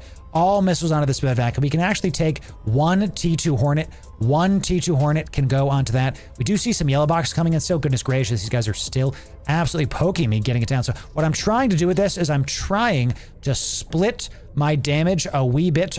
And you know what we're going to do, chat? Here's what we're going to do. We're going to drop our MTU right here. Drop our MTU right here. We're going to orbit this at about 10. Then we're going to load this missiles. We're going to stop shooting this. We're going to stop shooting this. We're going to do one. We're going to do one here. Okay, we're going to do this. Stop that. Stop that. Okay, we're going to do this and this. This is what we're going to do. Okay, good. I did this because I want to be sure. I want to be sure that we're doing some DPS to the other Vedmac to try to confuse the split heals that Trigs get. That's what we're doing with this. That's what we're going to try to do. There's another Vedmac actually on grid. I forgot about that one. Scary stuff. All right, good. Now we have to really focus up here, chat. Really focus up. Let's do this Damavik just because why not? Let's bring the drones back. Let's bring the drones back. And let's try to focus up on this Vedmac here. Okay, because we have to make sure that we're continuing forward. We got to do this fast. This is a T5. We were practicing in T4s. So far, so Gucci. Can't web this guy. Can't web this guy. I think that guy has enough damage on him. Let's keep hitting the Vedmax. Vedmac rooms, you'll be like, oh, I'm good. It's all fine. And then all of a sudden, you're not anymore because they just keep spooling. They keep spooling. That's actually how it feels to do a Vedmac room, chat. It's not a joke. It's very real. They just keep and I called the drones and immediately yellow boxing. But look, this is good. Keep calling out the drones against the Triglavian rooms because if they yellow box you, they reset the spool on you, baby. Okay? They have to keep the spool going on you to keep the DPS going. So let's just call it all of our drones onto this, immediately onto this guy right here. Very good. All right, start going towards our MTU because these are just frigates left. Just frigates left. We do see one of these here. So we're gonna stare at our drone damage right here. Good. But we're just gonna bring the drones back because we just don't need them anymore. Just don't need them anymore. And we should not have gone. Looks like we missed 2 of the loot caches here, but that's fine. We still got 2 of them. Our only mistake in this room, I think, was we should have gone further. Oh, I should not be double reloading this, but that's fine. I should have gone after my MTU sooner. I should have. Navigation is something you really need to focus on in the Abyss, chat. Navigation is something that's very important in the Abyss. You want to make sure that you're practicing going as fast and as micro heavy as possible in the Abyss. It's one of the reasons that I love doing the Abyss because of how great it feels once you get that down. Okay, so let's put all of this into my loot folder. Big drops there. Big drops. That's on screen for y'all to see. So a chaotic dark is 18 million just off the top there. So in between rooms, drones are in. MTU is in. Ammo's reloaded. And your heal is off. You want to turn your heal off. That way you can remember to get your cap back in between stuff. This is a T5 exotic Abyss. T5 exotic. All right, first room down. That was a sub 5 room. Very nice. We've got some more Vedamax coming in. I would take these all day, especially after how good that one felt. Thank you kindly for that. Let's lock this up. Let's turn this on. Let's get our drones out. Let's get our drones out and start throwing them out. Tangling, starving goes down, ghosting goes down. That's the one we want. We want it, precious. We want the starving and the, oh yeah, immediately going after Starving Danvik, yes sir. Let's get this one missile onto this ghosting one right here, just to make sure, and yellow boxing coming in on all of those. Then we're gonna lock up these Vedmax. Let's just start going this way. Again, we are splitting the DPS onto some of these, to try to confuse their split heals. That's what we want to do. We do see some yellow boxing coming in. That's a-okay with me. We want that. We want it. Good. Now we're going to go right for this Vedmax. What's new to me? And the Starving Vedmax, dude. Starving Vedmax. Very scary Vedmax. We also have a Starving Dambovic coming in here. Now the Ghosting Dambovic is going to be a big prio for us as well. Let's bring back our drones here. My newts are about to, I am very low on cap right here, chat. Very low on cap here. So we actually need to call out our drones. Good. We did take that one out, but I am scared right now. We are low on our stuff. Too low, in fact. Way too low. Let's start heading back towards this. Oh my god, my afterburner's off. This whole time, chat. I am low on cap. It's way too low. Starving Dambovics. We have to call out our drones. Let's call them back. They're getting yellow box. After this, we are going to hit the ghosting is next. I am trying to organize my stuff based on Proud Chat. We're about to lose cap. Okay, we lost our cap. Let's hit this Starving. Let's try to see if we can do it, chat. We're going to lose this. I'm worried. This guy, we got to take him down. Let's put the drones onto this one. Remember, your drones only do 50 DPS. So you might as well flip it. I know I'm taking a half health, chat. I know that. I'm just trying to get my capacitor back up just to keep us going. All right, let's pull these drones back. Pull drones back. Looks like we're okay. Looks like we've stabilized. Okay, good. Let's save some cap. Let's keep throwing these on. We're down to and then we're gonna hit the Harrowing Vedmac. After this, we're gonna hit the Harrowing Vedmac, calling those drones back. We have something webbing me as well. We have a Tangling as well. Let's get one missile onto this Harrowing, and then we're gonna go after the Tanglings right after this. Yes, just one. All right, let's call drones out. Let's get this heals up, and let's put the drones onto this onto the Ghosting Dambovic. Sure. We want to call the drones out continually. Why? Because of what we were just talking about with the fact that they split the damage and they have a hard time keeping their stuff up. Yeah, let's just keep going after this. Good. Our cap is looking really nice. This drone is starting to take some damage. Excellent. We want to keep us going. Why are my missiles not attacking this Vedmac? I'm furious. And we should be webbing that one. Excuse me. Let's bring back all these drones. Slight micro problems, chat, are going to kill me into this abyss. I don't like what I've been doing just now. That makes me upset what I was just doing, y'all. Okay, that loss of micro for just a moment is actually going to stop us potentially from being able to kill this T5. We will see about it. All right, the drones are on this guy. Let's keep watching this Dambovic. Keep it going. Excellent. All right, so now let's hit this guy, and let's put all of our missiles onto this Tangling Dambovic. Pull these drones back. What I'm telling you is the frigates are hard to hit. If you're flying this ship, the frigates are hard to hit, ladies and gentlemen. Okay, so you want to web and drone and hit the same dudes. Okay, you want to lock it down with your webs, you want to hit your missiles with it, and you want to put the drones on it. Call it a day. Cap back up. Let's go. Yes, we are now good. I'm going to keep my heals on for now, just because that's how it goes. Okay, we are starting to get down to the last couple frigates. We're going to pull our drones back in because we don't want them to die or just something stupid, and then we're going to throw out our missiles on that while we head back towards our MTU. So, ladies and gentlemen in the chat, do you enjoy this live shoutcasting? Is this something you want to see more of? Do you want us to do more ships? Do you want to see us cast more things? And EVE Online, type 1 in chat if you're enjoying yourself, if you're having a daggum good time in this lovely game that we call home. Nice compact disintegrator. Excellent. We don't have to orbit this at all. We can just sit right here because type 1 in chat if you want to see this more. Ladies and gentlemen, we do this live. We do all these things live for you. Yes, you, the viewer. So we want to keep doing this if you like it. Scoop this afterburner back on. Keep it at range. Pop it. Everything is good to go. Once this guy dies, we go to the next room. Second room is down. This is 2 rooms in sub 9. We're at 11 minutes left. Good. Turn off the heal. In between rooms, what do we do? MTU is in. Drones are in. Guns are reloading. Heals are off. Take a deep breath. And keep it going. That's on the docket, Scotty. That's on the docket. T6s in frigates with friends on the docket. What do we got? The final one. Ladies and gentlemen, pray for your boy. Here we go. Okay, pacifiers first. Drainer pacifiers, attacker pacifiers, marker pacifiers, a Thunderchild, and a Stormbringer coming in. The big boys. Let's see what we can get done here. So we got Drainer pacifier is first. Of course it is. Just gonna pop that one immediately. Also got the marker pacifier. Let's hit that one first as well. Let's just keep poking these guys. And I don't even think I'm gonna pull my drones back in. So they don't just die to something stupid. Let's keep hitting these pacifiers. Try to keep hitting these pacifiers. Do I see a Marshal? I don't see a Marshal. I do see a Thunderchild. So what I'm going to do is I'm just going to keep going as far away from these guys as I can. Keep nuding this. And where is these? Can I go close to this? Go close to this. Go close to that. Let's just keep hitting these pacifiers. I'm being nuded by this Drainer Enforcer. You, after my pacifier goes, you are getting poked in the mouth, Mr. Drainer Enforcer. Good, and then it's time for you to die. Hope you like living! All right, let's hope my drones don't get popped by that stupid Thunderchild. We're just gonna send him away. Just gonna send him away and just start going towards this. Where is this? Yeah, let's go towards this as well. Let's start locking up that. Let's undo this thing. We're gonna keep hitting those. Good. Ah, look at that, chat. My drones are gonna take a ton of damage when they go close to that because of this thingy. So what we're gonna do, let's send out a single Navy Hornet out of that, because my Tech 2s, my Tech 2s are going to die. Look at that. That Tech 2 drone is going to take a bunch of damage from that. Very interesting, because we have to keep shooting stuff. Loru, stop looting things and keep shooting things. Let's go this way. Oh my god, I didn't actually kill it. And I'm actually away from things. I'm going to make a command decision. I'm going to call back my drones. I'm going to hit this one just because it's there, but I am going to go back, and I'm going to head back because I'm actually far from stuff. And call back my drone. We actually might lose a drone here, and I'm wasting too much time by like looting stuff. You know, I was like, the hell am I doing, chat? I didn't see. Because this thing is here, we're going to miss out on all that loot. So let's just leave that there. We did blow up a single cache. That big boy is hitting us. We are not doing any other big stuff. Let's take a gander here. All of our drones are kind of damaged. We're going to head right towards this. Where are we right now? Where are we? You are close to us. Our range is within 38. Skybreaker, Despero Troop, and the Thunderchild is probably going to be next.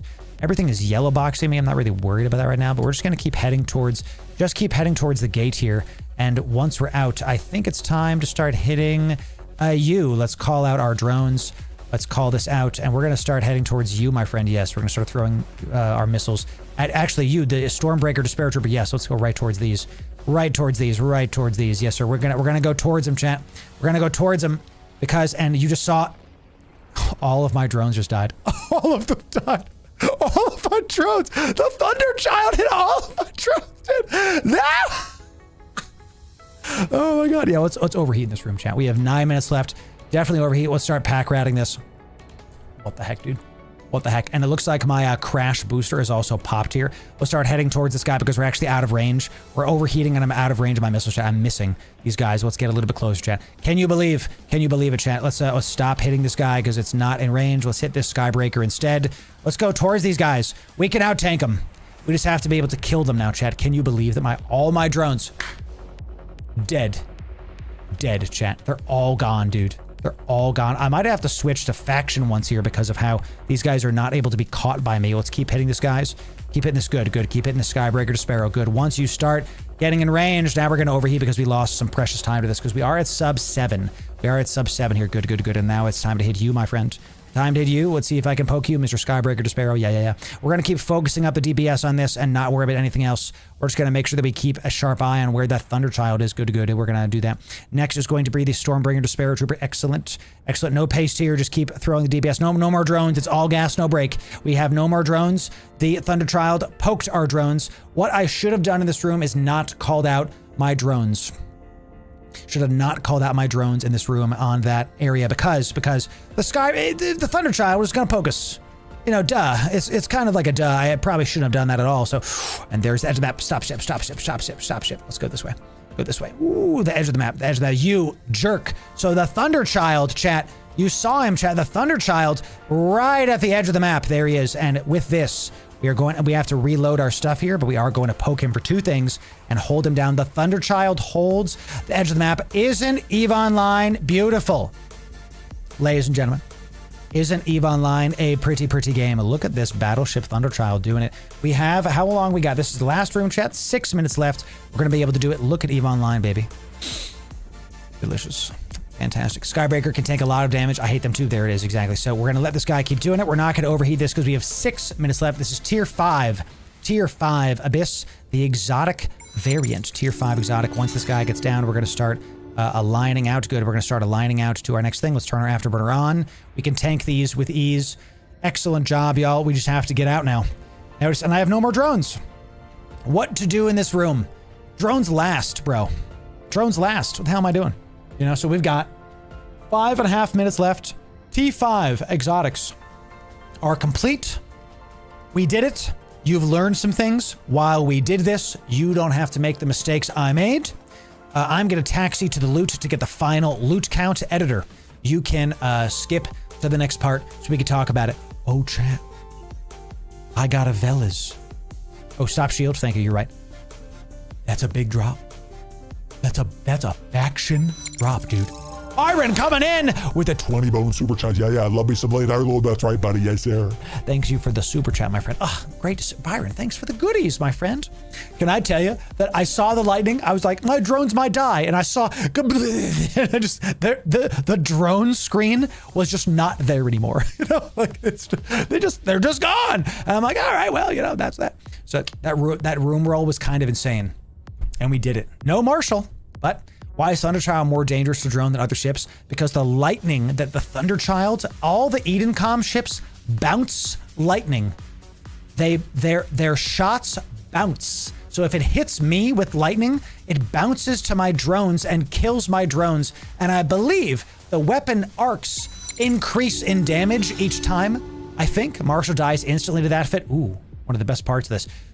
So Editor, you can come back in here. We just finished a T5 exotic. We got 50 million ISK out of it, and we even got a faction drop out of that. A very big drop.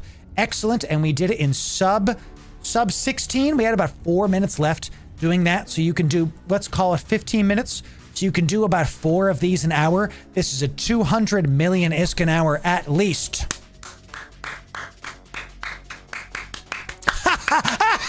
As long as you don't lose the drones. Incredible stuff, ladies and gentlemen. Omega Abyss. Omega Abyss. I got it. I got it. It's right here, chat. Don't worry. Chat's telling me I forgot the MTU.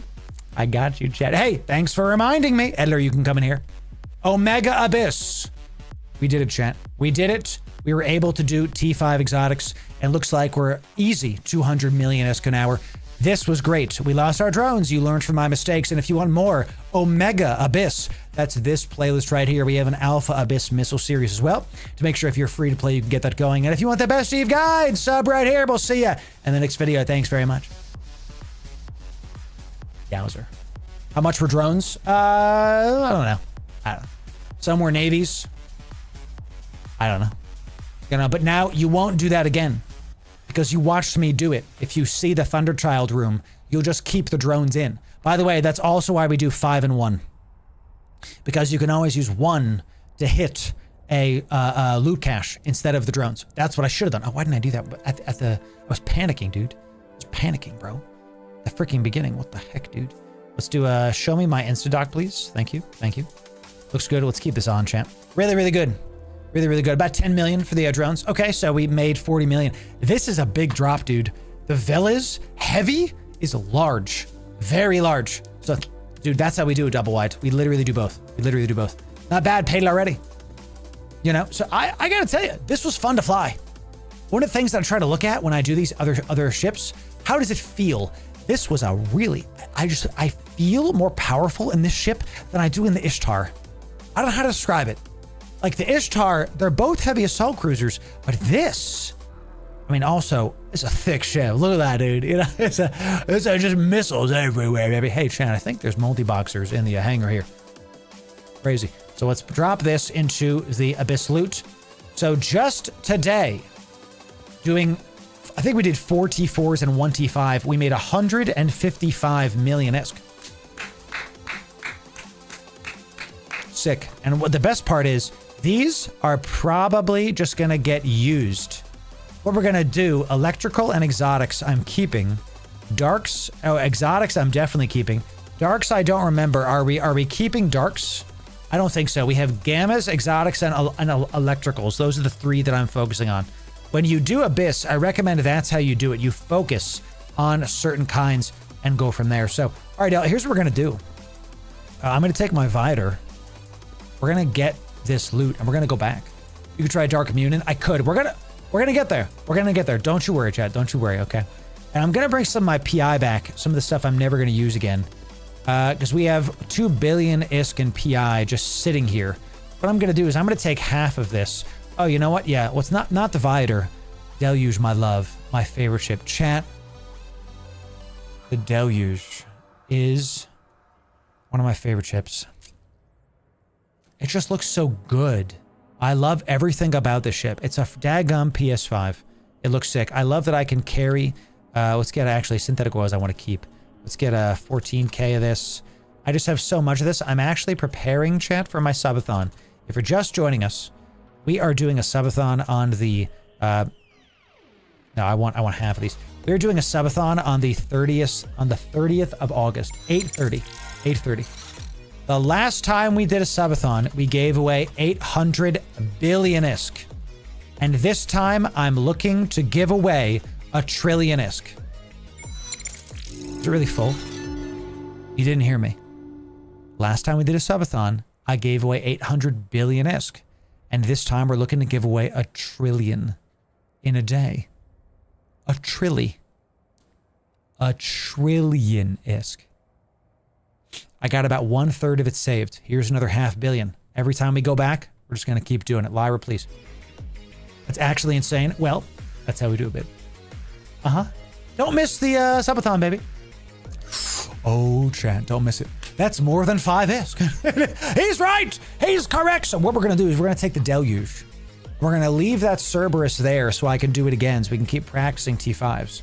And what we're going to do is we're going to go back and we're going to buy a thing for one of y'all, chat. Let's do it. Let's do it. We're going to go buy that Cerberus for one of you. One of you is about to win that fit right now. First, let's take this back and let's keep us going, y'all. So I love me some deluge. So yes, 8:30. Thanks, Deathcap. You think? Thanks, buddy. Appreciate that. Let's get the nice cloaky boy coming in. Ladies and gentlemen, if you want to RSVP to our subathon that is coming up, make sure that you, let's do this one actually. Make sure that you check out the event section of our Discord. It is this one here. It is this question mark. RSVP to this. We're going to put it into our giveaway column here. Do we have a, ooh, they got rid of it. No more high sec filament, huh? I can just filament it back. Let me go back to, give me a sec, chat. Corp to this. Okay. So RSVP to this. We're going to give away a trillion ISK. That's our goal. Okay.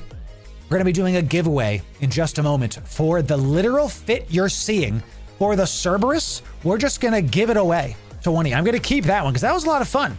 That was sick. D5 Beach, Exotic Abyss. We're going to give this one away. It's 1.4 billion ISK. We're going to give it to one of you. Come on down. Let's do it. This is the Shure SM7B. That is correct. That is correct. Let's launch this into high sec, baby. Barguest and Loki's are here. Oh, I got out real quick, chat. Chat, someone in local said, swap faster. Why scared SMH? I'm leaving. I'm not. There is look at this D-scan. Barguest Loki, I am not staying there.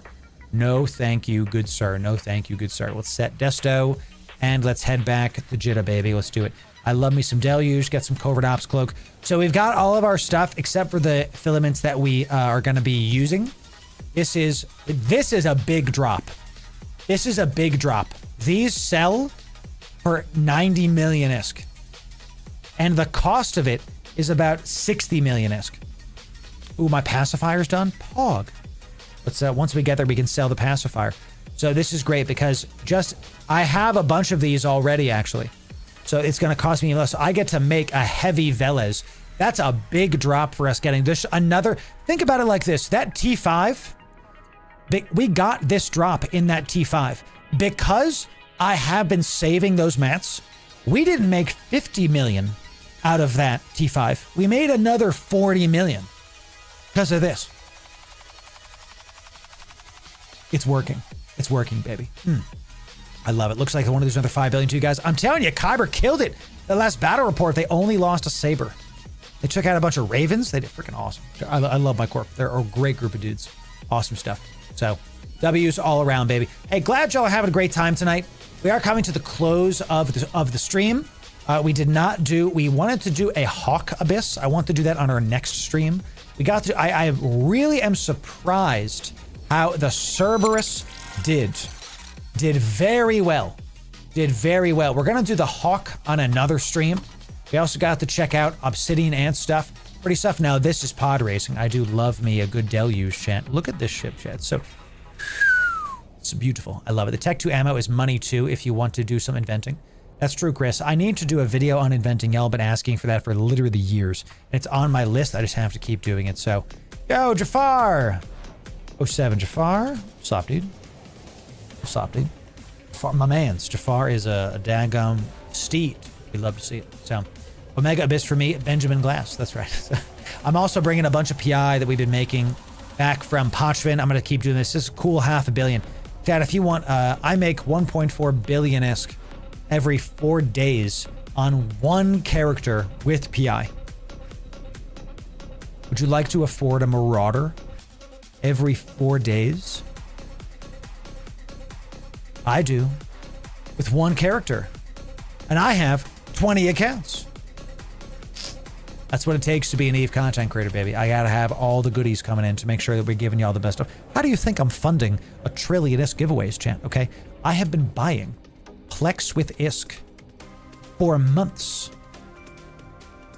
This is going to 0 on August 30th.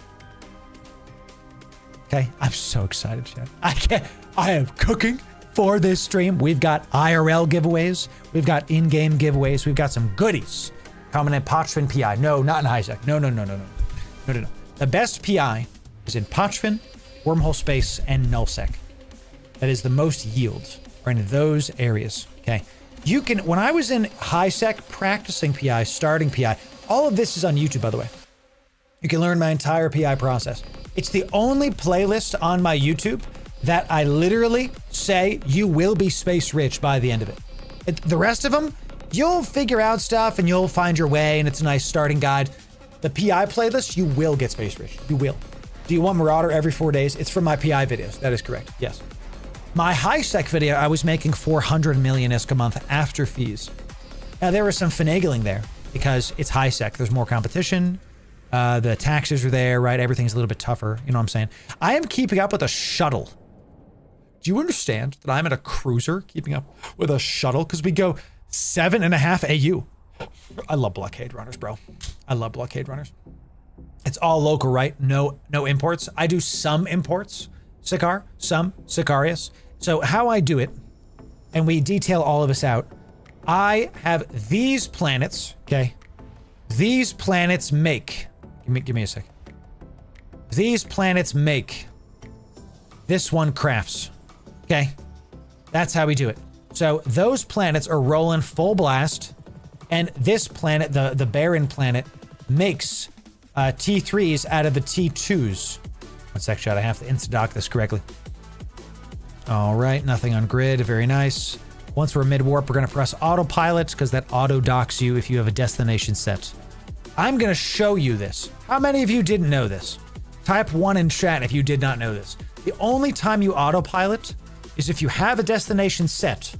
It'll auto-dock you if you're mid-warp. Watch. My hands are off the keyboard. It's going to dock me auto-magically. The first server tick it can. I'm docking. How many of you didn't know this? Every time you see me streaming, you can win billions of ISK, and you can learn how to play EVE better. Okay. Incredible stuff. That's neat. Isn't that neat? It's the first server tick. So if there's like hyper-locking gankers, it's how you beat them. It's how you beat them. So if you warp to an insta-dock bookmark, that's a good point. Good. Yeah. Gone link. Very good point. I tell you. Very good point. All right, chat. We're back. It was easy. Throw these into my BPCs. Let's throw this into the, this is getting kept for crafting. I can sell. This is all getting sold. We'll just put this into 2-sell later, and I'll sell all this PI a little bit later as well while we just kind of chill for now. I have to sell these. I typically sell stuff once every week or two and go from there. So, we did get some more crash. That's good. That's good. Y'all, we got a pacifier here. I'm going to sell this and not give it away this time because I crafted a pacifier from my refer friend. These go for half a billion now. These are too hot to handle now. I have to get rid of these. We're going to use the ISK to sell. We're going to sell this and get the ISK and then use that ISK during our subathon, baby. We always do. Put these up. These pacifiers are super hot. Super hot. Let's do this. We put it right underneath. We're going to get about 416 million ISK when that sells. Very hot. Really excellent. Okay, chat. Let's get that Cerberus, and then we're gonna do it. Don't think you could put skyhooks and parchment? No, you cannot. You can't, right? I never thought of that before. Hey, it's just a nullsec thing because it's a sovereignty thing, right? Pretty sure. All right, let's buy this for y'all. All right, everybody, we're buying this Cerberus for all of you. 1.4 billion-isk fully fit T5 exotic Cerberus. And if T5 scare you, you can do T4s. You saw it, easy peasy. 1.4 billion-isk. This is a giveaway T5 exotic. And how you win is you have to read the on-screen prompts, be following on Twitch or subbed on YouTube. Then you have to be in Discord. Do those two things and you'll be eligible to enter in for a Cerberus. Do I have a skin for the Cerberus? What an interesting question, Loru. I do not. No Cerberus skins. What can I do to make this really special for y'all? Let's see this. Let's see this for just a sec. While y'all are joining, follow the stream and get in Discord, y'all. While you're doing those two things, if you're on YouTube, the link's in the description. If you're on Twitch, I just linked it in chat for you, okay? Let's see which one's good here. Blaze Squadron. This is that special one for the dude that passed away, right? It looks, ooh, jeez Louise. It looks sick too. Let me see this. It looks pretty cool. Looks pretty cool. I could buy that for one of y'all. Aurora, whatever, Biosecurity, whatever. Blue Tiger's a Billy. Ooh, that is clean. Clean, but that's another billion. That's a lot of iskies. Capsuleer Day, Cerberus. Oh, chat. See, sometimes it's not about the price. Sometimes it's about how good it looks. Ladies and gentlemen, I'm also going to buy this skin for one of you. That looks beautiful. Beautiful. We're going to spend another a quarter of a billion, 226 billion-esque. What I'm going to do is I'm going to put this skin into that Cerberus. You're going to get a skin as well. Okay, chat? You're going to get a skin as well. So come on down. Fully fit Cerberus. You're going to get this skin, Capsuleer Day, number 5, just to make sure. Because, chat, we don't make content here. We make memories. The person that wins this ship is going to remember they won the Cerberus on this stream. And they're going to remember that skin. And even if they sell the skin, doesn't matter. They're going to remember this night. They're going to remember the good times, the smiles, the enjoyment. That's what we're about. That's how we do it here, chat. Here we go. I could make a skin, you're right, but we gotta keep it going, you know what I'm saying? You could always sell it, and you can always sell it, exactly. So here we go, chat. Follow on Twitch or sub on YouTube. Choose the free stuff always. Once the bot devs get kick in there, we'll get kicked there too. Then be in Discord, and the last thing you have to do is type the word that we say in chat. You're gonna type this word one time, case sensitive, in Discord. One time, case sensitive, in Discord. The word is success. Type success one time, case sensitive, into Discord. One time, case sensitive, into Discord. I see some of you are not following that are in the Discord. My bot tells me. Okay, make sure you're following. This is 1.4. This is actually a 1.6 billion-isk ship because I bought you the skin too. Would you like 1.5 billion-isk? Click the daggum follow button. Come on, baby. Click the button. Yeah, tomorrow. This is our last thing we're doing today. We're going to raid out. Thanks for being here. Okay. Tomorrow we are going to be raiding. We're going to be streaming on the official CCP Games Twitch chat and channel. It's the last time we're doing that. Thanks for the support there. We were one of the first streamers to break 3,000 views ever as a guest streamer in the history of guest streams on their channel. We were one of the first to break 3K. We're the only one to do it twice, as far as I've seen. I have to go check again. As far as last week goes, we're the only one to do it twice. Thank you.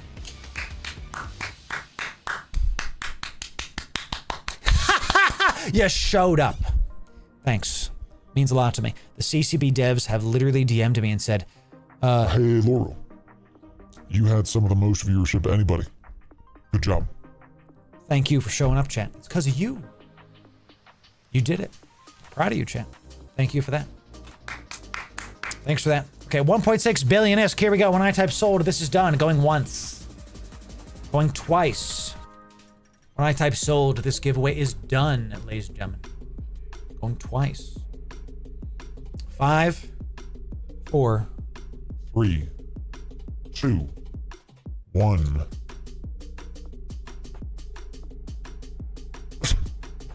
Sold. Press F here for my friend Phil. Phil needs a nice F here. Sorry, Phil. That sucks. I was saying, you know, once the sold is in, that's it. You can't win again. See you, chat. My haircut do look good. Can I tell you what the secret is? Okay. I'm gonna give you the 411 while my bot fixes this, chat. Okay. See how my hair is poofy? What you do is you wet your hair. Take water and like run it through your hair. Get your hair damp. Dry it with a towel so it's just damp. I have castor oil from Amazon, and it's real thick, but you have to wet your hair first, right? So then, oh, you guys are pretty FT. I love it. I thought my stream died. You leave the castor oil in your damp hair for like 30 minutes, maybe an hour, and you're gonna feel gross. You're gonna feel like really, really sweaty almost. I'm a Dapper Dan, man. Yeah, I love that movie, Wix. That's one of my favorite movies. So good. I love that movie. Yo, that freaking movie, chat. Oh my god. Ugh, chat. Can we have a movie night for Oh Brother, Where Art Thou? Oh my god, dude. T5 Abyss Serb is that's incredible. And then you wash it out in the shower. It keeps your hair poofy. The castor oil is supposed to be really good on your scalp. It's supposed to help you regrow hair, and I need it, chat, because my hairline is receding, okay? But, chat, I'm actually trying to regrow my hair so that I'm still a mere mortal, because the more my hairline recedes, the more powerful I become.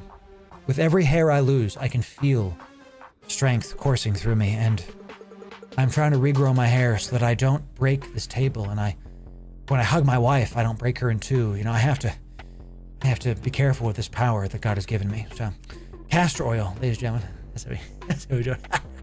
All right, chat, let's see about it. The winner of this fully fit T5 Abyss Serb is... It's a brand new viewer. Dude was perusing the stream. Saw it today. Well done. The winner is... Rook! Congratulations, Rook. Congratulations. Well done, Rook. I'm going to DM you on Discord to get your fully fit T5 Cerberus. Well done. We're going to give that to you. Congrats. Congrats. Congrats. Reverse Samson. Exactly. That's good. I like that. So this is now done. We're going to say this is a done giveaway. Done T5 exotic. Let me do this right because I messed up everything now. Thank you. Give. Oh my God. It's terrible. I hate it. I hate it. Give done. And this is going to Rook. Okay, good. So we're gonna DM you soon, Rook. We're gonna get that from you. Okay, you're gonna get that stuff. It's gonna be awesome. The thing looks like I do love the deluge. I do love Cerberus. Chat. What a great day today. What a fantastic stream. Thank you for being here. I had a really great time. We had some good stuff today. Let's go see who we're gonna raid out on Twitch.television today. Let's see who's gonna raid out. So, let's see who we got here. So Chris Dox is up. Dude, Chris Dox doing no site. Ghosty doing stuff. Recognize Zyth. I'm trying to see. I raid people above 5 to 10 viewers. I don't want to scare these viewers dropping hundreds and hundreds of people on them. Federation Frontline Report. What's this? This looks interesting. What's my man doing here? I don't recognize the guy. 20 viewers. Wednesday night stream fleet. He's docking. Buy more, die more station. Yo, that's fun. Dude, he's got an Augor. I respect this. Okay, chat. We're going to follow this guy. We're going to raid Federation Online Report. Thank you for being here, Randus. I appreciate you being here. Ladies and gentlemen, we are multi-streaming. We are live on Twitch, X, Facebook, YouTube, Kick. Please follow me no matter what platform you're on to this Twitch channel. You're going to follow this streamer. Dude has only 20 viewers, has 1.8K followers. Let's get his followers up. Let's up those numbers! If you know, you know. Okay, let's go follow him, chat. We'll see you next time. Tomorrow, we're on the official CCP Games Twitch channel. We'll see you there. Everybody, look, the last thing you have to do is type Loru Raid. You're going to type Loru Raid. Yeah. Everybody type Loru Raid. Yeah. When we get there, type Loru Raid. Yeah. We'll see you tomorrow. Loru Raid. Yeah.